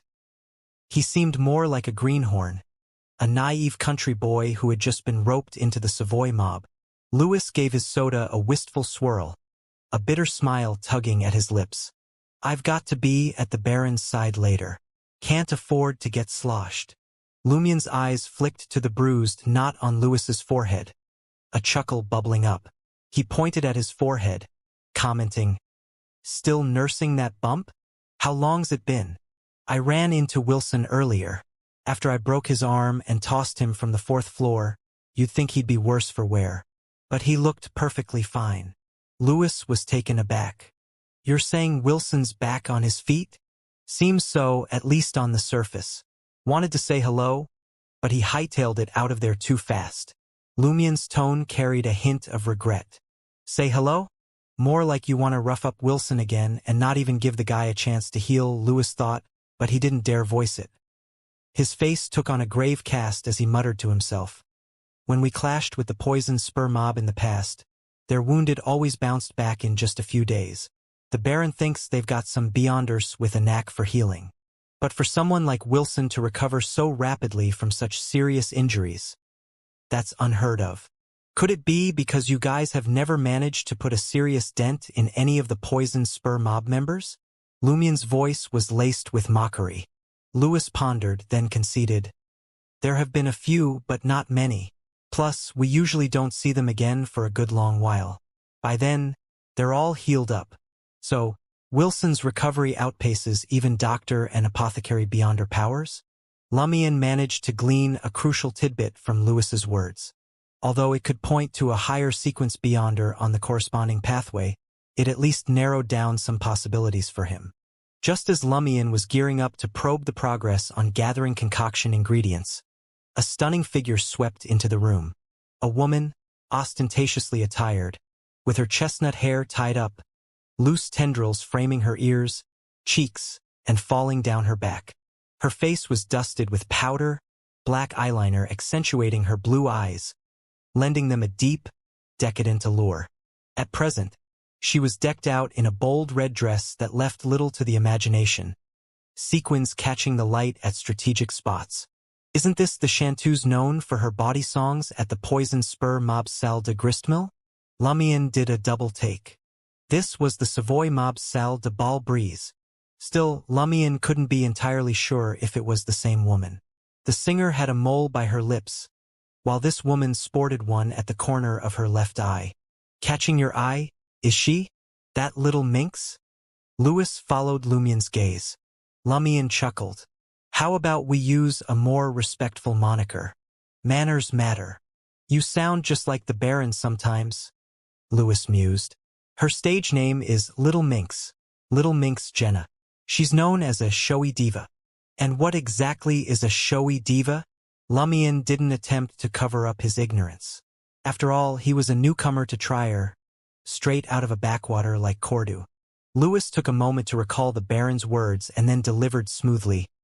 It's all about her performance style, her acting, her flamboyant outfits.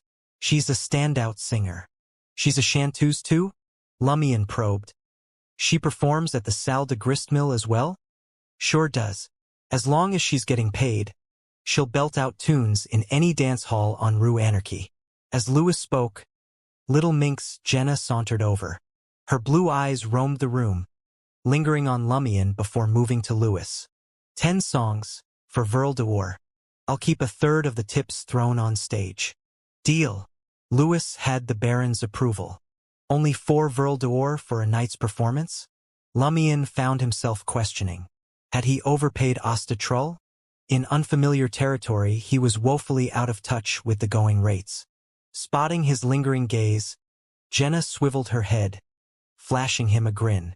Feel free to let your eyes wander a bit lower. She was referencing her scantily clad chest. For Lumien, whose only exposure to such scenarios was through novels, this was uncharted territory. Yet, his face betrayed no unease. Flashing a smile, he said, I was merely wondering. The last time I spotted you, your mole was by your lips. Now it's nestled by your eye.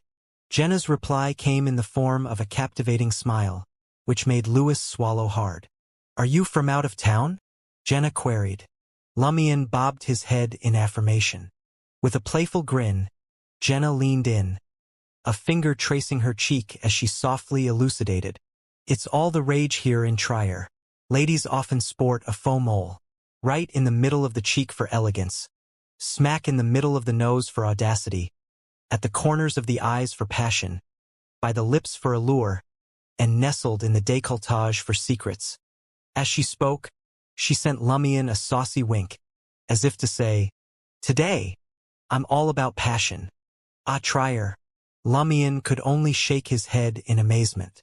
Given their proximity, the intoxicating blend of Jenna's natural scent and the heady perfume she wore invaded his senses. This led Lumien to instinctively rub his nose. Jenna's reaction was immediate. Don't tell me you still have your virginity? I'm not a street girl, but for you, I might make an exception. She took a moment to appraise Lumien, seemingly pleased with what she saw. Virginity? Something that magically returns every morning at 6 a.m.? Lumion scoffed inwardly, his smile nonchalant. Right now, I'm afraid you might miss your performance tonight. Back at the old tavern in Corda Village, Lumion often had to match the locals in their coarseness, else he'd become the butt of their jokes. Jenna's response was a hearty laugh and a dismissive wave of her hand. I'll find you after my set tonight. With that, she sauntered off towards the modest wooden stage at the front of the dance floor, keen to get a feel for the place. Isn't she jumping the gun a bit? Where's the agreement on a time and place? Lumion mused to himself. She was clearly just yanking his chain. Lewis chimed in, a tinge of envy coloring his voice. Don't fall for her act. She gets a kick out of toying with good-looking men. She won't actually follow through. I reckon she's Franca's sweetheart. Franca? Red Boots Franca? Lumion's surprise was palpable. Red Boots Franca was a key figure in the Savoy mob, ruling over Rue de Blouses Blanches, and rumored to be a woman. Exactly, Lewis affirmed. Franca appears to be the boss's mistress, but she seems to swing both ways. She and Little Minx are thick as thieves. A lover's lover. Lumion once again marveled at the peculiarities of Trier.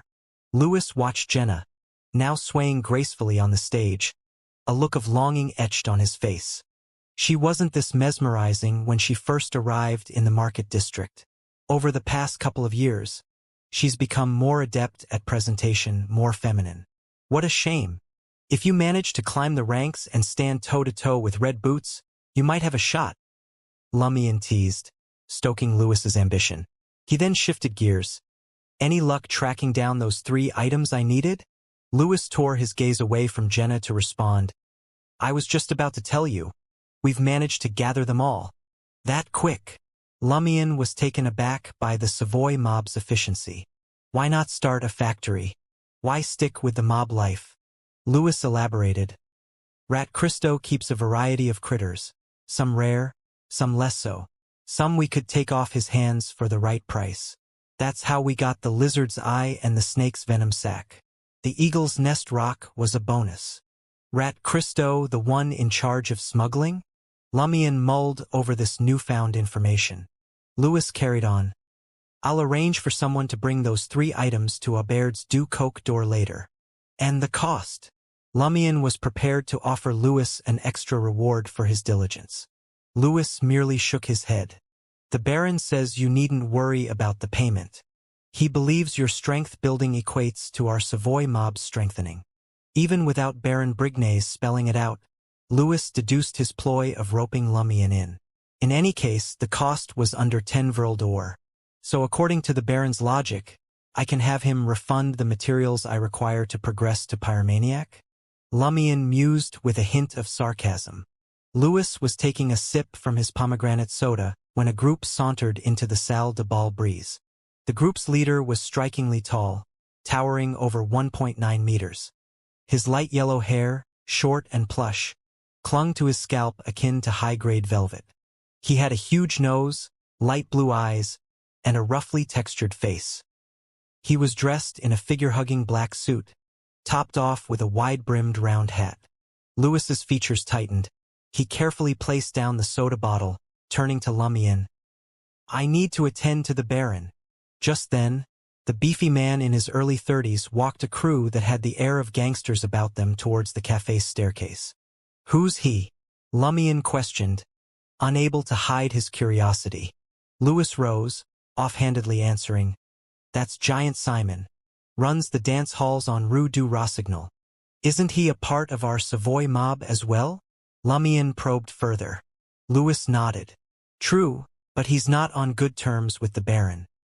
He's always arguing that the Baron, since he oversees the loan sharking, ought to relinquish control of the Salle de Bal Brise. I'm heading up. Need to see what he's here for.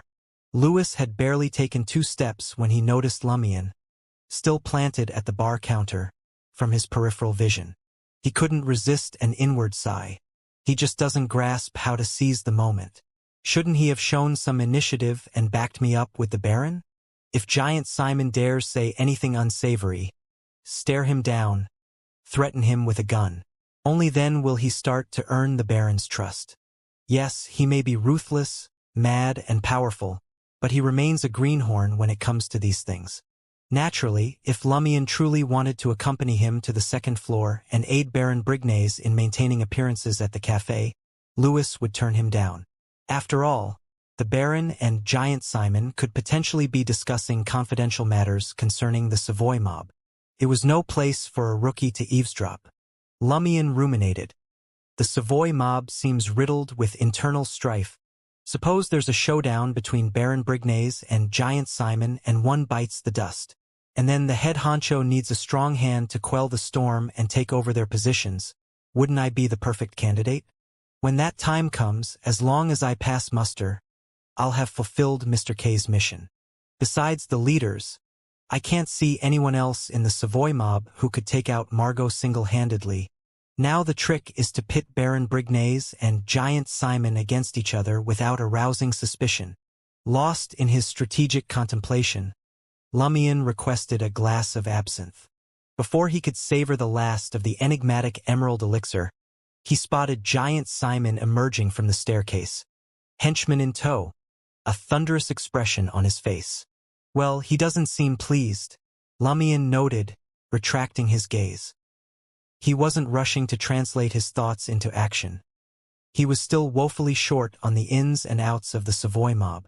Later that evening, on his return to Aubert's du Coq d'Or, Madame Fels, seated at the reception desk, rose and informed him, "Monsieur Ives has arrived. He's waiting for you in the first-floor dining room, by the window." "Not bad.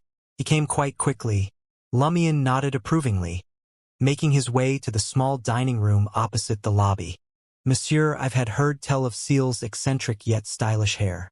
On seeing him step into the dining room, he rose, all smiles. "Monsieur Seal, right this way?" He was a man on the cusp of his 50s. His blonde hair, streaked with silver, was neatly arranged. He sported a faded dark suit with a pair of chestnut tweed trousers. His eyes were a bright blue, and he bore a thin beard. Lumion glanced at the cane resting against the dining table, then approached, a congenial smile playing on his lips. "Good evening, Monsieur Ives."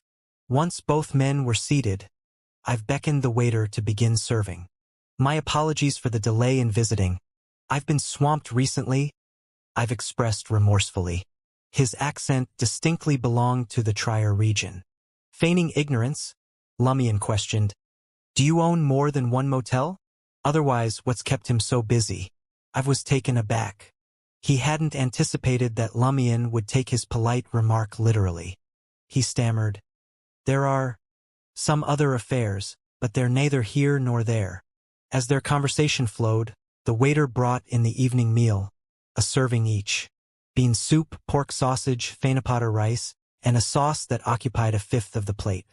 "This is their signature meat sauce," I've informed, bubbling with enthusiasm. "Is that all?" Lumion's perception of the landlord's miserliness took a new dimension. It didn't overly concern him, though. He dug into the fenapata rice, smothered in the mildly meaty sauce, laced with pepper and vinegar. After consuming his meal for about a minute, Lumion looked up, addressing Monsieur Ives with a wry smile. "With your penny-pinching tendencies, why provide each room with sulfur?"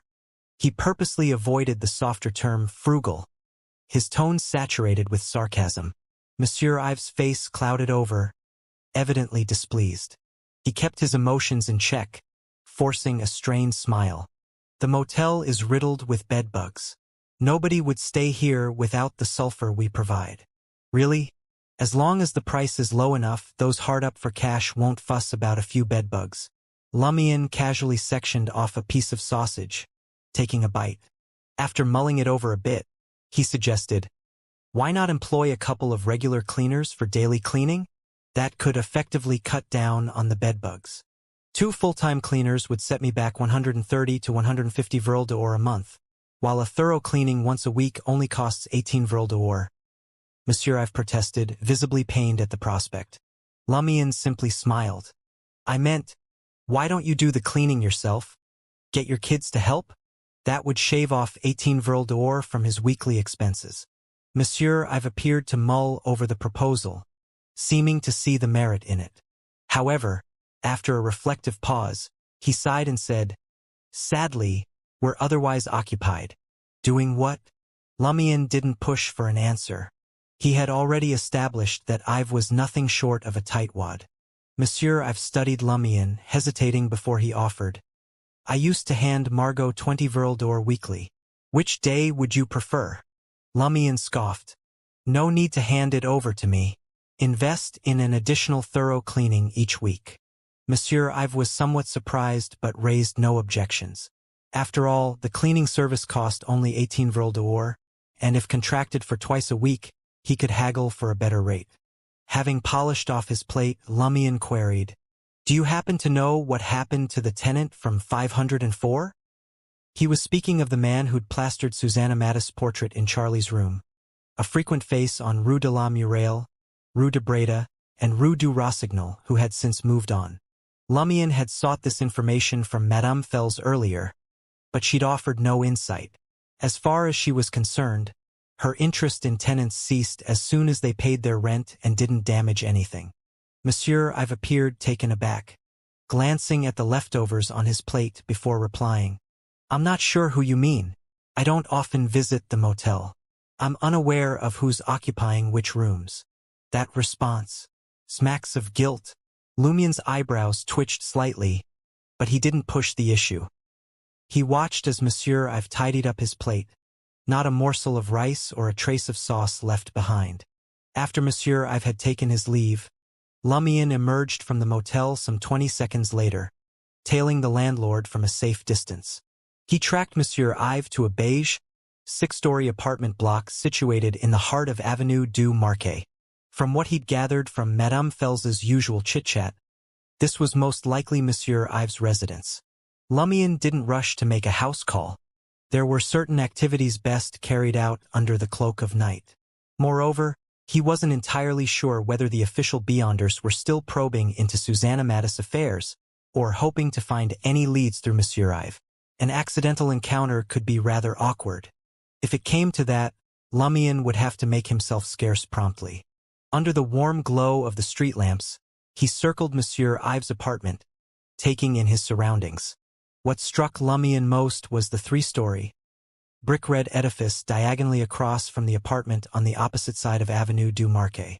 The foyer, propped up by pillars, bore a sign overhead, "Theatre de l'Ancien Cage aux Pigeons."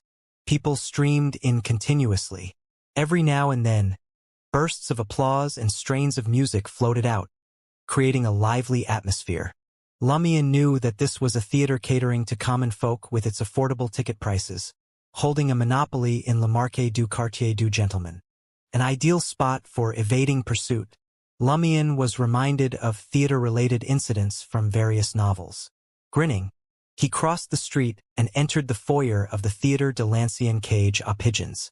Posters advertising current and upcoming plays, as well as a few past classics, adorned the walls.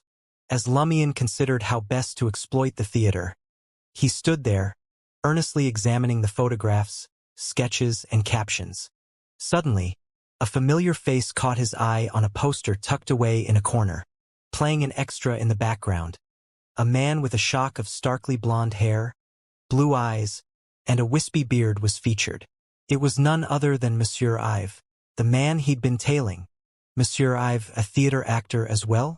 Or merely an enthusiast? Lumian pondered the enigma. His immediate impression was, as proprietor and landlord of the Auberge du Coq d'Or, Monsieur Ive could be classified as affluent. Moreover, he managed several other enterprises, so the notion of him dabbling in acting appeared improbable.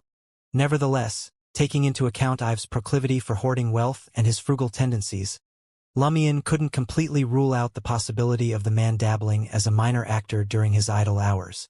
It was an opportunity, after all, to rake in a few more coins and avoid squandering valuable time.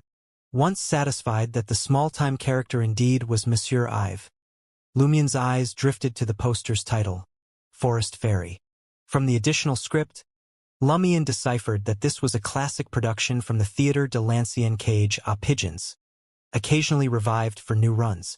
The actress portraying the Forest Fairy boasted distinct facial contours, an ethereal and captivating aura, and lake-blue eyes filled with innocence and sanctity. However, Lumion found her less than bewitching. Given her adornments of bracelet, necklace, and belt fashioned from tree branches and verdant leaves, topped off by a floral laurel crown, she stirred memories of Ava, the spring elf from his dreams, and Susanna Mattis with her cascading turquoise tresses. For Lumion, these were not nostalgic musings. Especially the latter, bereft of the unusual allure her hair had once commanded, now evoked an eerie and revolting image. Charlotte Calvino. After noting the actress's name, Lumion scrutinized the other posters for more clues. Ultimately, he deduced that Monsieur Ive had performed in 3 plays at the Théâtre de l'Ancien Cage à Pigeons, yet in each, he was but a mere supporting actor easily replaced. Entering the theater with a thoughtful demeanor, Lumion forked out 10 licks for a ticket. The Théâtre de l'Ancien Cage à Pigeons was a well-designed edifice. A large stage dominated the far end, illuminated by gas wall lamps, cloaked by lofty curtains and equipped with several steam-powered machines.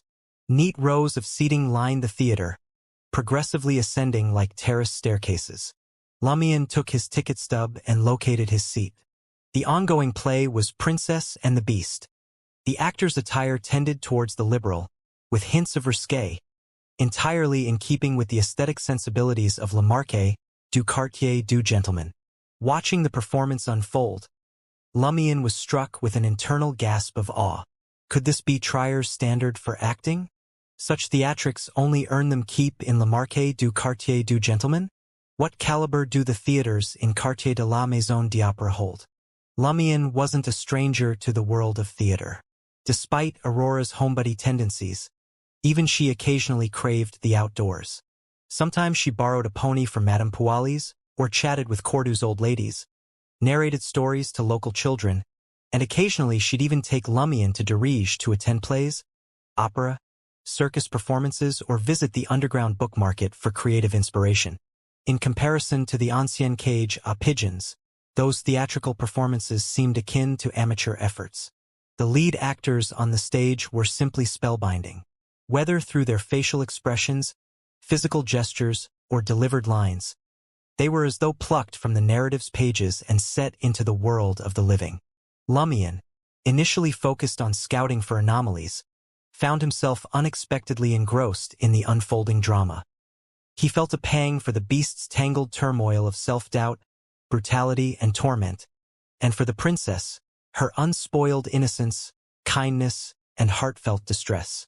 Any one of these principal performers could easily steal the spotlight in a Dirige theater. As the curtain fell, Lumion found himself rising to his feet, clapping his approval, a twinge of disappointment in his heart that the performance had concluded so swiftly. He detected nothing suspicious with the actors, nor could he discern anything out of the ordinary within the theater itself during his regular sojourns to the restroom during intermissions. On exiting the Ancien Cage à Pigeons, Lumion raised his eyes to the honey-colored apartment building diagonally opposite, taking note of the yellow gas lamp glow illuminating the windows of the 6th floor.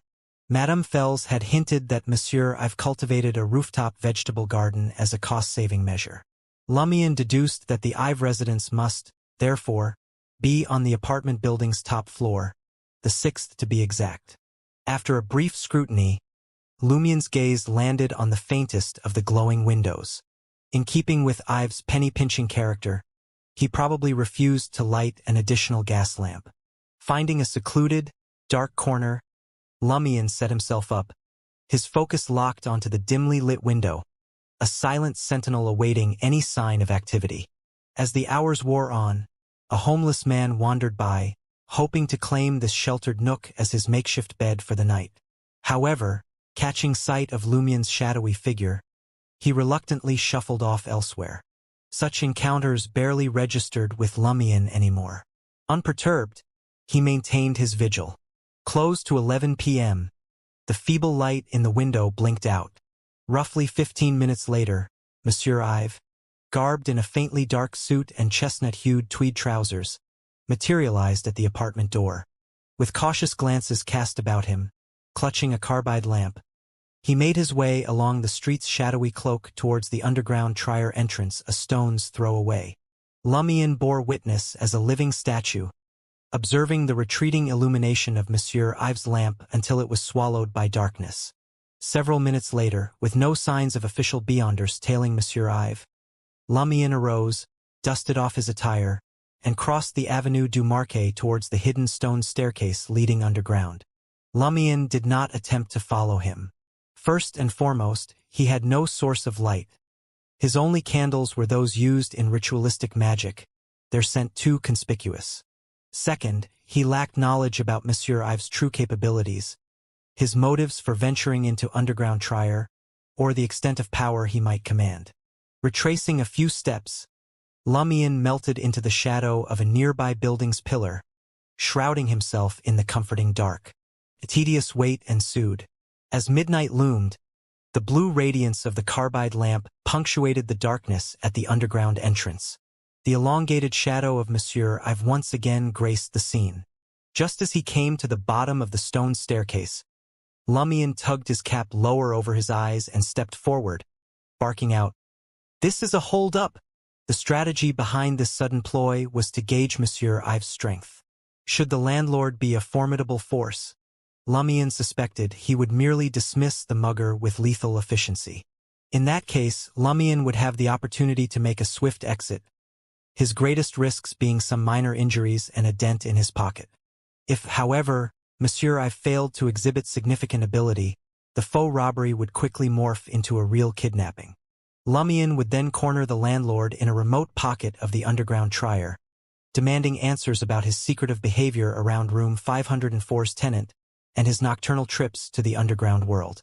At Lumion's gruff demand for a hold-up, Monsieur Ives visibly flinched. Seeming to accept his fate, he pulled out a worn brown leather wallet, extracting a single silver coin valued at 1 Vril d'or. An unexpected surge of avarice flooded Lumion at the sight of the silver coin. Its intricate design, with the cherubic relief on the surface and radiating lines, drew him in. Almost against his will, he found his right hand reaching out to snatch the coin from Monsieur Ives. With a swift pivot, he spun on his heel and took off, playing the part of a robber to perfection. 5 or 6 steps into his escape, a niggling thought started to bother Lumion. What sort of robber would flee after pilfering a solitary 1 Vril d'or coin? And why did I even seize the coin? Lumion's senses abruptly reignited. Channeling Dancer's agility, he made a forceful twist of his frame and skidded to a halt. He noticed Monsieur Ives was also on the run. The landlord of Aubert's du Coq d'Or darted across Avenue du Marquet and made a beeline for Theatre de l'Ancien Cage aux Pigeons. Lumion, originally preparing to pursue, abruptly dropped his pace. Monsieur Ives, now a victim of robbery, didn't aim for the sanctuary of his home, nor the aid of law enforcement in the bustling market district. Instead, he elected for the theater, situated at an angle from his dwelling. Could it be that he perceived a more effective guard there? Lumion's brow furrowed in contemplation. Then, within the span of a heartbeat, he spun around and resumed his faux robber's role. He was anxious that Monsieur Ives might rally a force capable of reclaiming his pilfered silver coin.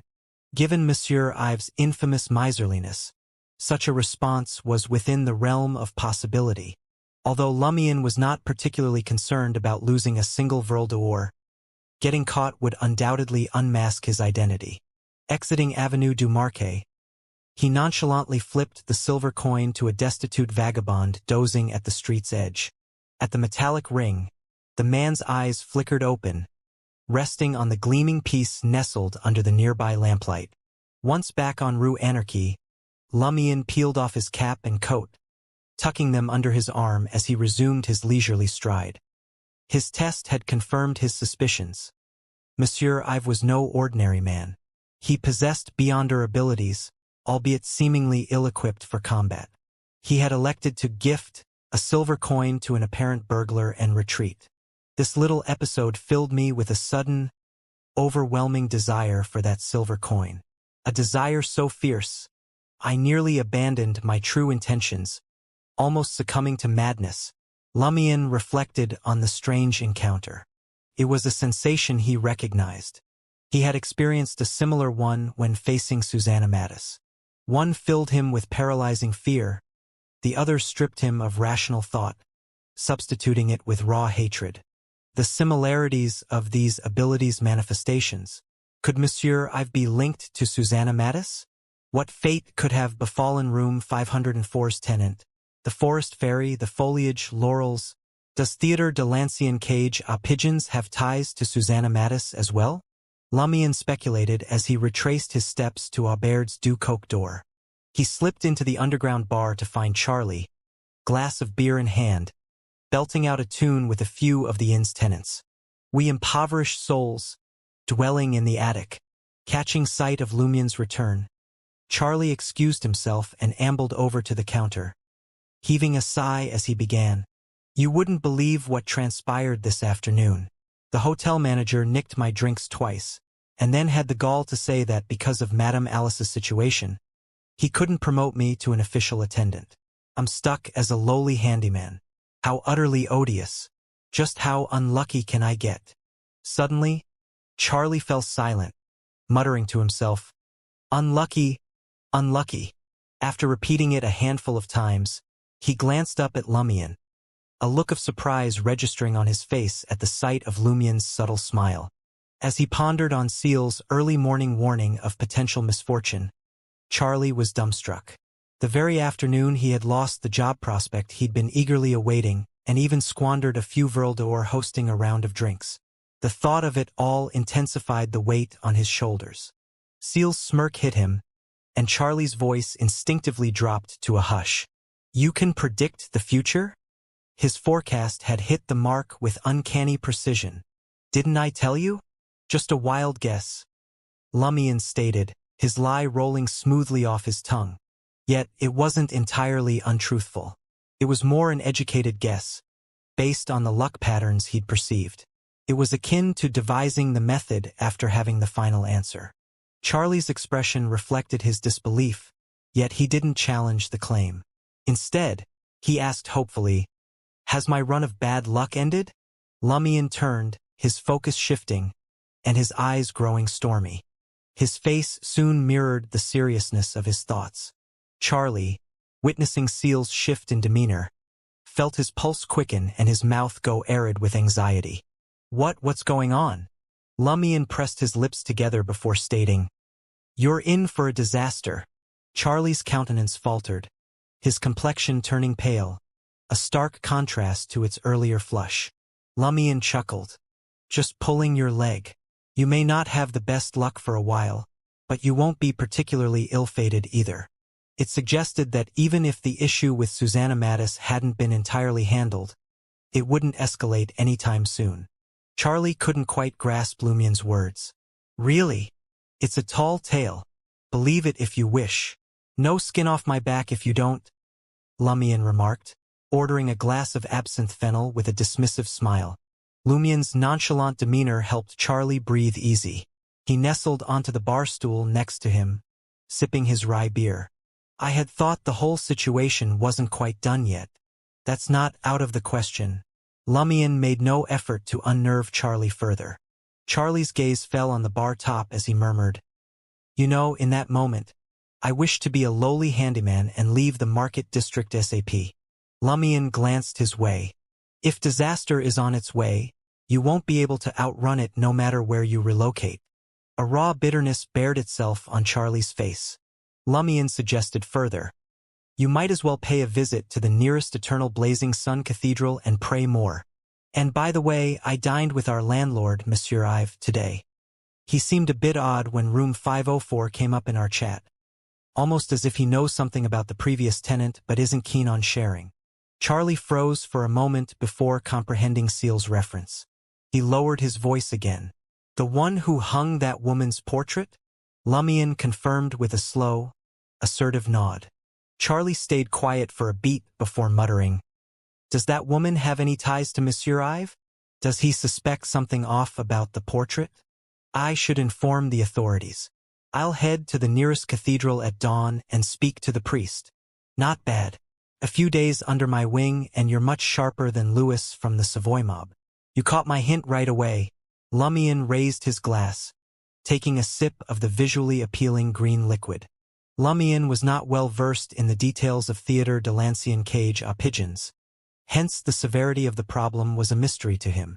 Any self-led investigation would take at least a couple of weeks to gather any meaningful information. Even then, he might not possess the means to tackle it. As such, his best course of action was to alert the authorities from the get-go, allowing them to take the reins.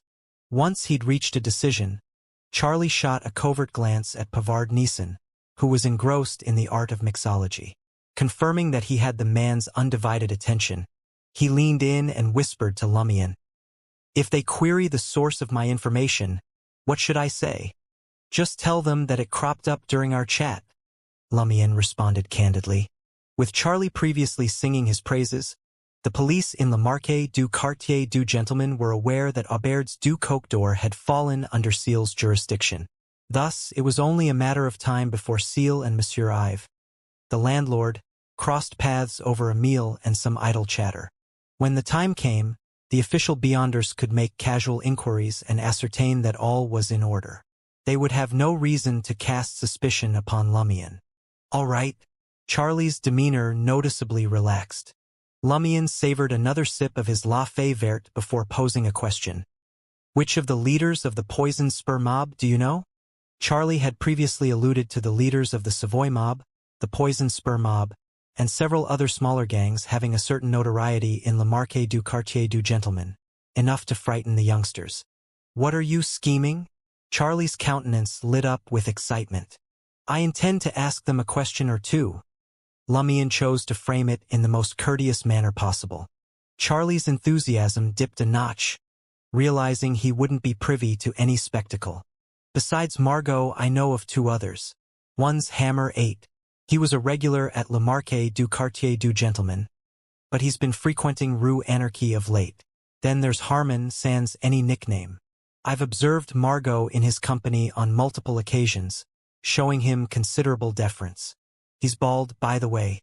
The head honcho of the Poison Spur mob is Black Scorpion Roger. He appears to reside somewhere on Avenue du Marquis. Garnering Margot's respect implies Harmon's status and power within the Poison Spur mob superseded his. Perhaps Hammer 8 has taken control of Salle de Gristmill and Rue Anarchy, hence his regular appearances here? Lumion pondered, setting his sights on Hammer 8. His plan was to shadow the gang leader over the ensuing days, familiarizing himself with his routines and behaviors. Should he fail to locate Wilson in due course, he would contemplate making an example of 8. After emptying his glass of absinthe, Lumion and Charlie made their way upstairs. Upon reaching room 207, Lumion noticed a wooden crate, adorned with the black-painted emblem of the Savoy mob, a bullet and a dirk, placed near the entrance. Could it be the ingredients sent by Lewis? Lumion stooped to pick up the crate, subsequently unlocking the door to the room. As he flipped open the lid, the foul stench of bird droppings wafted up from a dark stone. Accompanied a pair of eyeballs, bloodshot and haunting, and a poisoned sack, securely encased within a glass jar. Avenue du Marquis was bathed in a yellowish glow thanks to the gas lamps.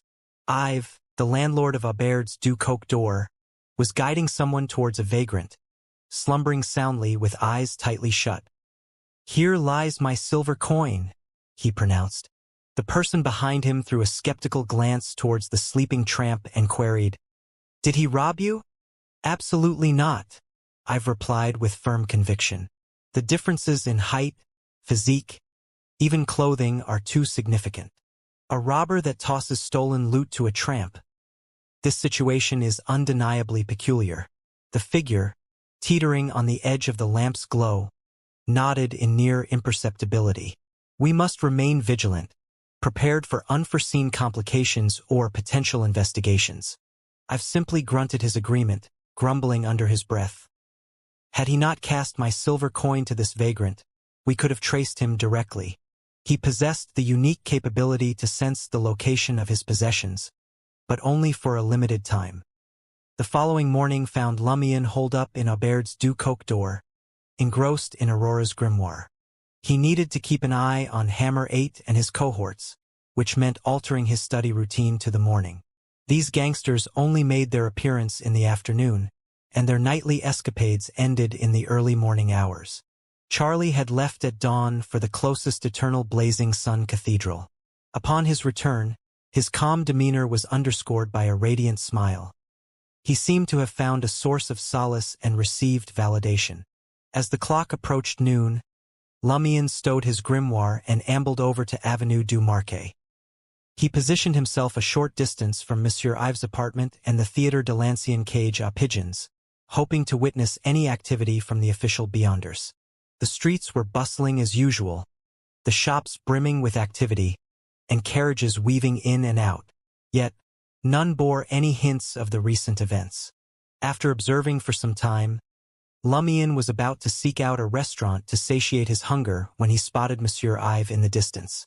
Still clad in his faded formal suit and chestnut tweed trousers, donning a gray wide-brimmed hat and grasping a black cane, he made his way towards his apartment.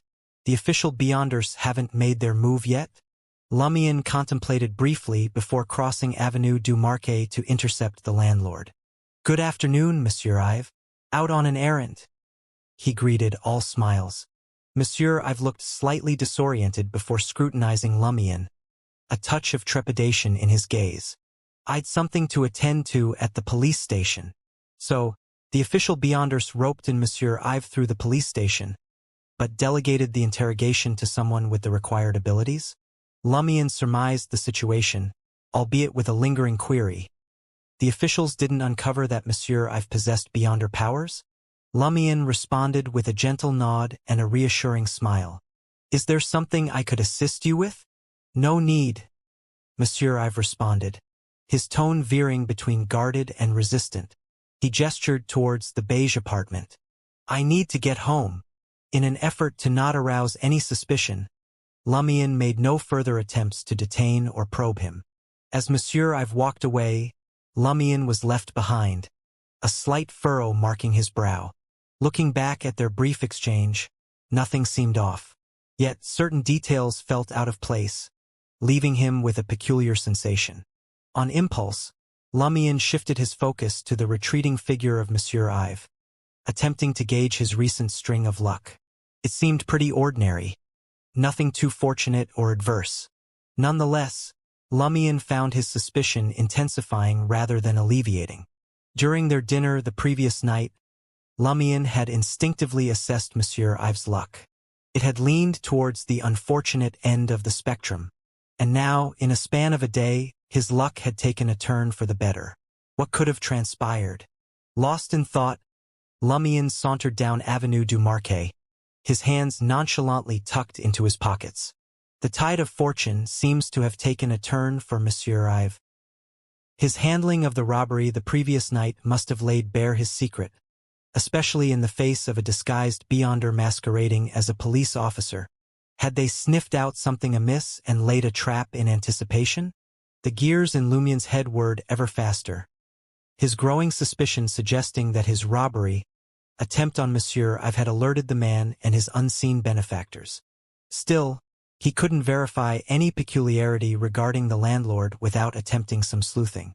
Realizing the eyes of the figure at the Theatre de l'Ancien Cage aux Pigeons could be upon him, Lumion abandoned the thought of paying a visit to Monsieur Ives, making a hasty exit from Avenue du Marquet. An urgency overwhelmed him to execute the prophecy spell in order to unravel some of the mysteries plaguing him. Within the confines of Quartier de l'Observatoire, near the subterranean cemetery, warmed by a flickering bonfire, Lumion spotted Asta Troll's peculiar stance. "Did you manage to procure the items I asked for?" Asta responded with a genuine grin. "Indeed. The entrails of a lynx, tongue of a hyena, marrow of a stag, and some gray henbane. It all amounts to 5 vril d'or. Including the reward you pledged, it comes to 20 vril d'or." Per their agreement, Lumion was to hand him an extra 5 vril d'or for each item. But, noticing the sum worth of the items was only 5 vril d'or, Asta's conscience wouldn't allow him to charge full price, hence the discount. Lumion didn't mind. The arrangement saved him a great deal of time. Naturally, he didn't push to pay more, handing Asta a sum of banknotes amounting to the quoted price of 20 vril d'or. The 4 items were contained in either modest glassware or small wooden boxes and cloth bags. Lumion inspected them individually before sliding them into his pocket. His gaze once again fell on Asta Troll. "Any further insights on the aquatic monster?" Asta nodded. "Indeed." His expression bore a plea for affirmation. "In my effort to gather more information about the aquatic monsters, I even ventured into the underground river myself. Regrettably, the ground was treacherous, and I ended up taking a tumble." He pulled up his sleeve, revealing the distinct marks of his slip on his forearm. "So that's why his posture seemed off. If I hadn't requested Asta to gather information on the aquatic monster, would he have avoided the injury? Yet I only enlisted him after foreseeing an imminent accident. What could have transpired if I had rescinded?" A feeling of inevitability wrapped Lumion. He was also a pawn in the game of destiny, his actions and will embedded in the luck he sensed. Lumion curtailed his musing and responded with a light chuckle. "I did advise you to be cautious." Asta appeared taken aback. The recollection of Seal's warning for the upcoming days suddenly sprung to mind. Did it manifest so rapidly? Is his divination prowess truly this potent? Amid his astonishment, Asta queried, "You divined I would be injured within the next 2 days? What sequence does Seal belong to?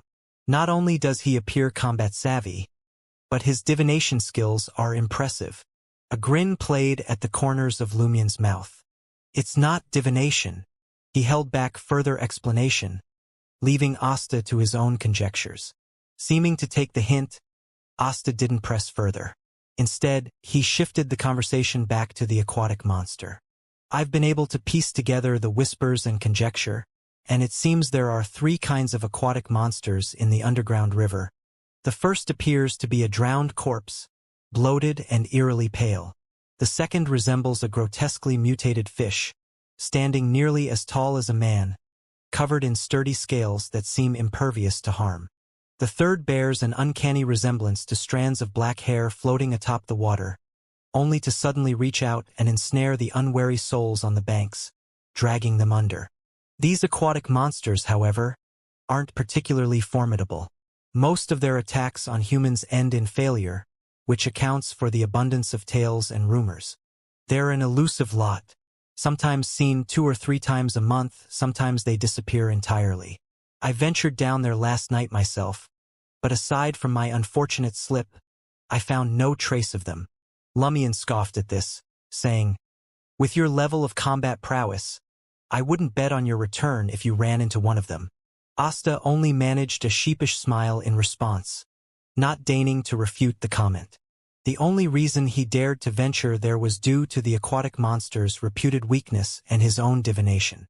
Lumion's brow furrowed in contemplation.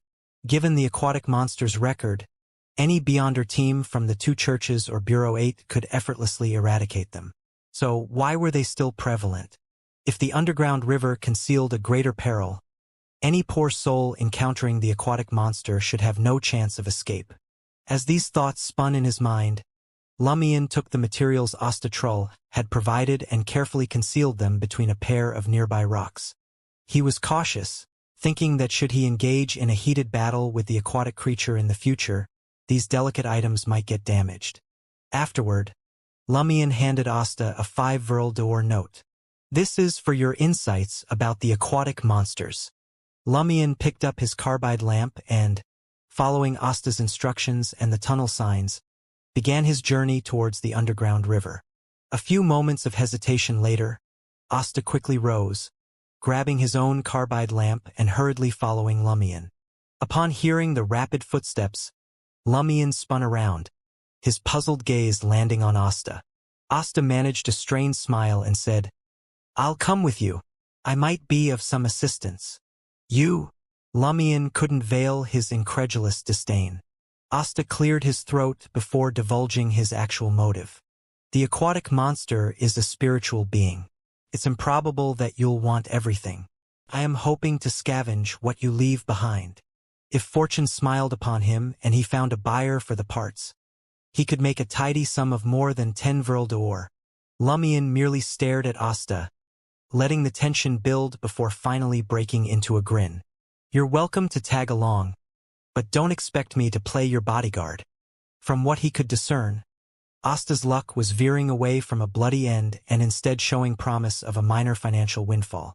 Essentially, if Asta joined him on this underground river expedition, it implied that the hunt might be relatively safe and potentially lucrative.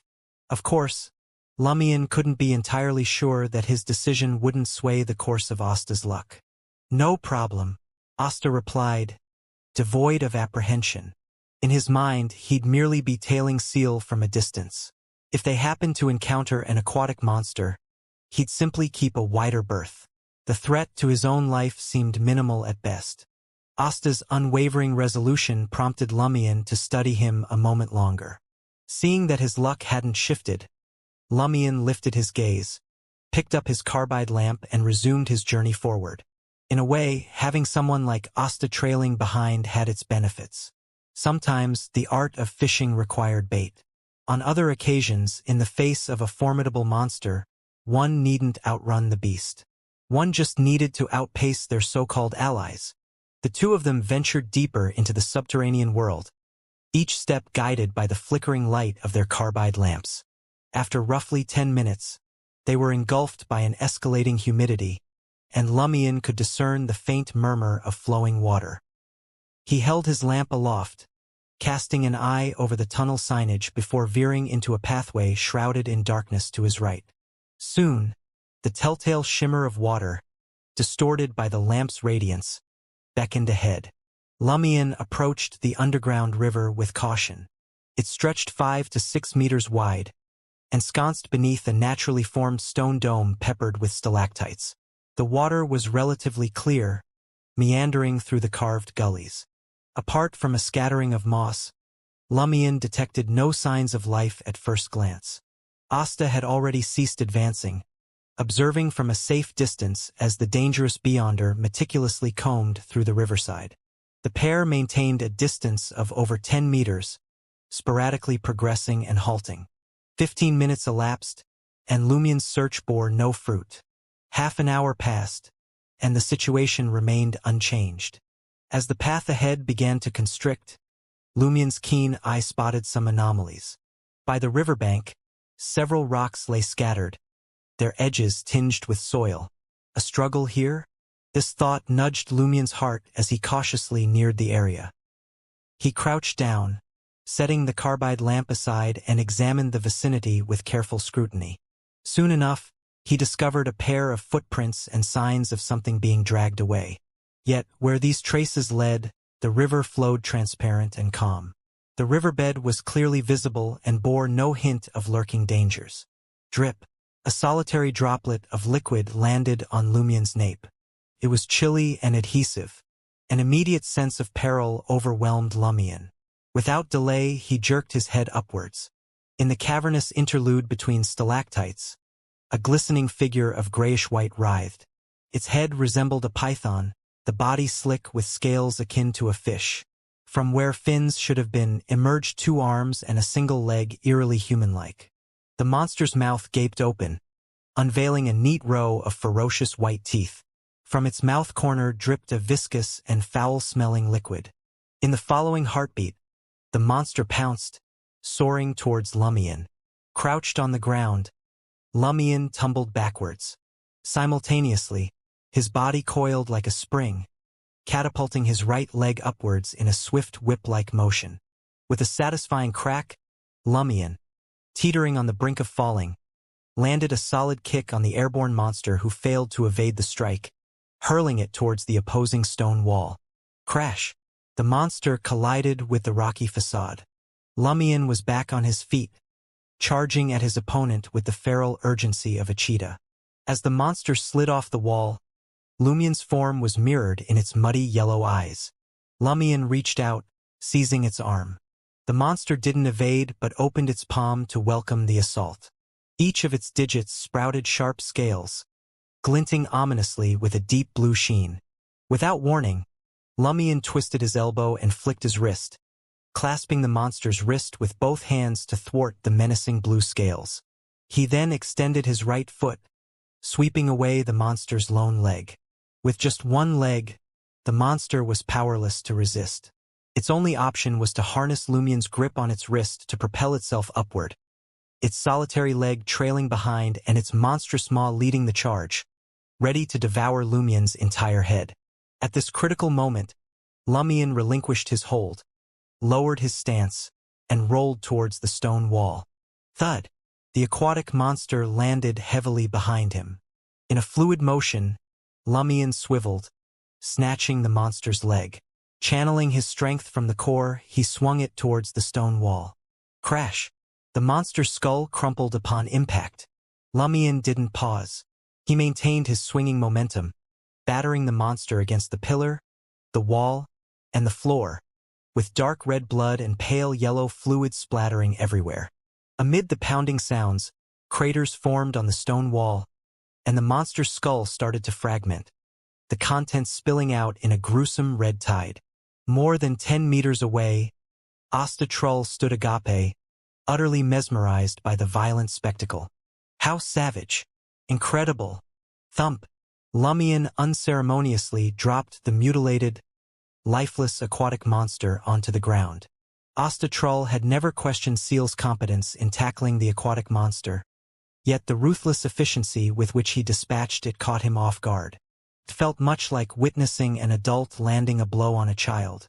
A persistent inquiry bobbed to the surface of Asta's thoughts. To what path and sequence could Seal possibly belong? Why could he engage in combat and appear to wield formidable prophetic capabilities? Within a region speckled by dark crimson and dull golden symbols, Lumien crouched, brandishing his ceremonial silver dagger. He slid the blade into the monster's open wound, cleaving through its flesh, and deposited it in the hollow timber container prepared earlier. Once 2 containers brimmed with the monster's flesh and scales casting a dim cerulean glow, he uncapped a metallic flask and began collecting the monster's blood that burbled ceaselessly. Witnessing this, Asta methodically closed the gap between him and the vanquished monster, lingering nearby. Before too long, Lumien rose, pivoted, and retraced his steps. Scrambling, Asta hastily crouched and started amassing blood, scales, and what he believed to be spiritually rich organs. His gaze frequently darted to Lumien, who was steadily increasing his distance, showing no signs of halting for Asta. A sense of unease began to seep into Asta. After all, Seal had dispatched the aquatic monster with terrifying ease. Given his earlier performance, Asta feared that Seal could also eliminate him without much effort. Should he remain alone by this subterranean river in the depth of the darkness, and should another monster be lured by the scent of blood, he would find himself in dire straits. With a sense of urgency, Asta hastily stowed the harvested materials, not daring to dawdle. Fighting the temptation to salvage more of the monster's remains, he left a good 90% behind and hurried after Lumien.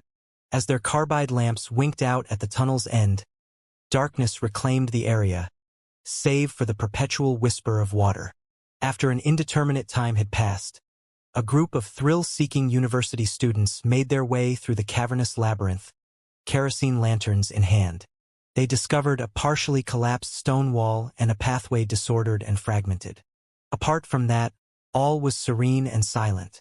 Not a trace of the aquatic monster or bloodstains were found. Having bid Trull adieu, Lumien found himself a seat in a public carriage, bound for Le Marquet du Quartier du Gentleman. Retrieving the remainder of his ingredients from Abaird's Du Coq Doris room 207, he grasped his carbide lamp and plunged once more into the realm below ground. His destination was the former site of the ritual, a quarry cave. His goal was to prepare the mysterious concoction required for the prophecy spell before the veil of night descended. Come nightfall, he intended to make his way to the nearest hospital and procure a recently departed body from the morgue. As Lumien descended from the floor, mimicking the surface world, his pace slackened. Under the glow of the carbide lamp, he noticed fresh, evident footprints marking the slightly damp path. Heavy footprints. Lumien studied them for a moment, voicing his puzzlement. From the looks of these prints, He concluded that the passerby must have weighed upwards of 100 kilograms, or been shouldering something hefty. Who could it be? An underworld smuggler? Lumion had his suspicions, but he didn't intend to tail them. Tryer's subterranean labyrinth was brimming with people. Obsessing over each footprint would only exhaust him. Besides, the other party had no quarrel with him. Provided they didn't interfere with his upcoming ritual magic, he had no concern even if he was ready to ensure their silence. Turning the lamp's dial, Lumion tempered the reaction between carbide and water, thus dimming the flame's intensity and casting less light. He was concerned that the maker of the footprints was near and might detect the bright light closing in from behind. Continuing his journey, Lumion suddenly halted, nose twitching. He detected a familiar aroma, a musky perfume designed to awaken masculine desires, intermingled with a citrus hint. After a brief moment of mental rifling, Lumion identified the scent's owner. Little minx Jenna, the showy diva. Could these be her footprints? Preposterous. Surely she doesn't weigh more than 100 kilograms? She's not cast of iron. Besides, the prints were clearly a man's. Lumion mulled over two possibilities. Either Jenna is adept at concealing her tracks, leaving no corresponding marks, or she's been hoisted by a man. It's quite ordinary for two individuals collectively to exceed 100 kilograms. Judging by the footprints, the man stands between 1.65 and 1.7 meters tall. His gait seems slightly peculiar. As Lumion turned this over in his mind, his brow furrowed.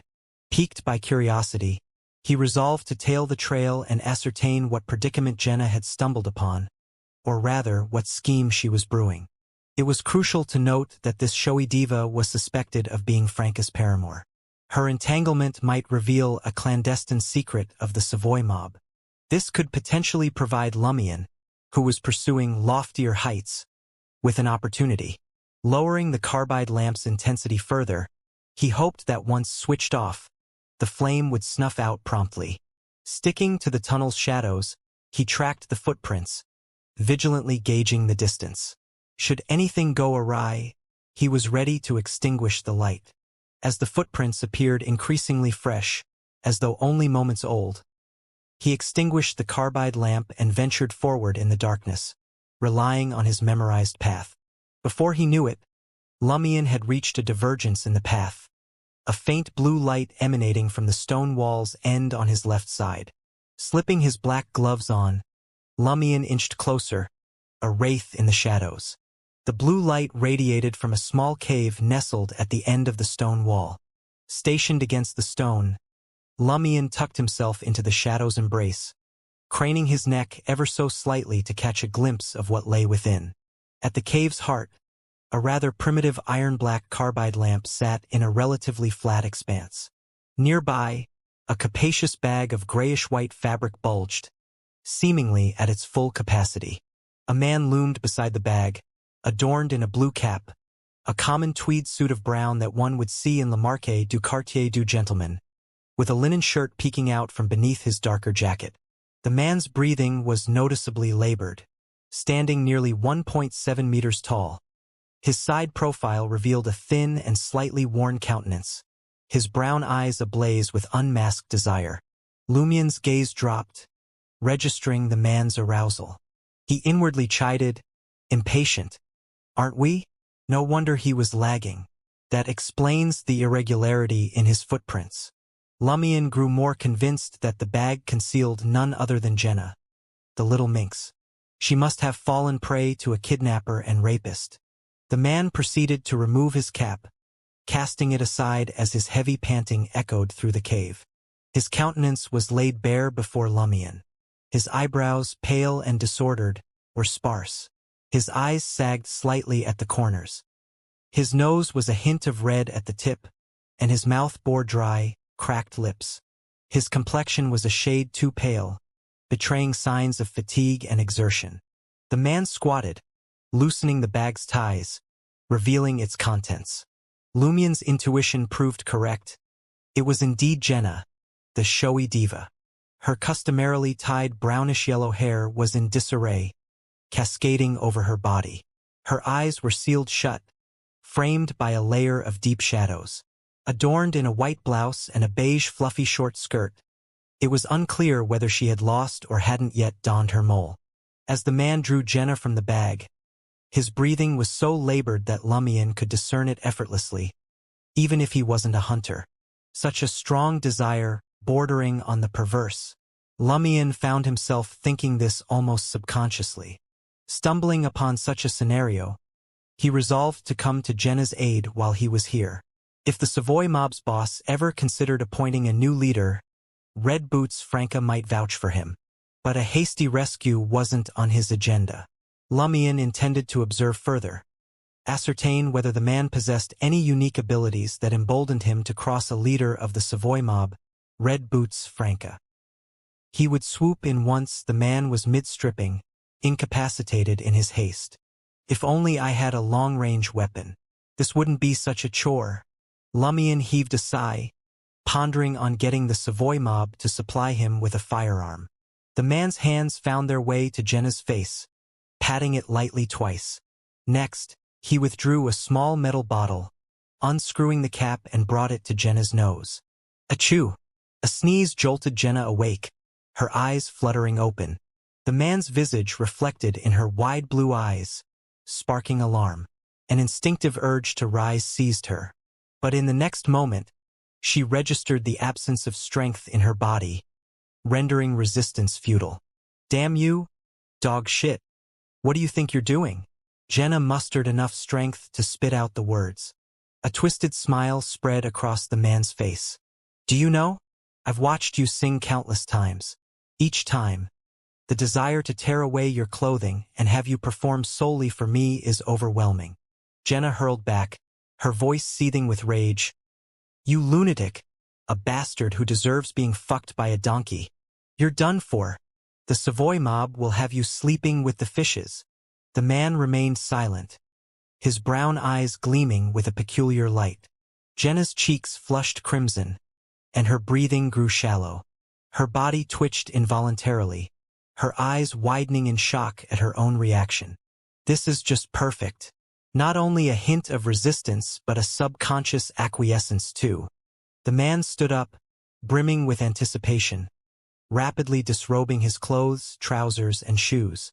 Lumion, observing from his hidden spot, felt a sudden jolt of alarm.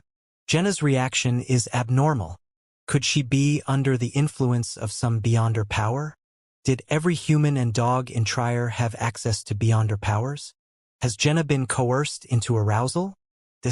This bears an uncanny resemblance to Susanna Mattis and Monsieur Ives' act. Lumion's thoughts spiraled as he drew out the ritual silver dagger, tucking it into his right pocket with the blade pointed inward and the hilt pressing against the outer cloth. Lowering his body, he silently moved from the stone wall into the cave, stealthily approaching the man from the shadow's edge. The man's attention was fully riveted on Jenna. His eyes blazed with a fanatic light, his face twisted into a perverse grin. As he worked his belt loose and shed his trousers, his gaze roved over Jenna's form. Emerging from the shadows, Lumion sprang forth like a cheetah on the prowl.